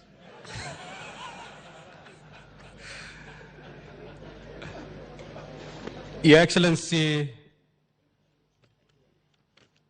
ladies and gentlemen, you'll agree with me that this has been a very, very wonderful occasion indeed. Na Waswahili wanasema ukiona vaelea jua vimeundwa. The men and women for the last few weeks who have been coming together to make sure that we have a successful annual spiritual convocation. And it is my duty to appreciate them, and I want you to join me in saying thanks and appreciating these groups and individuals who have worked tirelessly to make sure that we have a successful event today. Now, the list that I have here was not made by me. And therefore, if you miss out, I'll tell you exactly who authored this list. You go complain there. Your Excellency, the first group we need to appreciate is the Joint Parliamentary Staff Teams. These are the people who were the forefront in putting this event together. Secondly, are the members of Parliament, the MPs and the senators, because without them, we couldn't be here today. So we say thank you to all members of Parliament who in one way or the other contributed to the very success of this event. Third are the co-chairs. That is Senator Manzo on behalf of the Senate and the Honorable Chepkonga on behalf of the National Assembly for giving the much-needed leadership to ensuring that this event takes shape and comes out beautifully like it has this morning. The other group are our partners in the private sector who have provided us with quite a number of things to make this event a success. A very special thanks go to one individual, Mr. Maina Wanderi, who has provided this tent.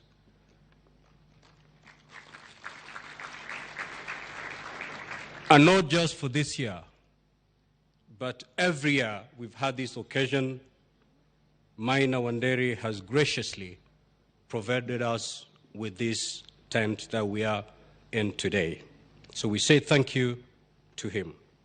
Again, we appreciate Safari Park and the management for providing us with this space. Mr. Kimathi and your team, we say thank you so much. We had our corporate partners to make this event a success: Bamburi Cement, Coca-Cola, Sanlam Insurance, ICA Lion Insurance, NK Brothers, the World Vision of Kenya, Cooperative Bank, Cooperative Insurance, just to name but a few. We say thank you, and we appreciate their contribution in making this event a success.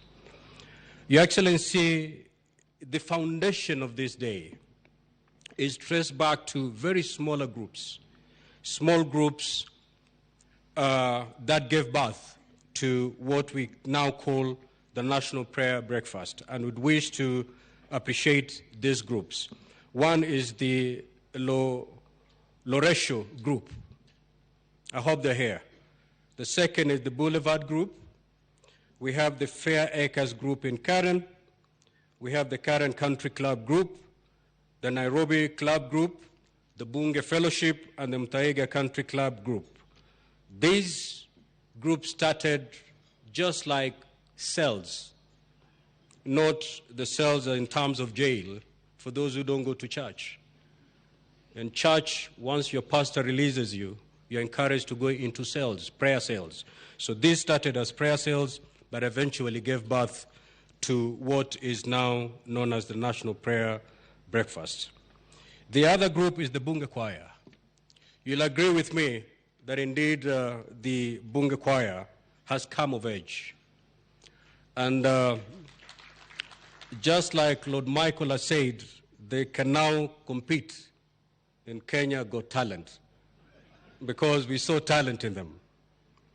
The other group, of course, are our international guests, Your Excellency. The delegations have been read out by Senator Manzo.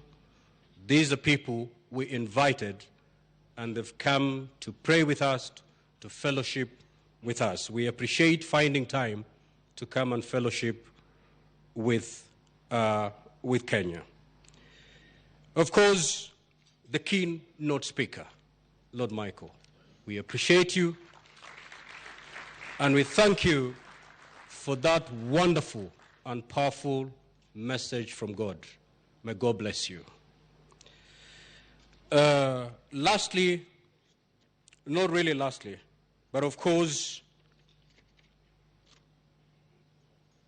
the man who steered this nation and put this nation in the hands of God, none other than our President, His Excellency, Dr. William Ruto.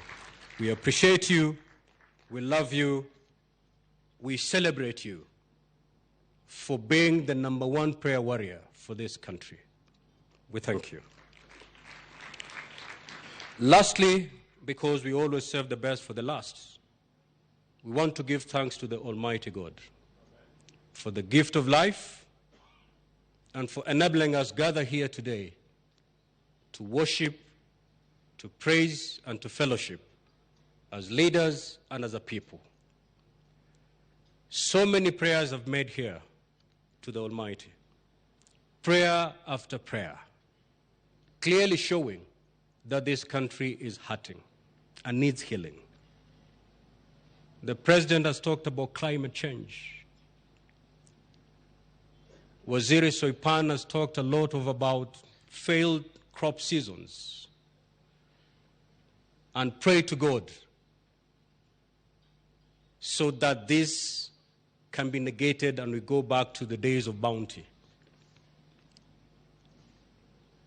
Just like Lord Michael said, that he has good news for us. I also have good news for you.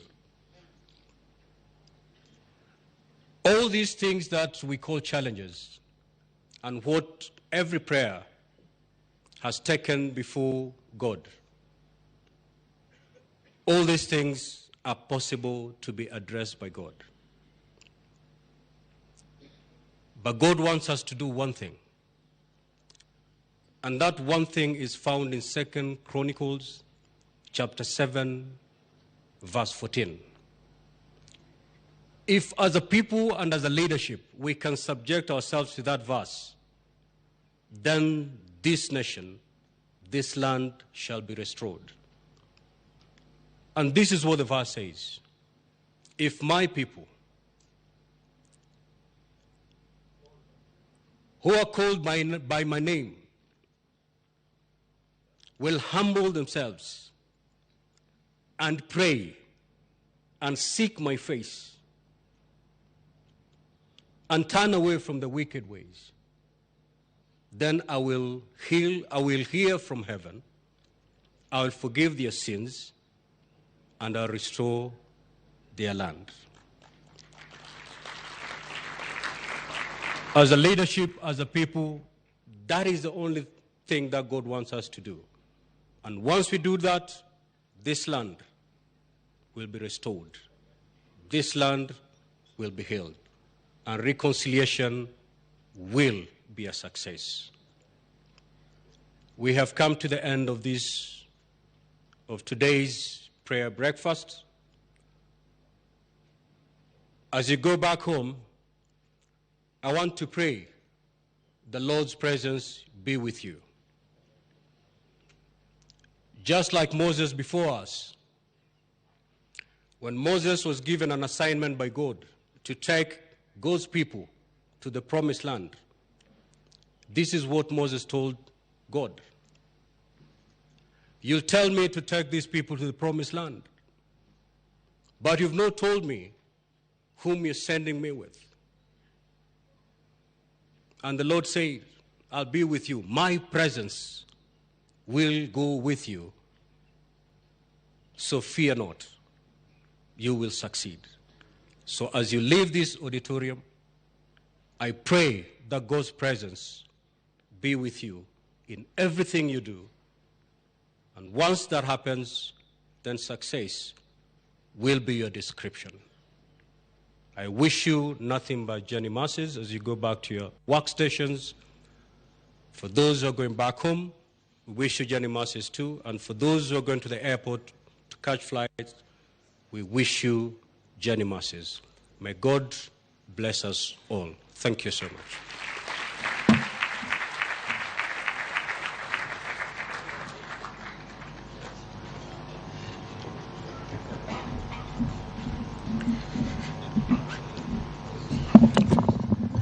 Yeah, let me take this opportunity to invite Dr. David Oginde, the chairman of EACC, to come and give us a closing prayer.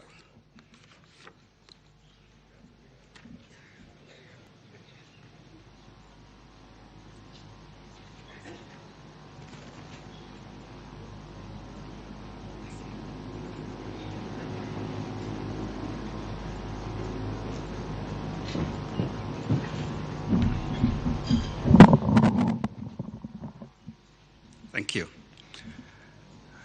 Your Excellency, the President, and Your Excellency, Deputy President, and all of us who have come to humble ourselves before God.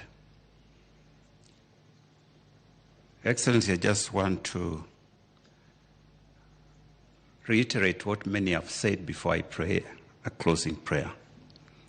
Whenever people have humbled themselves before God, God has come through for them. We see it throughout the scriptures, and we have seen it in real life. Many of us have referred to our prayer last year.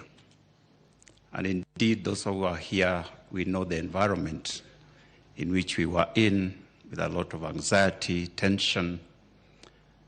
But the team that prepared for that prayer breakfast chose to go differently and called on church leaders and other religious leaders to lead in prayers. We pray that God would come through for us and give us peace. God heard those prayers and took us through a very difficult time to where we are today. Today is not different.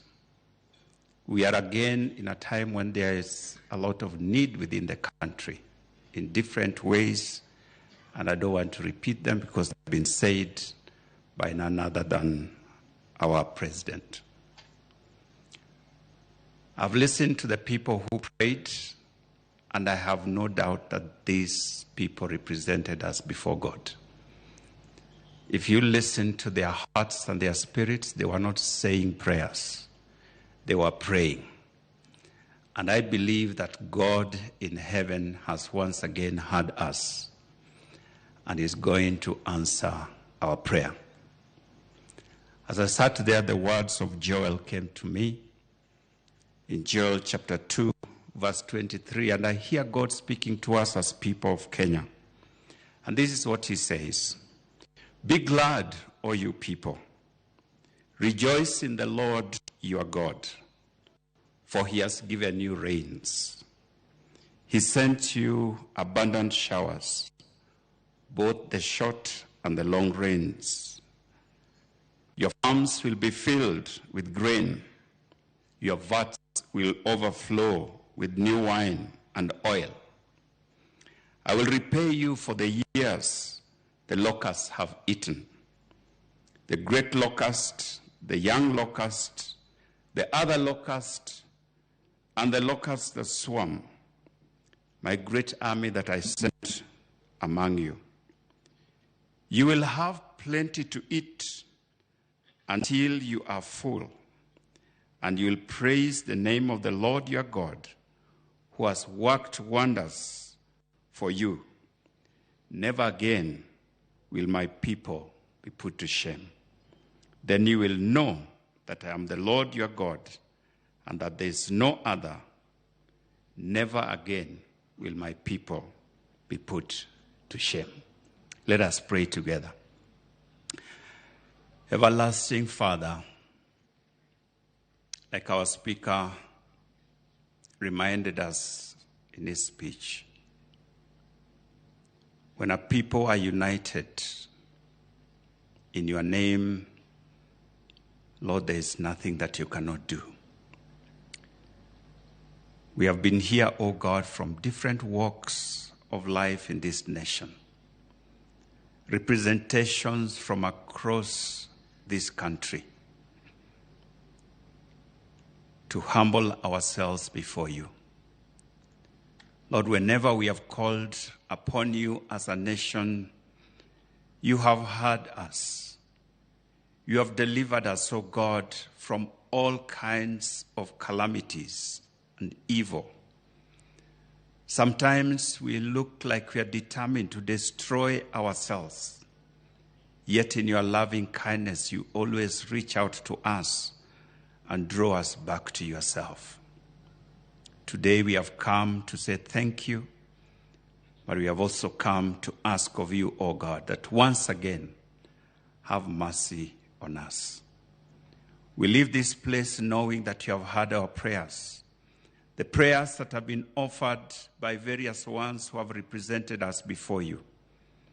Lord, open your ears and hear our cry.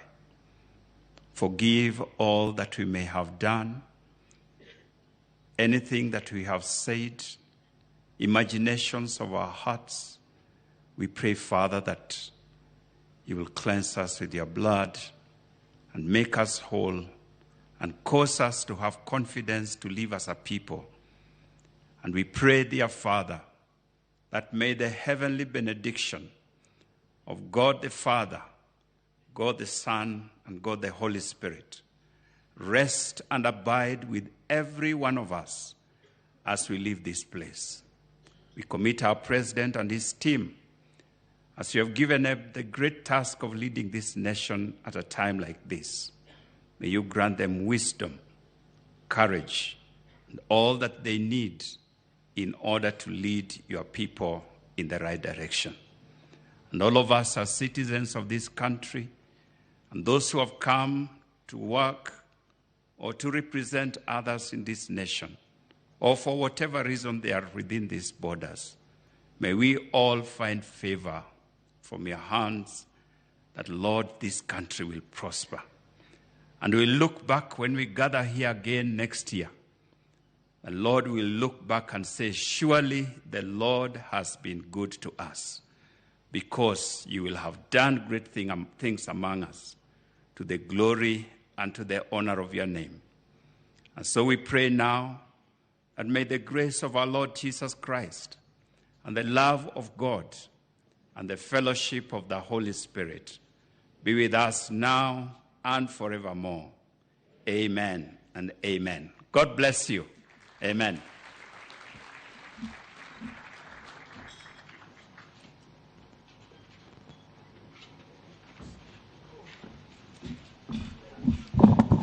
Your Excellencies, distinguished guests, ladies and gentlemen, all of us that are able to stand, let us be upstanding now as we conclude with a prayer which we are free to join in as the national anthem. The national anthem.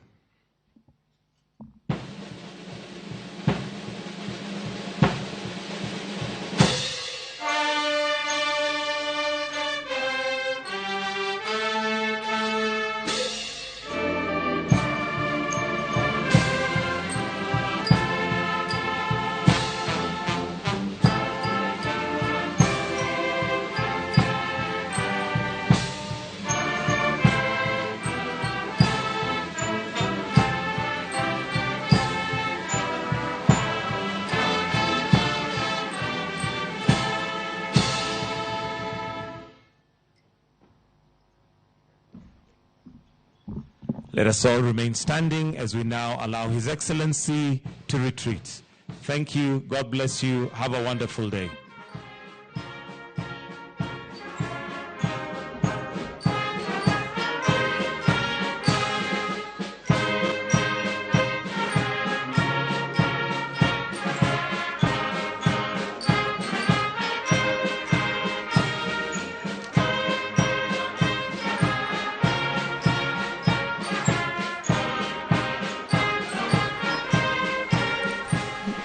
Nyakorom Gajwang' mano na en romo mano mar prario mano nyasi ne alam mar piny Kenya mabendo jabaga higa ka higa nyasi mabende ni bago kata mana nyasi ma ukorumo mane magawa mong'ere kaka Safari Park mantiere buore Nairobi. Jodito mopogore opogore na nitiere nyasi makamano, waneno jotelo mopogore opogore nyaka mago maga jod bura hinya mago moko kuom gima bende wuok e kweth mapingo piny owacho.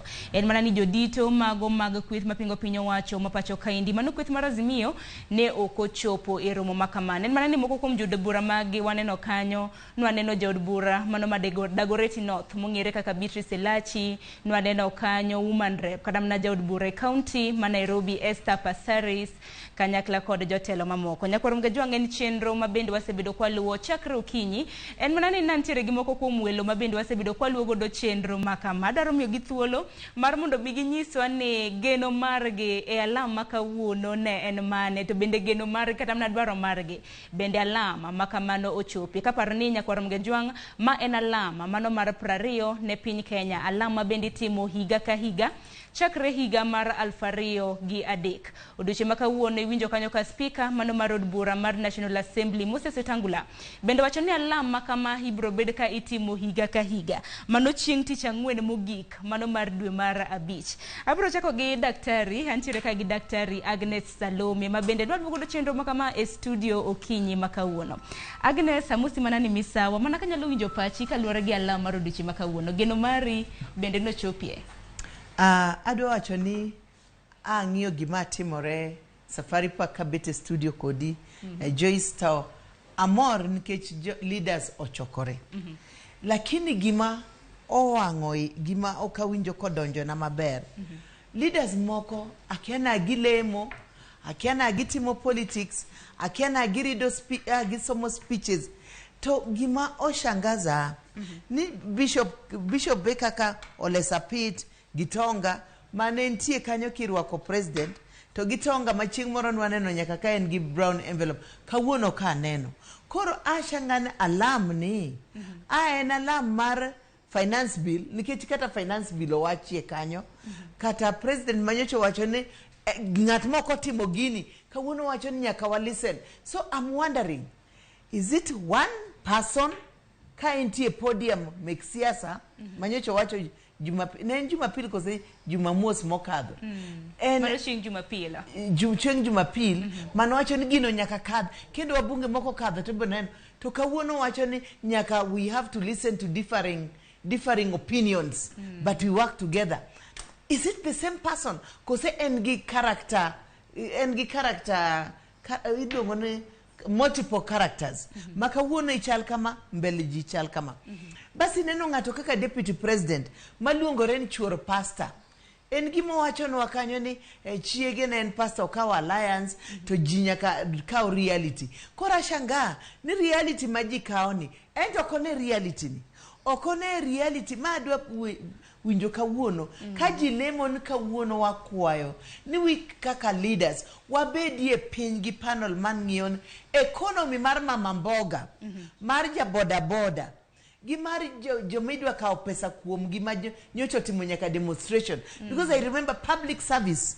Civil service also wachano okidwa bill no. Nike Sharon kata ka an kawuono kabiro kao pesa kuomi.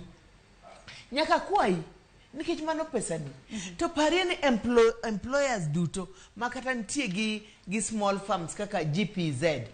Ka ukoni nigi gol pesa. Donge gibo loro tije gibo doktor. Tingini daktari alam kalama mano mabende piny Kenya timo. En mariwo wi oganda kanyakla. Kuom ranyisi kata mana lam mahiga ni kwang'eyo kata mana thor wach mare ne en kwayo ng'uono ne Nyasaye kanyakla kod japiny. Bende paro ni jotelo okawinjo ka jotelo wecho. Jomoko wacho mana reconciliation is very hard. So why are you going for that prayer? Ero kama na inya winja nena duonda pastor mano Joja Tanga jadolo mabende antiere godo. Jadolo wasebedo kwa luwo nyasi makama chakro kinyi ni ntiere kodwa kasa chiel maruki. Jero kuma nya bende kumbedo kumtuolo malach sa madirom mana angwena beach kama. Diwach na nko tendre koda lam mano maruduchi makawuna lam maprareo mabende piny Kenya ubaguduchi makawuna. Ero kamano Sharon, achaka duoko ni Nyasaye ero kamano. Mano miyo thuolo mondo wachop ka. Mondo wawacha achiel ariyo adeko mago kolore gi alama no baka kawuono. Anachako kawacho sama ne pok wadhi e break mondo wadonje weche mag nyasi. Kawacho ni alam mobak kawuono. Ne ng'ano penjo, Cleophas openjo to alam ni be ochopo dwaro. Be ochopo dwaro ma jo Kenya nyaka ne chake. Ainyenye kinde ba bende jopiny bende nitiere koda chiedh nade mopogore mar pek mar ngima. Open nyaka ne chake koro higni 20. Bo se nyuolo lemo. Kata bo se konyo jo Kenya yo mora mora. To achako kawacho ni alam en alam. But alam duto Nyasaye ok winji. Inyo gima wacho. Like now kawuono king'iyo awinjo ka daktari openjo ni okone olesa pit kanyo okone gitonga kanyo wacho ni ma en nyasi madhi madho chae to gi pakruok te gimoneno ka. Ero kama na inyada ni mondo watu wakata mnatiek twak makama nikech bende sa bendo sekadhi ngene lala makama bendo ka othulo malach wang'ene na ote mabende jotelo nopuro hinya kaluwore kod wach mabende dibed ni nyalo mulo chunyo oganda machiegni. Dr. Salam mana katiko kodi gi paro ni mugik. An gima ndo wacho ni actually gini okaneno kaka an alam. Gini aneno en jochokore manyocha president onego tim moth ogon ero kamano joma no yiere gi jomo se opposition mobiro side mare kogon gi ero kamano utimo na maber eraseyudo.com koro an gi bill ni matimore kama pasuru bill ni nikech kata kelo Sabina Chege ni Sabina Chege wuoyo gi ji to nge gik matimore ji to bendo kele protocol na tinyo kele bango mudagadia ni kori okwayo ni en no the reconciliation mano ongiso wa picture ni jomoko ni kata kiwacho gimatimore marach you are bad, you are an enemy to the government. Gima dwa wacho ni ji ng'at ma gilengo kanyo en ogai mar Azimio Raila Amolo Odinga. Ema gidwa wacho ni ineno ka Raila otamo reconciliation is not about making this useless noise manende gitimo to Nyasaye winjo prayer mar justice, prayer mar truthfulness, prayer ma wawacho ni let us take care of the widow, the orphan and the downtrodden. Ere justice motimore kawuono pesa magi ketho kanyo no oger gigwedie piny magi wacho ni pesa ni wadwa timo go gimoro kata nende de gimi jo piny kata gidie small home moro mondo gilem kanyo. Why need mana sala chiel kende ka en reconciliation? Ruto wacho ni jo piny nyocha promise gik mang'eny to onge gima setimo kata chiel kata mar finance bill ni nitie gik moko obet kuro mang'eny moken ng'at modhier kende kata in Joyce ibeibo bedo taxed kata maisha u el Royal Media ka bobedo matek mago gik mok gingi onego jo leaders nendo wach ni president wabiro ka for reconciliation wakwaye ni mondi romgo ogai mar Azimio irom gi former president ging'isie kaka piny itayo winjo kata mana kaka jatend piny Kenya bende no wacho ni kaluwore kod thor wach ma higa ni en reconciling God and man winjo kanya ni bende jatelo mamoko ne bende reconcile ahinya gi yiero ma bende yes giwache gino giwache ni yiero manotimore wang'e nitie gik moko timore maber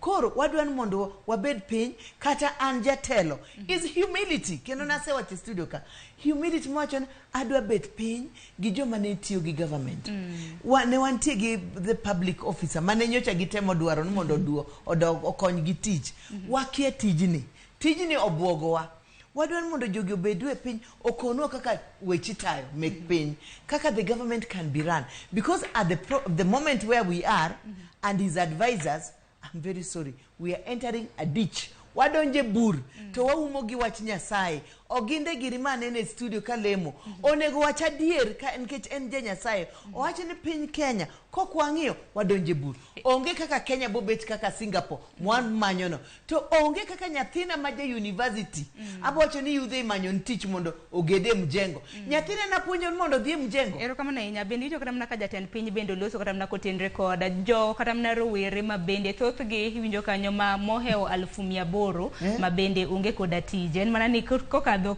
luo e paro mar chik mar omenda bende no loso kanyo kata mna jatend piny Kenya bende no puoyo kata mana woman rep mano ma Nairobi Safaris ni osebedo kata mna koriwore kodgi jadolo awinje bende pachi mogi kotenre kod okang' maka kapok adhier nyawadwa Chris Owino ma bende nanitiere e magawa mar Safari Park ero kamano thoro mar alama kawuono ni ok ber kwayo ng'uono ne Nyasaye reconcile dhano gi Nyasaye mano Yesu nosetimo sama Yesu nobiro reconcile wa God kokalo kuom warruok maduong' manokelo kawuono wachno onego bene reconcile man with man yes to mondo acha ka wachni mondo mi gilose maber mondo reconciliation obedi giweyo jo Nyasaye joti Nyasaye ema los alam bas to reconcile both sides to ka gin mag los alam kendo gin mag lamo cha ka wacho ni mumo wacho ni priest emo go lam ne leaders emo go lam ne kings to gin los alam gidhi lamo ne gin giwegi kendgi Sharon lamo ne no bago jogi jo Kenya kadwan mondo walam Nyasaye winj kwayo marwa nikech na somo kada mo mar Isaya 1:15 nyaka 16 mane wacho ni bende ka utingo bedo malo ka ulemo to abiro umo wanga winj mano mondo kik aneu kendo kata ka bedni ulemo machal nade to ok na winju nikech ang'o piny kanyo wacho karapaga uchoraje nikech lweto otimo remo acha ka wacho ni timo mosetime Kenya ka richo kata mana ma sirkal ne nyaka na yiero no neno kata ka nyithi wenego malet ing'ene mumoja de demonstration ni ang'o ni katiba marodonge yes ne nyithindwa kodhi dwaro haki mago gin remo manopuki jogi bago alam gin magilamo to gin malwar otimo remo ana wacho kenda kwayo ni ka nitie jok manya advice ker to alam ni onego wene jo Nyasaye onego wene priest emolos alam ma Nyasaye nyawinjo deneno kata mana ka jod bura wacho ni bende kweth kata mana king'iyo committee ma bende chano kata mana alam kama en committee mawuok National Assembly manod bura maduong' kanyakla kod Senate emo meneno kata mana moko kuom jod bura bedo dochi makawuono bende nineno kanyo ka ung'e wer kata kamano kaka manya korom ga juwanga amanyo jafwambo barwa Chris Owino ma bende dochi makawuono na nitiere mane magawa ma Safari Park ka bende en ma bende noluonwa machiegni mana alam mar mano mar 20 ma bende piny Kenya na bago duchi makawuono kapok oyudo Chris nikech ing'isa ni Chris pok oyudore daktari mana kanyalo kora mana penji kan winjo kata kaka jotelo loso ahinya nyaka luore kod yiero mokalo ni winjo kana mana ka jalup jatend piny Kenya na loso kotenre kod alama mano mar 19 ka bende ng'eni sigu ma bende nanitiere e kinda jatend piny machon Uhuru Kenyatta kod manene jalupne ma bende gisane jatend piny Kenya bende ni winjo komulo wach motenre kod mano adwa wacho ni shida mar Kenya Kwanza pok giya e campaigning mode pod gi campaign nyake ute Nyasaye. And adwa chich gi jo ginene jo paite gi pastors mamiyo jogi altari mondo bedie e altari e sanctuary mondo otim campaign. Campaign miyanyo ji gino aen do wacho niya ang'ene higa mokalo gik moko nokotimore maber, lakini kawuono wabiro ka kaka ji kwayo ng'wono kuomwa nikech koro they make themselves to look holier than thou. Gine the holy, they were the offended. Gino kipar gik mane giwuoyo kata kuom ogai masani yueyo. Ogipar gik magise wuoyo kuom ogai Raila Amolo Odinga. The problem with Rigathi Gachagua, he lacks intelligence. Tokata kuwacho ni spiritual intelligence is very important. And spiritual humility is very important. Gok magi go sani ni ok bi konyo government ni. To a spiritual leader, God in Hosea chapter 1 verse 1 to 7 and Micah chapter 2 verse 1 to 5 demands change. And change is honoring God, putting God above your head. Gine magilokore Nyasaye. Gine maging'e gimarach. Gine magiwacho ni gine magitimo breakthrough. And when they are doing that, God has left us to do our own things. Gine magilemo kendgi. Kawuono dakia gilungo pastors mondo lem. Nikech kubiro mbele Nyasaye, nitie joma ordained for that function. They have been ordained. They have been set apart. Kawuono jo siasa malwetgi olokore gi remo mawuondo ji gokinyi to kawuono gibet kawuono molokore ni kawuono magi preaching ji mana kwedo tadwa wacho ni God breaks with social structures. When God's law is not obeyed, it leads directly to corruption and economic decline.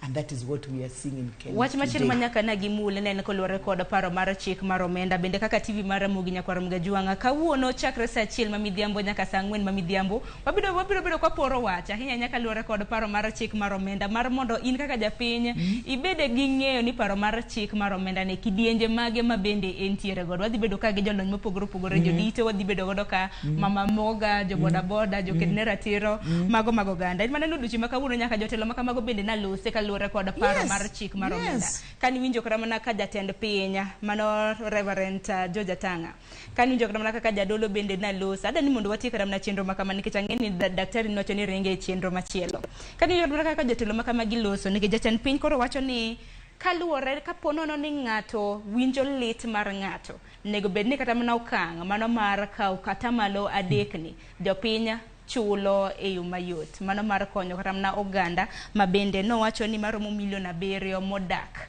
e ngima matek gi sani. Awinjo mana pachi Mugi kotenre gi mana winj bar Dr. Salome kasto walor chenro bakama.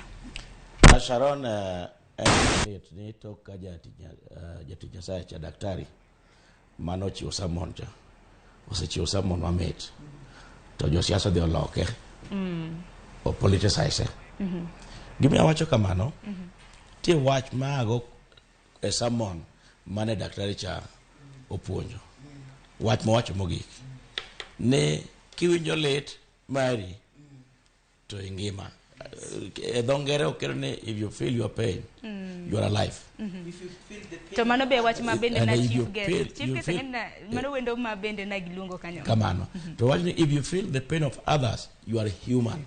Human. Ten kiwinjo lit ma jomoko human apane dakene dhano whichever koro ineno ka gidhi giloke ni koro gikete ka siasa ne the other side mar position ok winj lit ma jo Kenya kidwa ket tax idwa ket gerne jiwo idwa meji dhiro tich to giwinj lit no ineno aparo ni samon cha kata na ker marwa no ne wuogo nyaka jotende mane sikalo onego ago pain ma jo Kenya kale sani en pain mar bech gik moko dhi malo mafuta dhi malo mogo dhi malo eka sani idwa chaki medoge osigo ma tax mondo gigo med dhi malo saidi ka en pain gima jatinya sasa wacho sirkal monego ka wachne to nene pain mantie okone wachako mar jo pain osigo omiyo ananyalo wacho ne alama molam kawuono Nyasaye ne ongeye ka jog do alama ma Nyasaye nya winjo mondo duokwa mondo reconciliation obedi giwe joti Nyasaye obagalam to luongi gite nyaka jo opposition mondo lam Nyasaye o reconcile jo wake. Erokamano ahinya jadolo mano jo Jatanga mabedi nwantiere godo. Daktari wachni mogik. Adwa wacho ni adwa luo line ma pastor wacho ni if you are a human being you'll feel the pain of the Kenyans. The human being here and Azimio nikech gine magineno burden ineno bill no wacha ni bill mar 3%. Jo mantie sirikal mobet kacha malemo ka ogibiwinjo pain lakini mama mboga watchman ja waiter mane giwacho ja boda unjo media there's a lot that is going to happen kora penj gi kwa change way round ngama nyithindo kubidhi e school don ngat mam sache matincha kikawo 3,500 kumsachi to nyochi yudo 3,000 no ngama dhi yudo shida don ngatni kor adwa kwayo sirikal mar Kenya kwanza adwaro ni gini gidhiye kamoro mondo gibedi olor ni gi room achiel gi pastor manindo wuoyo no mondo explain nigi mondo giwinjie gima giwacho nikech ok giwinj gin giwuoyo oko but they are not listening. Let them listen to themselves and ask themselves my manwa promise Kenyans kose we promise Kenyans lies nikech lies mose bed kiwo nyocho konwa by fast wabo yudo gas manono dogi ka wona entadi kadi June nyocha kendo wuondwa ne akiana ngo kendo botimo let us accept nigi manwa wacho ni jopiny okwanyal timo emakwayo sirikal mar Kenya kwanza let them face the reality gi face the reality magi wacho erokamana inya daktari wagunu erokamana inya daktari Agnes Salome nwantiere kodi chakro kinyi kanyakla kod jadolo jo Jatanga wagunu erokamana bende kuma bedo kumtholo gite donge erokamana inya kwa kamanya kor mgajwa ngin bende wagunu erokamana inya kumbedo kodwa chenro makamano chako sa 12 mar okinyi gisana neno kanyo kenda dakika 12 tok sauchiela mar odiochieng weche manyien mag migago bendo chiegni mana chombo bang' thuolo mar dakika 40 kama wabiro bedo kwa tudre gi Chris Owino e kinde mag migago mar mondo mi olernwa mathoth ka kotendre kod alama mabende ni lamo ne piny Kenya odiochieng' makawuono alama bende timore higa ka higa kama nena alama mar 20 ka bende en okang' mokwongo mano e bwo tend sirikand Kenya kwanza nyinga ni Sharon Ong'awnya kor mgajwang warad kendo odiochieng' makiny e chenro mano mar rupiny kod mano mar mbaka oromo lojo weta babede notayo chenro makama okinyi makawuono antiere gi Cleophas Oluoch kanyakla kod jogo picha kanyakla kod jomak dual directors eruru kamano orituru masani.